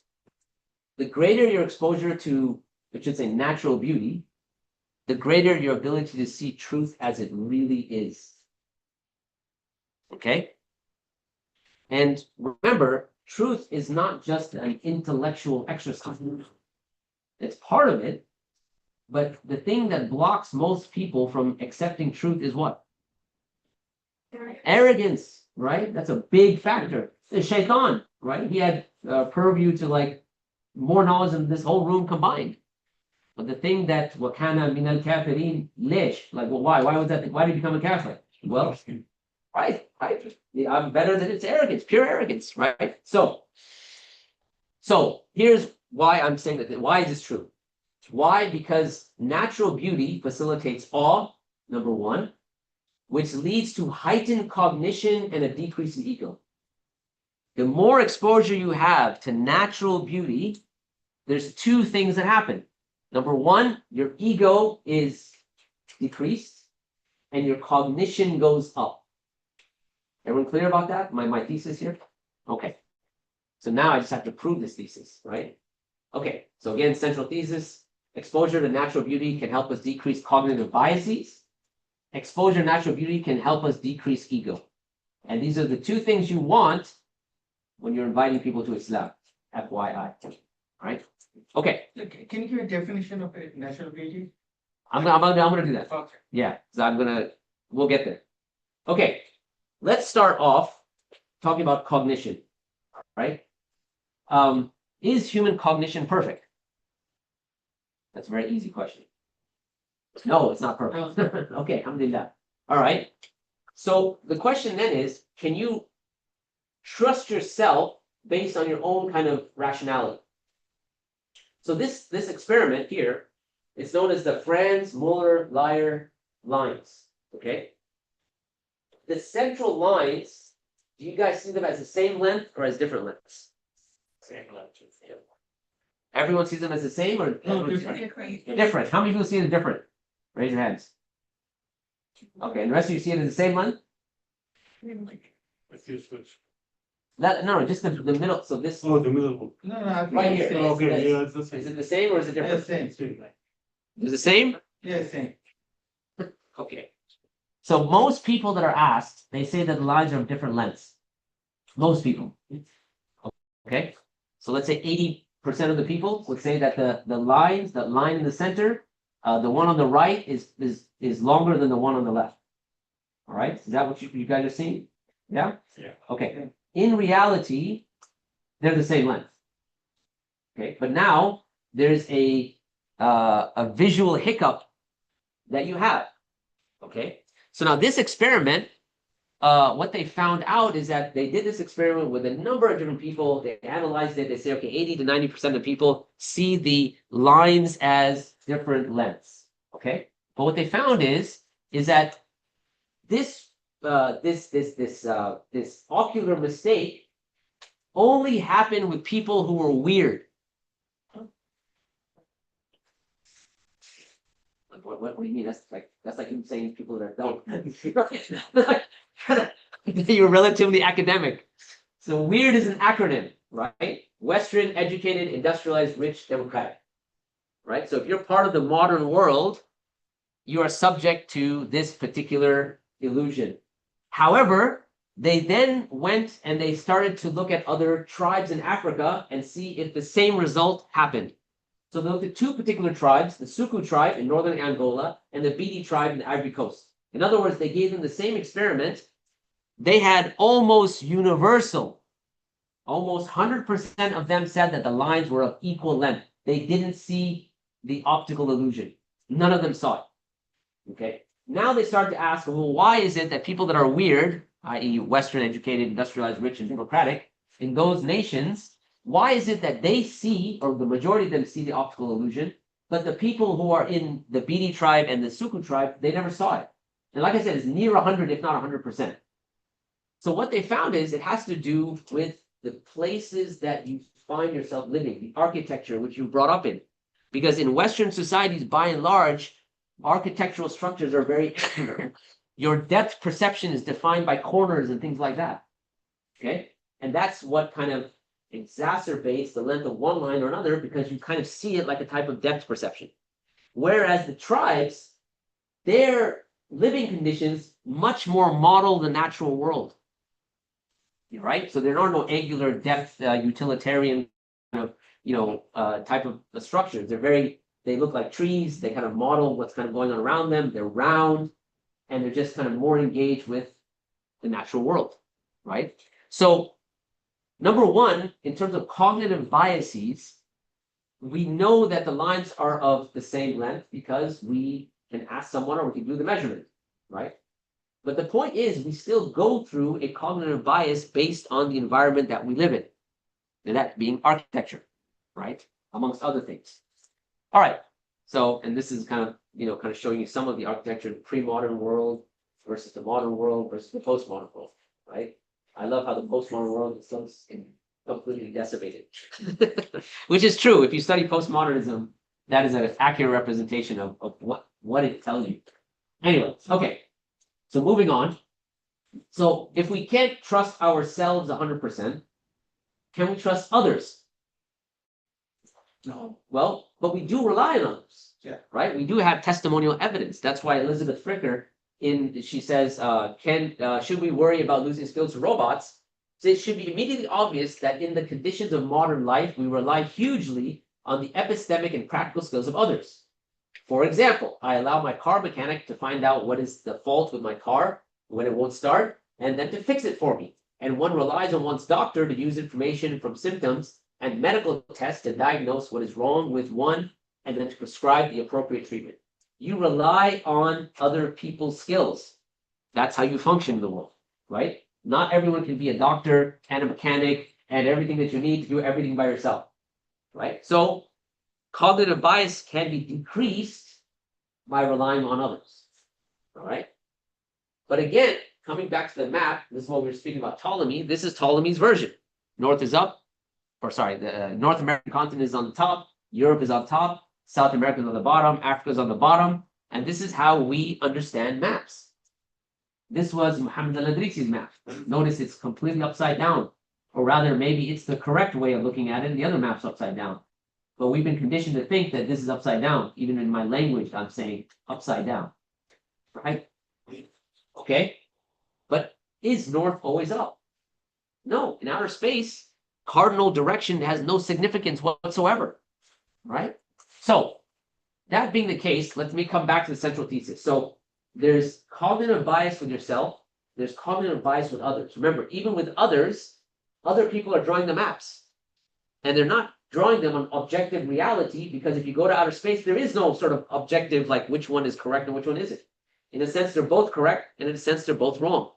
So you have limitations, cognitive limitations. That being the case, just to remind us, the central thesis is the greater your exposure to beauty, the greater your ability to see truth as it really is.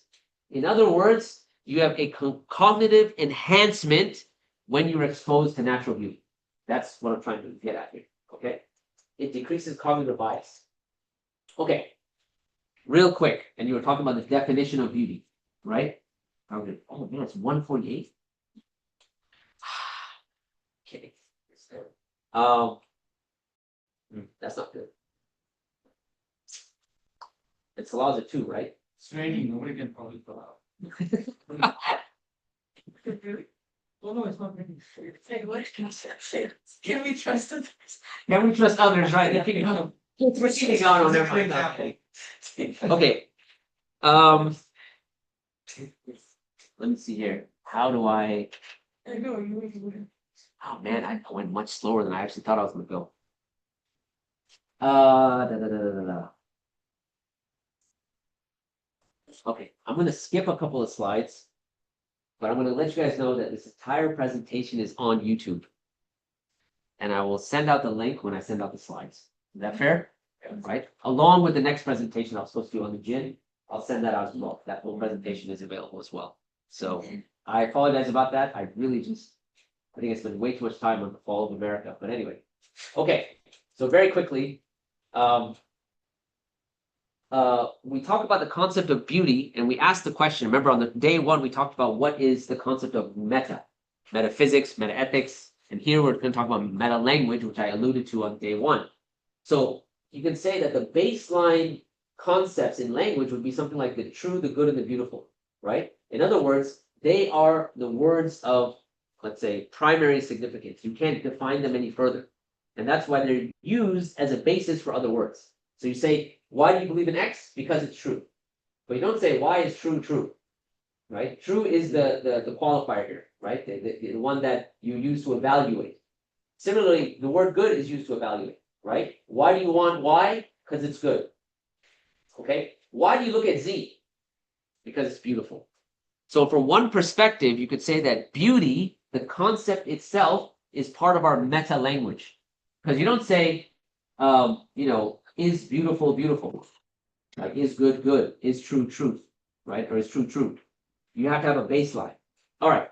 And so you use that as a way to evaluate other concepts. Okay? Now, we've already gone through this. Do I want to now touch on this? Okay, very quickly. So there's certain platitudes when it comes to conceptualizing beauty. So number one, when you look at something beautiful, or there's a concept of that beauty is something that pleases us, right? Conversely, something that's ugly is something that displeases us, or we don't like it, right? You can have comparative beauty. One thing can be more beautiful than another. Beauty is always a reason for attending to the thing that possesses it. Beauty is a subject matter of a judgment, the judgment of taste. Now that I'll skip all that. That's the 6th point. There are no second-hand judgments of beauty, and this is why I'm reasoning that beauty is part of the fitrah, right? Because again, you can't argue someone out of thinking like natural beauty is beautiful. It's just there's an argument of nowhere. There's no logical argument to say this painting it looks good. It's going to be based on how you feel about it, right? Okay, moving on. When we conceptualize beauty, anything that is beautiful is going to be connected to meaning of some sort. It's not meaningless. So you have, for instance, aesthetic versus utilitarian interest. In other words, if you invited someone over for dinner, there's a couple of ways you go about it. You could bring some paper plates, have those, one of those big tin things that they throw all the biryani in, right? And you just serve people. That's a utilitarian thing, like utilitarian. And so there's utility. You're going to feed people food. That's it. That's the purpose. Or you could set the table up in something like this, where you decorate it, you put on candles and things like that. Is there a difference between these two sets? Yeah. 100%. But there's a meaning to that. Maybe the meaning is you want to be a generous host because you want your guest to enjoy not just the food, but the pleasure of seeing a beautiful table, right? So there's a type of generosity that's behind that, or whatever it might be. But the point is, it's always linked to meaning. Similarly, I'm going to skip that one. Okay, prose versus poetry. This is important when we start thinking about the Quran and ayat in the Quran. The difference between prose and poetry. Prose, the objective is to give you information. That's the main purpose of prose, right? So something like an organic chemistry book. But one of the things you'll notice is that there's no pleasure in the reading, except let's say maybe intellectual pleasure. And once you use the organic chemistry book, you will either delete it if it's on your laptop, or you will sell it. You will probably never come back to it, right? You need it to pass an exam, and khalas, you never want. That's it, right? Especially something like organic chemistry. Poetry, on the other hand, is not solely about conveying information, but it has something additional to that. It conveys a type of feeling. It conveys a type of pleasure, right? Yeah. An organic chemistry book, you generally will never come back to. A poem, you can come back to it over and over and over again and generate that kind of pleasure. So the purpose is very different. So for instance, I have this Emily Dickinson poem. Hope is a thing with feathers that perches on the soul and sings the tune without words and never stops at all. I mean, I actually find it very beautiful. And sweetest in the gale is heard, and sore must be the storm that could abash the little bird that kept so many warm. I've heard it in the chilliest land and the strangest sea, yet never in extremity it asked a crumb of me. There's not only the words and how they're put together and the choice of words, but there's something in the cadence, there's something in the sound, there's something of a pleasure that goes beyond the information that's being conveyed. So there's a meaning to that, though. You ponder upon that, right? When you think about the Quran, by the way, is it prose or poetry? Poetry. Neither. Neither. Very good. It actually is. That's the smartest and fun. It's neither, because it actually combines both. Yeah. It conveys information in the most effective way, and it does it in a way that is poetic in a certain sense. But yet you can't classify it in any meters of Arabic poetry, pre-Islamic Arabic poetry. And at the same time, it's not distinct prose. It's not like a chapter book. You open, you have chapters, and chapter 1, chapter 2, chapter 3, what we expect of prose, right? So it's a unique phenomenon. But anyways, so when you think about beauty, it is always going to have some sort of connection to meaning, something that goes beyond the pleasure that you're now seeking. Okay, let's skip that. But there's a distinction. There's a difference between man-made beauty and natural beauty. And I think, Rehan, you were pointing towards, what are we talking about here? Man-made beauty is always going to be, or by and large, going to be subjective, right? because it's coming from a person and to be subject to their vantage point. Right. Natural beauty is objective. Because it's not a person's subjective vantage point, it's the direct experience. Right? And I gave the example yesterday, the Niagara Falls. Like if you go to the Niagara Falls, obviously the Canadian side, you experience it. You experience the vastness, right? But if you see a painting of the Niagara Falls, which I think I have one up there, it's subject to the artist's rendition. Okay? So, human work is biased, nature is unbiased. They both have a connection to meaning. The natural world also has a connection to meaning. Its beauty has a connection to meaning. Right. And this is what ayat signify. This is the difference between what I mentioned way in the beginning in terms of abstract thinking versus semiotic thinking. Abstract thinking, that sort of mathematical, cerebral, cold, clinical thinking, where it's like you're an abstraction, versus looking at science, semiotic thinking. They're very, very different, right? And Allah subhanahu wa ta'ala chooses semiotic thinking over abstract thinking, right? That's why you don't find discursive reasoning in the Quran. There is reasoning, but it's based upon ayat. Okay, moving on. So that's a painting of Niagara Falls. If you were there, notice how vast it is, right?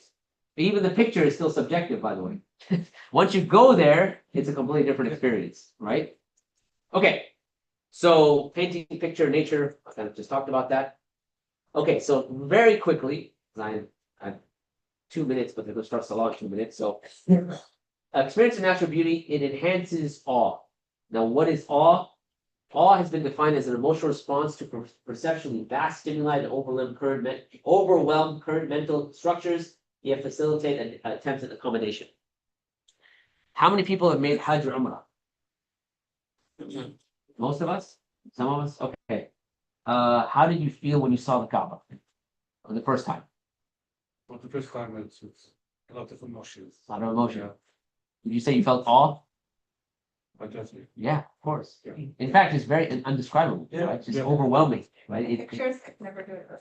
Never. You can have the biggest picture of the Kaaba in your living room. It's just it never compared to the first time you see it. And that's essentially what they're saying is awe, right? It's not something that you can quantify. It's not something that you can, but you know it. It's even a type of fear, but not like fear you're running for your life, but you feel small and you feel kind of insignificant, and it's a type of fear, right? And in English we say it's awe, but there's many different ways of expressing it in Arabic. But moving on. So now here's my very quickly. Awe leads to decreased ego and heightened cognition. So the more awe you experience, the better you can think, and the lower is your ego. That's all right. So in the impediments to truth, we said our ego and lower cognition. Right? If you're dumb, you're not going to be able to really get the truth, right? But obviously, ego has a lot to do with that too. All right. Just reminding you of the hadith that I started off with. Again, I have to go through it a bit quickly. Some experiments that were done on the effect of cognition. They had people in a room like this, and they had them listen to a 5-minute story. And they asked, there's a story about 2 people going on a romantic dinner. They asked, was there a candle on the table? The correct answer is no. They did the study in a room like this, and they did a study on some mountaintop in California. Okay? There was what they call statistical significance between how many people got it right on the mountaintop versus how many people got it right in the room that they were in that was closed off. Right? And there's other experiments that, because of our time, I don't have time to get into. Point being, your experience of the natural world actually helps you to think better, gives you more clarity, increases your cognition. All right. So last but not least, experiments were done on ego. And what they found is same type of experiments. You go from self-interest to collective interest, isolated self to integrated self, break down us versus them thinking. You become more humble. All right. That's essentially what the natural world does. And there's a lot of other slides. I'm going to have to stop there. I will send out the full YouTube video, and you can kind of check out the kind of tail end of my argument as I finish it off with why artificial intelligence has to be thought about more than just its function. All right. So before you guys leave, thank you so much for coming, for spending this day with me. I know I was supposed to cover a lot more, so please accept my apologies. That's totally on me. I will try to rectify that by sending you the videos and literature and stuff. And if Allah gives us the opportunity, maybe we can cover those other things at a later date. It'll reward you, increase you in khair, overlook your shortcomings, and give you the best of this dunya and the best of the akhirah. And if there's anything of goodness, it was all from Allah. Any sort of mistakes, anything negative, anything like that, it's all from myself, shaitan. Jazakumullah khair. Go with salam. Assalamu alaikum. Assalamu alaikum.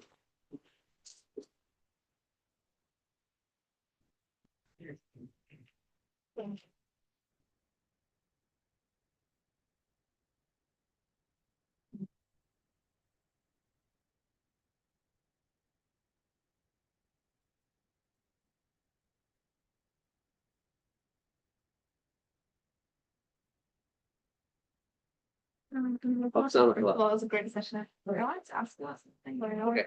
Okay, for you. I think we're walking that direction, so Okay. if you're walking to the masjid, yeah, sure. Yeah, this way are. I could go. Go that way too. Okay. Sure. Okay.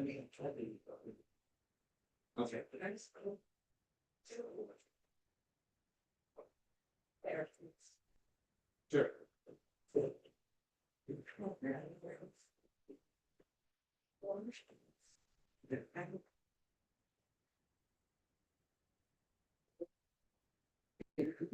I've been in that situation, by the way. I used to be an accountant. Yeah, so. Oh, sure. But I'm trying to be really, I complete part of the engineering college.